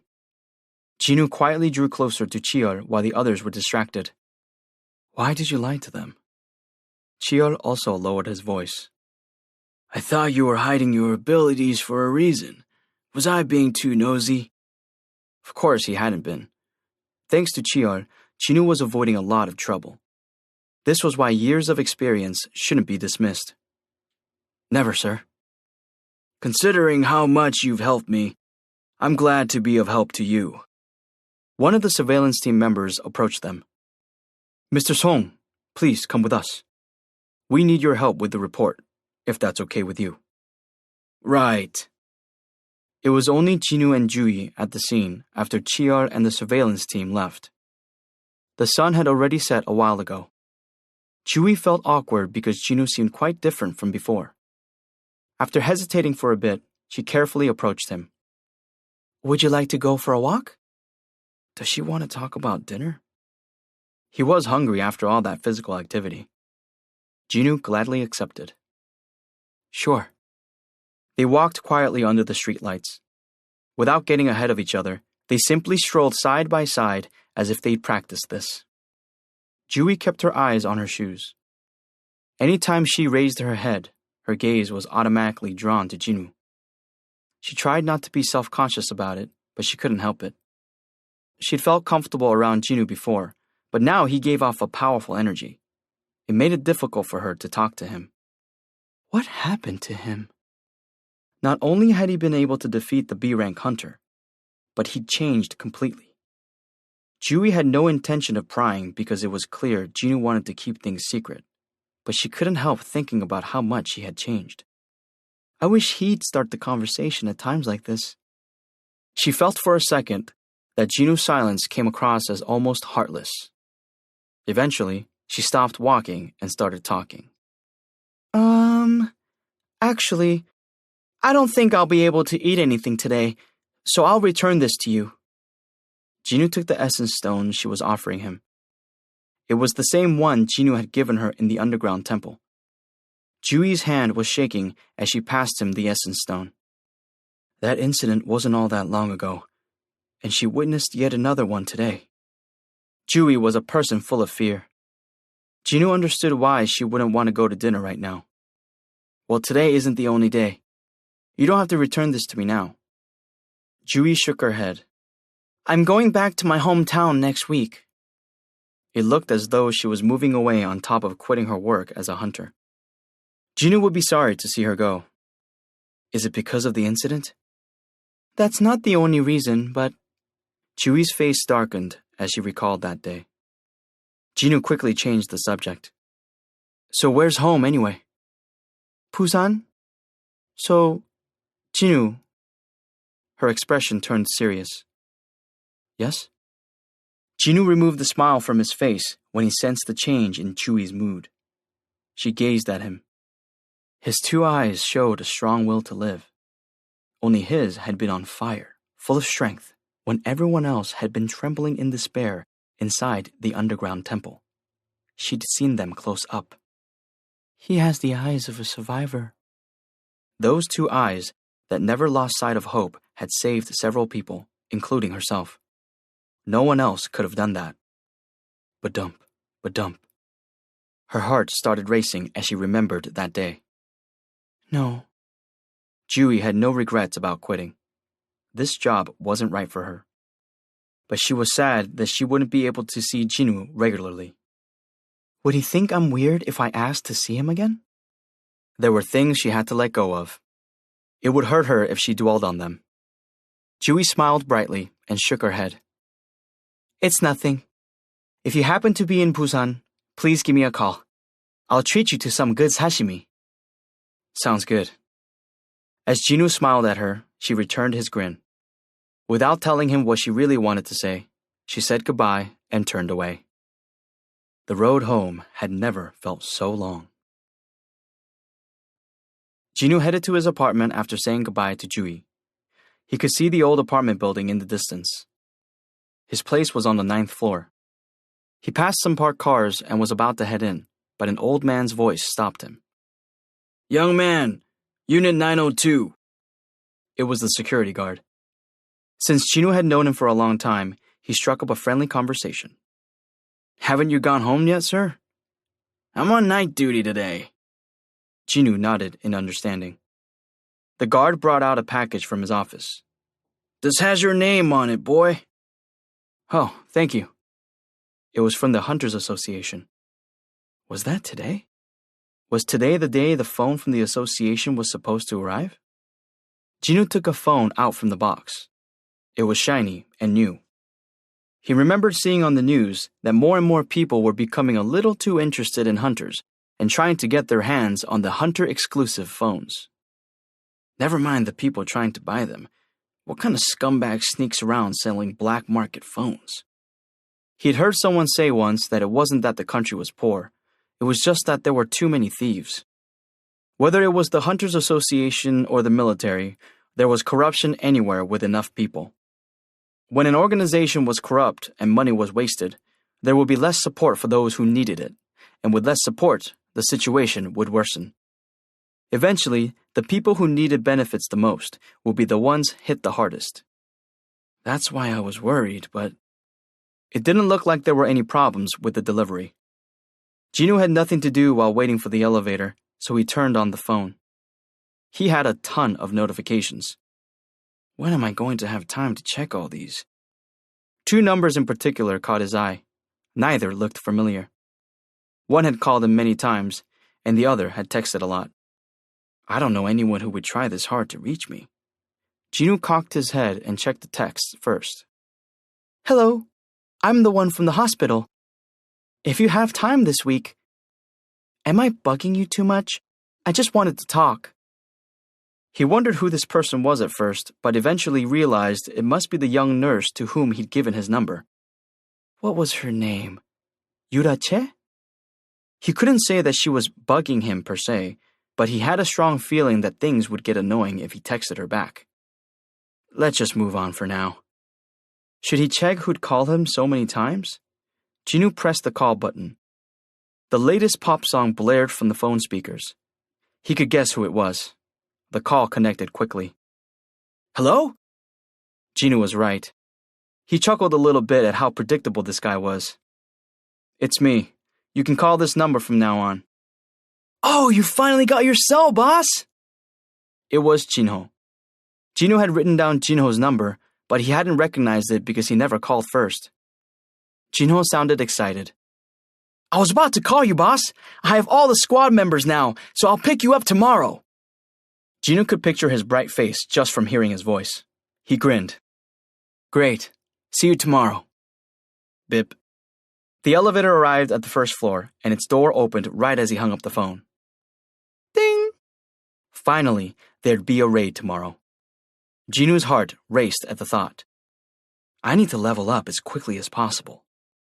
He needed to raise his level, increase his abilities, and become stronger than everyone else. Money, honor, and power. He could have it all if he became a strong hunter. And tomorrow will be the first step in that direction. It was late at night on the east coast of the United States of America. The main S-rank hunter, Dong-Su Hwang of the Scavenger Guild, arguably the strongest guild in North America, was about to go to bed when he heard the shocking news. How did my big brother die? Give me all the details slowly. His brother's name was Dong-Su Hwang. He was told that his brother had been killed in a C-rank gate. His 8 squad members were killed, and the other 2 survived? And those 2 survivors were D and E rank? Something wasn't right. The brother he knew wouldn't risk his life for his squad members. Besides, those 2 had been temps. No further explanation was needed. Only D and E rank hunters survived, but all the C rank hunters, including his brother, had been killed. There must be something. Dong-Su's eyes grew sharp. Even though he and his brother had been separated after he was scouted by a famous guild in the US, his brother had always taken care of him when he was in Korea. He couldn't say he had been a good man, but he had been a good brother. I was going to bring him here when I'd established myself more, but somebody had murdered him. He bit his bottom lip. Fax me the info about the 2 survivors. The number is... He hung up and immediately called his manager. She answered quickly. Mr. Hwang, it's quite late. Is something wrong? Laura, what happens if I kill someone in South Korea? Are you serious? Yes. There was a brief pause before she spoke again. There's no extradition treaty between South Korea and the US for hunter-related crimes. You'd be tried here since you have US citizenship. We should be able to negotiate a deal with the government to reduce your sentence. That's good. Something's come up, so I have to go to Korea. Could you please clear my schedule? But if you leave so abruptly, the guild work will grind to a halt, Mr. Hwang. Could you please tell me what's happened? It's personal. Of course, I don't want to cause any trouble for the guild. How far has my schedule been booked? You have a full schedule for the next 2 months. 2 months. Fine. Please keep my schedule afterward free. I'm not asking for a lot of time. 2 weeks exactly. I'll visit Korea for 2 weeks. Understood. But what should I tell upper management? Tell them it's a bereavement trip for my brother's funeral. Yes, sir. I'll do that. Mr. Hwang, if there's anything I can help with... Click. He hung up the phone. He wasn't in the mood to hear words of comfort or advice.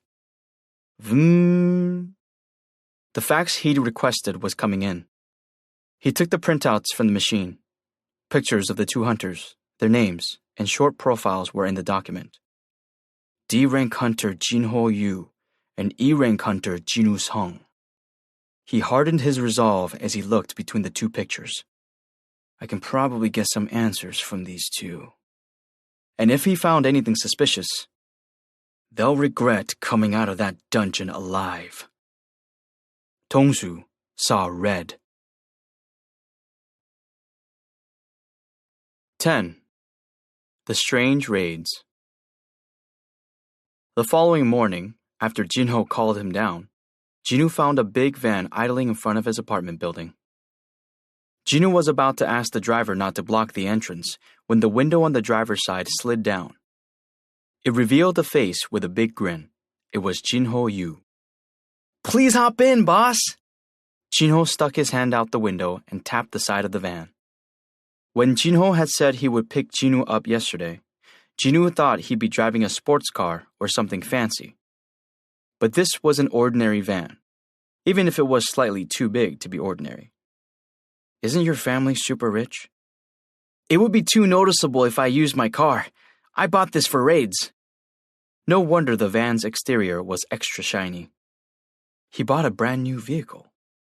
Jinho was on time picking Jinwoo up early in the morning, and he was driving a new car that wasn't too conspicuous. He was fully prepared. It seemed his expectations were just that high. As Jinwoo checked out the new van, Jinho misread him and began to worry. Do you not like this kind of car, boss? No, it's good. Jinwoo got in the front passenger seat. Here we go, boss! Jinho looked excited for their first day. He hummed as he gripped the steering wheel. They drove for a while before finally stopping in an empty lot. Squeak! Here we are, boss. 8 other hunters were waiting for them at the meeting place. The gate behind them looked a little too small to be a C rank. Tak, tak. The other hunters gathered around Jinwoo and Jinho as they got out of the van and closed the doors. You would be hard-pressed to find a normal person in the whole bunch. Many of them appeared as if they could barely walk. One person looked like a hospital patient. Another came across as an alcoholic. There was a teenage girl, which was unacceptable by association or guild standards. She seemed like a high school student. Is it okay to work with minors? I consulted an advisor, and there shouldn't be a problem, legally speaking. No one hires minors because of potential issues if there's an incident. Jinwoo nodded. That should be fine then.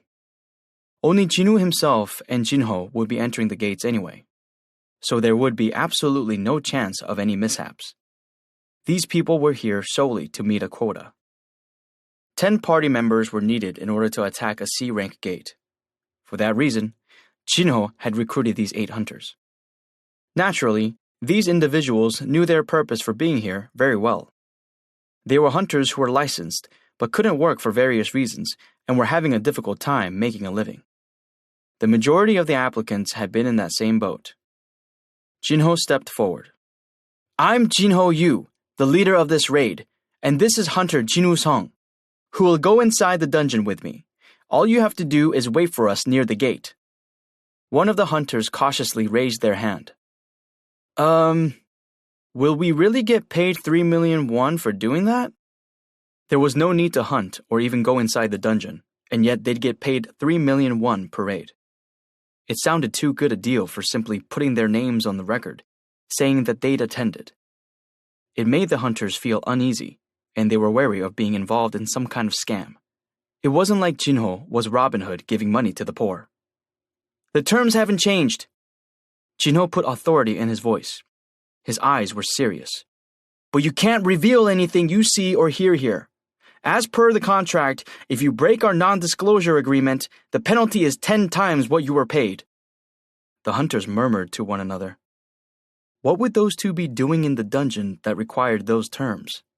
The other 8 were curious but couldn't ask. That was part of the confidentiality agreement. You may not inquire about events that occur in the dungeon. Jinwoo didn't want people to know his strength, so for the sake of his plan to become a guildmaster, Jinho had made sure the squad members would keep their mouths shut. The hunters murmured among themselves instead of asking Jinwoo and Jinho questions. But can those 2 even clear C-rank dungeons by themselves? They don't look like strong hunters. If they have the abilities to clear a C-rank gate on their own, wouldn't it be better for them to join a guild and raid higher-level dungeons? That's right. Even though they all had their doubts about Jinwoo and Jinho, no one mentioned wanting to withdraw from the squad. Of course not. The deal was too good. Jinwoo himself had once been lured in by 2 million won. The reason they were paying 1 million won more than Dong-suk had been willing to pay was due to the confidentiality agreement. The introduction had taken quite a while. Jinwoo checked the time and then nudged Jinho. We should get going. Yes, sir. Jinho clapped a couple of times to draw everyone's attention. Well, that should be enough of an explanation. I can't force anyone to stay. So does anyone want to quit? Of course, no one raised their hand. It was now time to enter the gate. Oh, boss, hang on a second. Jinho hurried back to the van as if he'd forgotten something. He equipped himself and then waddled back. What are those?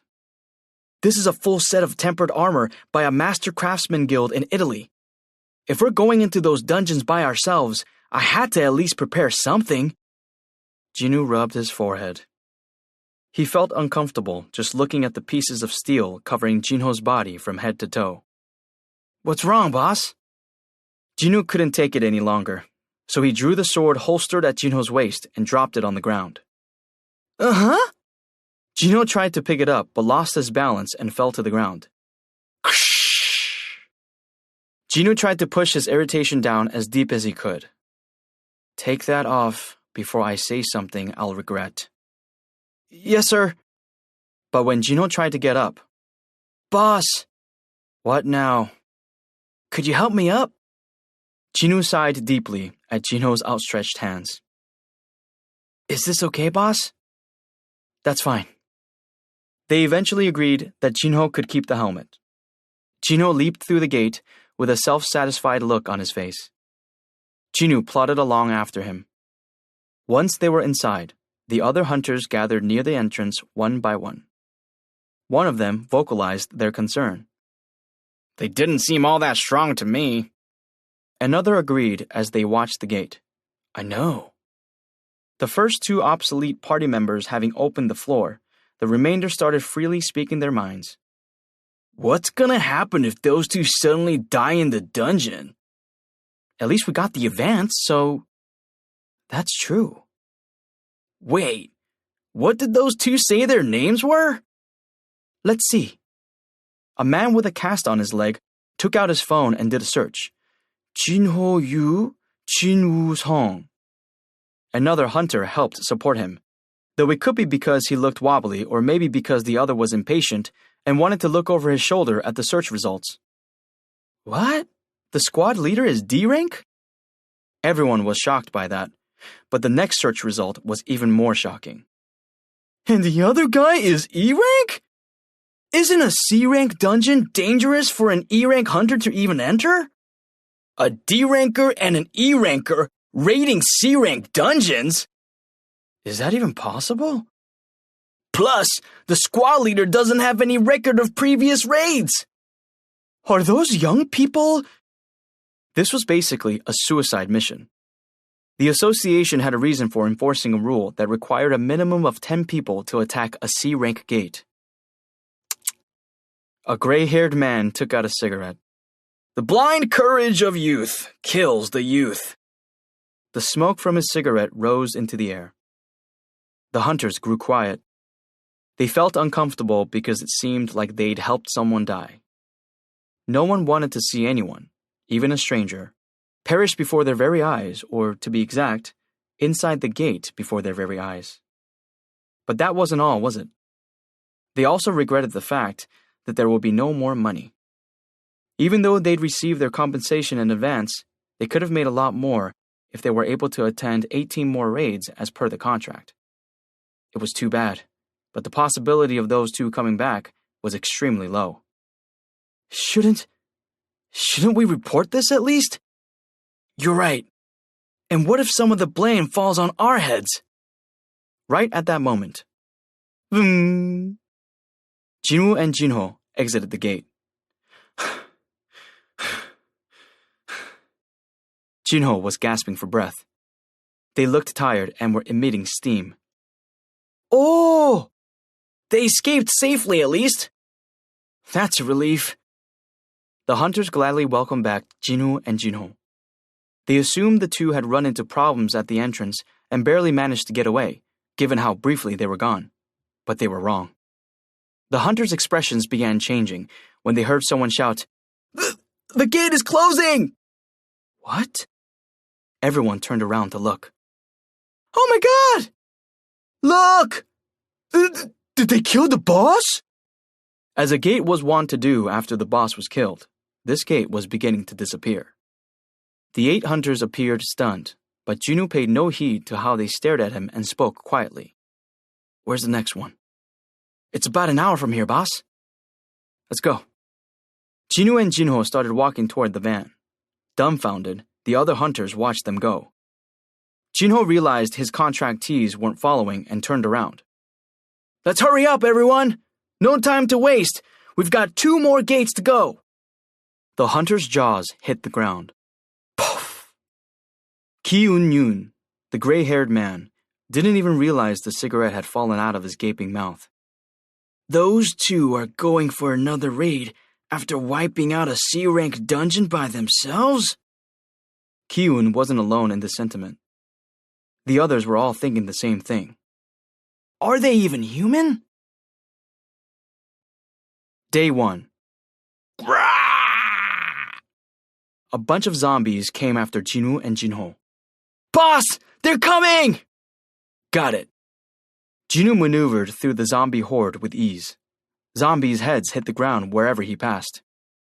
The enemy count dropped quickly, and soon there was only one left. Shh! Gah!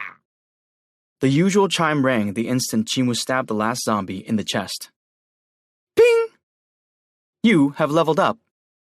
Jinho had stayed back, but was now applauding excitedly. Boss, that was amazing! Essence stones. Oh, yes! Jinho took out a bag and started collecting all the essence stones. Suddenly, more notification alarms went off, following the level up notification. Ping! You learned skill. Advanced dagger wielding, level 1. Ping! You learned skill, fatal strike, level 1. Ping! The level of skill, dash, has increased. Jinwoo's face brightened. I have new skills? It had been a while. Jinwoo gladly called up the skill info screen.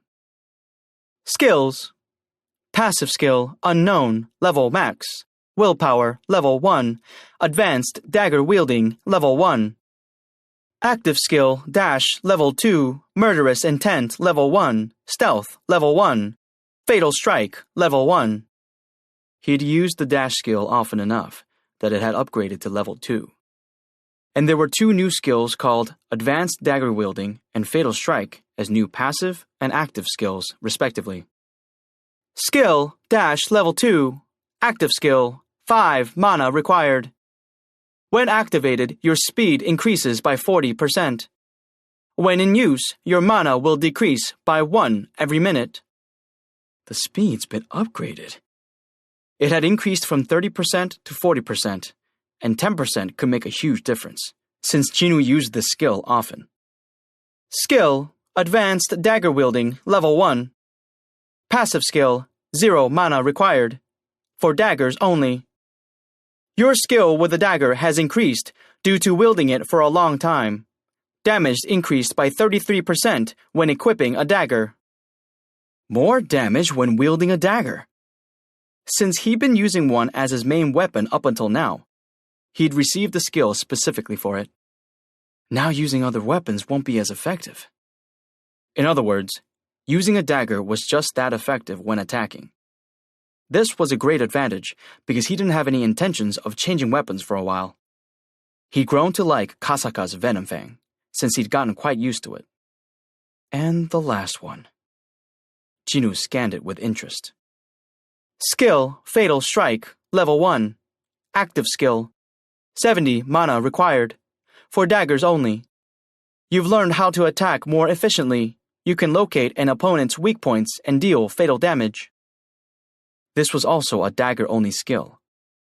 A way to attack efficiently. Now that he thought about it, he'd felt a similar feeling cleaning up that last zombie as he'd felt when he delivered the final blow to Taeshik. It was thrilling, so to speak. He could tell instinctively that the fight was over as soon as he stabbed them with the dagger. I guess that was stabbing a fatal spot. He couldn't believe that something he just so happened to succeed in doing had become a skill, and he could now use it whenever he wanted. Jinwoo's heart was racing.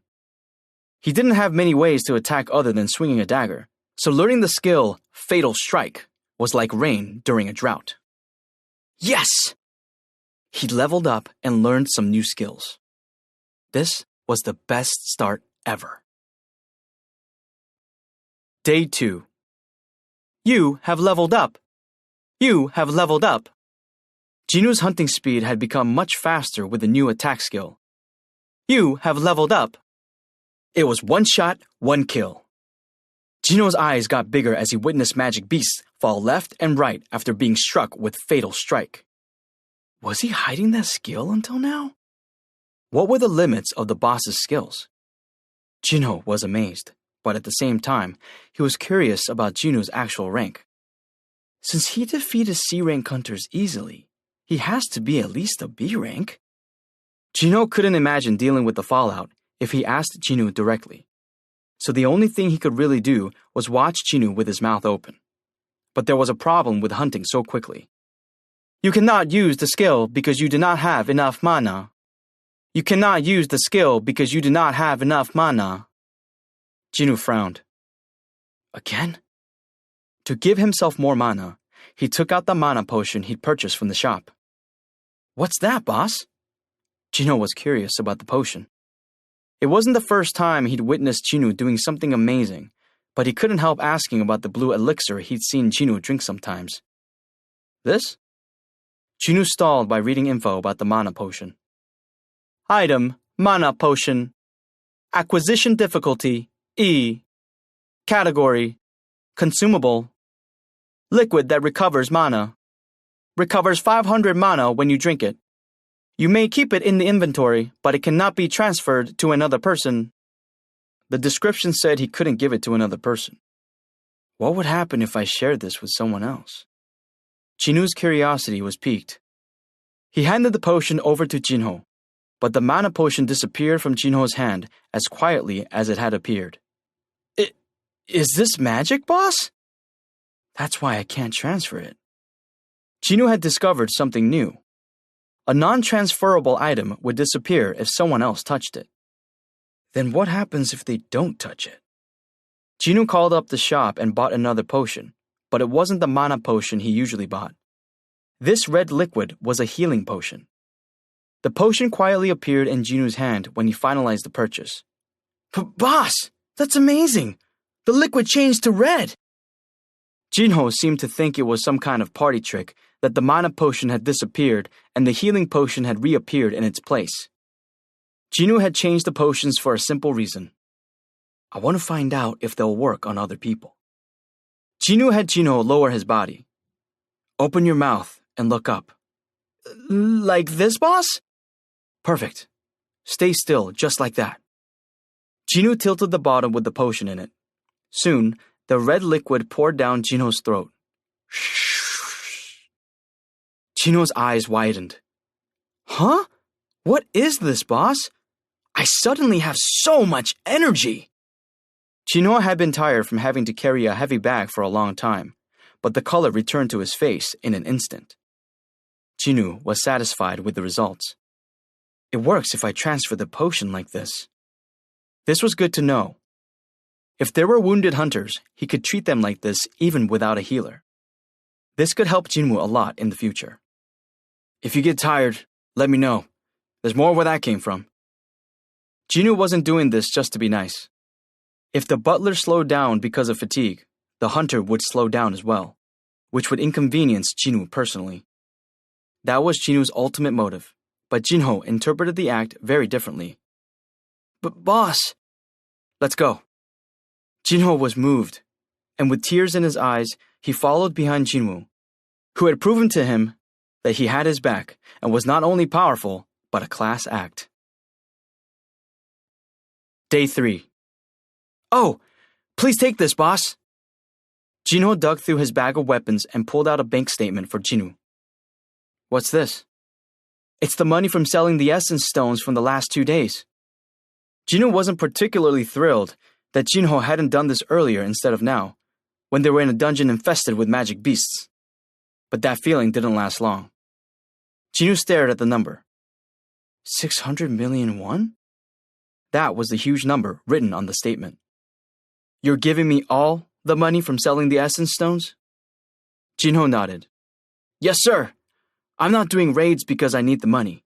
Plus, you're the one who killed all the magic beasts anyway. How could I shamelessly ask you to share the rewards? Jinho's eyes sparkled like a child waiting to be praised. Wow, look at this kid. Jinwoo felt Jinho's attitude toward him changing since they'd started working together. Before, it had felt like Jinho was forcing himself to do whatever Jinwoo asked when they'd first met. But now, Jinho was acting more like a young colleague, one who followed around a senior he admired. He's got some cute sides to him. Jinwoo tried to hold back a grin. Can I really take it all? Do you think I, Jinho Yu, am the kind of guy who'd say something I don't mean, boss? Jinwoo waved the statement in the air and laughed. Okay. Thank you for this. Thank you, boss! Jinho gave a deep 90-degree bow. It was hard to tell who'd given money to whom. Meanwhile, outside the dungeon, the squad members had gotten the hang of waiting around. They sat in small groups and enjoyed doing whatever they wanted as soon as Jinho Yu, the leader, and Jinwoo Sung, the psychic, entered the dungeon. The largest group usually play the popular card game, Ghost Stop. This time, 5 people sat in that circle. What number is this raid? Let's see. 3 the day before yesterday, 2 yesterday, and this is the second one today. So this is number 7. Are those 2 going to be okay raiding dungeons at this pace? Usually, you'd take a week off after attacking a single dungeon. Nah, no need to worry about them. They don't even break a sweat. It's an additional 3 million won in our bank accounts every time. Good for us. By the way, it's your turn. Show your card. Oh, okay. Despite their crazy schedule with no breaks, Jinwoo and Jinho never looked tired. The other hunters didn't know that this was due to the power of potions. Thanks to the potions, they'd already cleared over 1/3 of the 19 raids they needed. Soon, the gate's black membrane rippled, and Jinwoo and Jinho jumped out. Ah, the leader's back! Let's get going! The hunters started tidying the areas they'd used. Please pack that up. And please wake anyone who's sleeping. Make sure you don't leave anything behind. The hunters moved in an orderly fashion. Even those who'd just woken bolted up and started getting ready to leave. Let's move out! Everyone was gradually getting used to these weird raids. At an office of the White Tiger Guild located nearby, it was early in the morning, but the department manager of the second administration team, Manager Sang-min An, was already furious. Assistant Manager Hyun, the training of the new members begins tomorrow and you still haven't booked the gate yet? Assistant Manager Ki-chul Hyun lowered his head. I'm sorry, sir. There's a strike squad that always closes the bid whenever a C-rank gate appears nearby, even before we do anything. What? Then you can pay them extra and take it. It's not like we don't have the money or the manpower. What's the problem? I was going to do that, but... Hey! How dare you talk back like you did well? The entire second administration team fell completely silent at Sang-min's roar. It had been a while since he'd been this mad. What was the White Tiger Guild? It was one of the top 5 guilds in Korea. Its employees were the cream of the crop. Ki-chul was an excellent employee who hadn't made any major mistakes since he joined the guild. Yet he couldn't book a single gate for the purpose of training new members? That was a major mistake. The first administration team managed the schedule for the hunters in the guild, and the second administration team that Sang-min was in charge of recruited new members and trained them. Please, look at this, Manager An.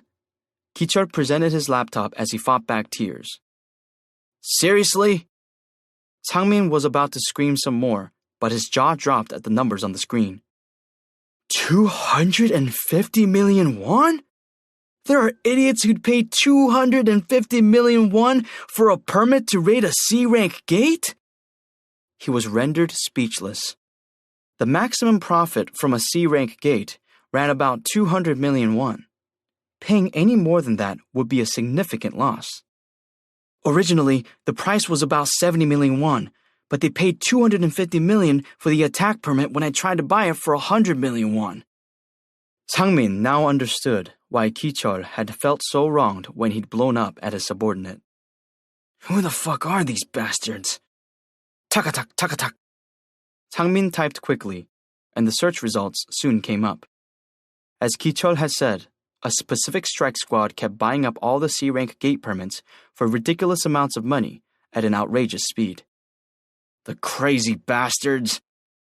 This was the territory of the White Tiger Guild. Sang-min initially considered the possibility of another guild messing with them.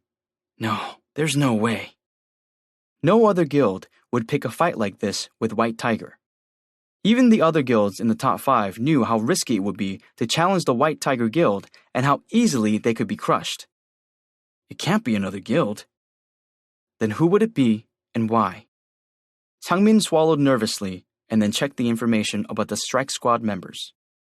The leader's name was Jinho Yu. Never heard of him. Sang-min's job was to recruit new members.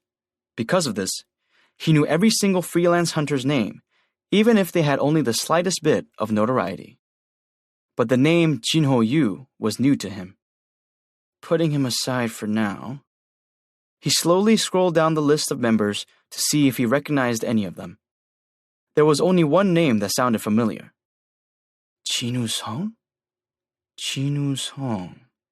I've heard that name before. After some thought, he recalled the incident with the double dungeon that had happened about 2 months earlier. The White Tiger Guild had helped the association out at the time. Ki-chul, do you remember that double dungeon our men helped out with a couple of months ago? Of course I do. Didn't they say there were no beasts, but that there was one survivor? What was the survivor's name? Ki-chul had a good head on his shoulders. He wasn't remarkably smarter than average, but he had a superb memory. He didn't need to do a search. He responded immediately. Jinwoo Song, E-rank hunter. I knew it. Sang-min's suspicions had been proven correct. He knew instinctively that something was up. His gut had never been wrong before about this kind of thing. He shouted at everyone. Stop what you're doing and scrape together any and all information you can on Jinho Yu, the D-rank hunter, and Jinwoo Song, the E-rank hunter, right now! Excellent employees exceed expectations in a pinch. Elites are called elites for a reason. Therefore, the information came pouring in. In truth, there was nothing particularly special about Jinho Yu. He was quite ordinary except for the fact that he was the second son of Myung-han Yu, the chairman of Yujin Construction. But Jinwoo Song was different. There were 3 incidents, including the double dungeon, that he came out of unharmed. Ki-chul confirmed this. Yes, even though he is just an E-rank hunter. Jinwoo and Jinho had initially met at Jinho's first raid, and only those two had survived. The 2 of them had then formed a strike squad and were clearing dungeons at a terrifying speed of 2 to 3 dungeons per day. Something is fishy here. What are they doing? Well, wait. Rumor has it that Chairman Myung-han Yu has been reaching out to S-rank hunters lately. Yes, there is that rumor. And Jinho Yu is his son. Chairman Yu was trying to form a guild. It was the most well-known secret in the industry. If that was true, Jinho's odd activities were probably related to that. Wait! A picture was forming in Sang-min's head. It makes sense now. Ki-chul gulped as his manager's eyes changed. Sang-min was confident. That bastard! He's a reawakened hunter! A reawakened hunter? Ki-chul looked like a deer caught in headlights. Sang-min was completely sure. That's right. An E-rank hunter wasn't so different from an ordinary person. If there was a big incident, it wouldn't be far-fetched to say they'd just get killed. But Jinwoo had escaped safely from incidents where more than half the hunters had been killed each time. Of course, he might have been lucky, but that third incident? The one involving Tashik Kang from the surveillance team was a little different. According to the record, a C-rank mage hunter had defeated him with the help of a B-rank healer. That's absurd. A surveillance team member's main job is to fight other hunters. Unless Tashik Kang was stupid, he probably would have tried to kill the B-rank healer first, since they were a high rank but had no combat skills. But a C-rank mage hunter stopped Tashik by himself? A mage hunter was weak against combat hunters, especially assassin-class hunters. Unless Tashik had been caught off guard and completely ignored the B-rank healer. But he couldn't imagine a hunter with a 3-year career on the surveillance team making that kind of mistake. Someone else who was there with the C-rank Cheol-song stopped Tashik. Sang-min didn't have any evidence, but he was absolutely certain about his suspicion. Jinwoo Song had experienced a second awakening and become a high-rank hunter. Jinho Yu happened to find out about Jinwoo's abilities in a raid, so he was testing Jinwoo out for the guild his father was planning. Everything fit together with that theory. This is big news. Not a lot of people probably knew about Jinwoo's true value as a reawakened hunter besides Jinho. Those who knew Chairman Yu knew he wouldn't accept any random hunter. Furthermore, this was a matter of choosing the founding members. This was an excellent opportunity to poach talent from him. If this guy took down Teshik, a B-rank hunter, he is at minimum a B-rank hunter. The first thing Sangmin had to do was scout Jinwoo before he joined another guild, especially Chairman Yu's. The competition would be fierce when Jinwoo got his re-evaluation. It didn't matter even if Jinwoo wasn't as strong as Sangmin assumed. There were only a few reawakened hunters, and media from all over the world liked to pay attention to them. No amount of money would be able to buy this kind of PR.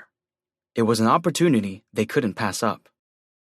If the hunter already signed a contract with him, there's nothing we can do, but that was unlikely. That he was still being tested in C-rank dungeons was evidence enough that it was doubtful. There was a high chance nothing was set in stone yet. That meant the White Tiger Guild still had a shot. There's no time to waste. Sangmin grabbed his jacket from the back of his chair and put it on. Kichol, let's go. He didn't forget to take his right-hand man. Since Kichol was the only one who could succeed his position in the future, Sangmin was especially tough on him. Kichol blinked in surprise. Excuse me? Where are we going, Manager An? Where? To recruit a new member. You're going recruiting yourself? Why? Is there a problem? Sangmin replied coolly before striding out of the room. He was followed by a bewildered Kichol. How strange. This was Sangmin's first time recruiting a new member personally since he became the department manager 2 years ago.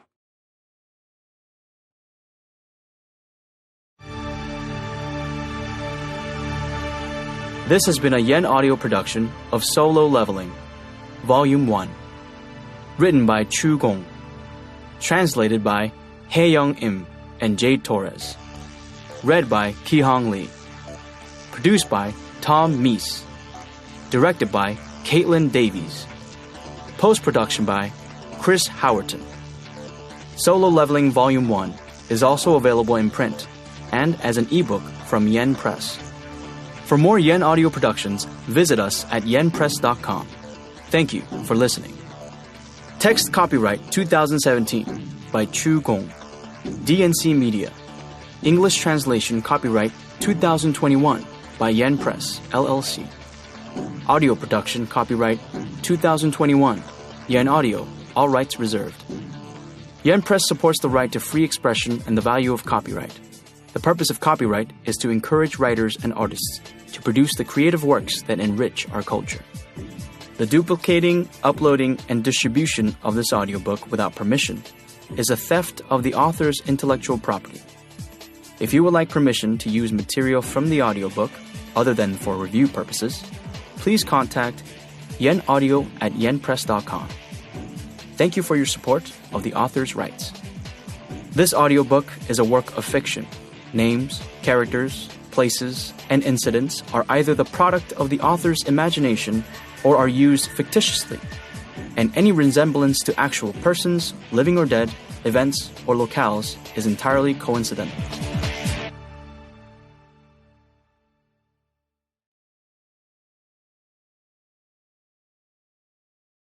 Audible hopes you have enjoyed this program.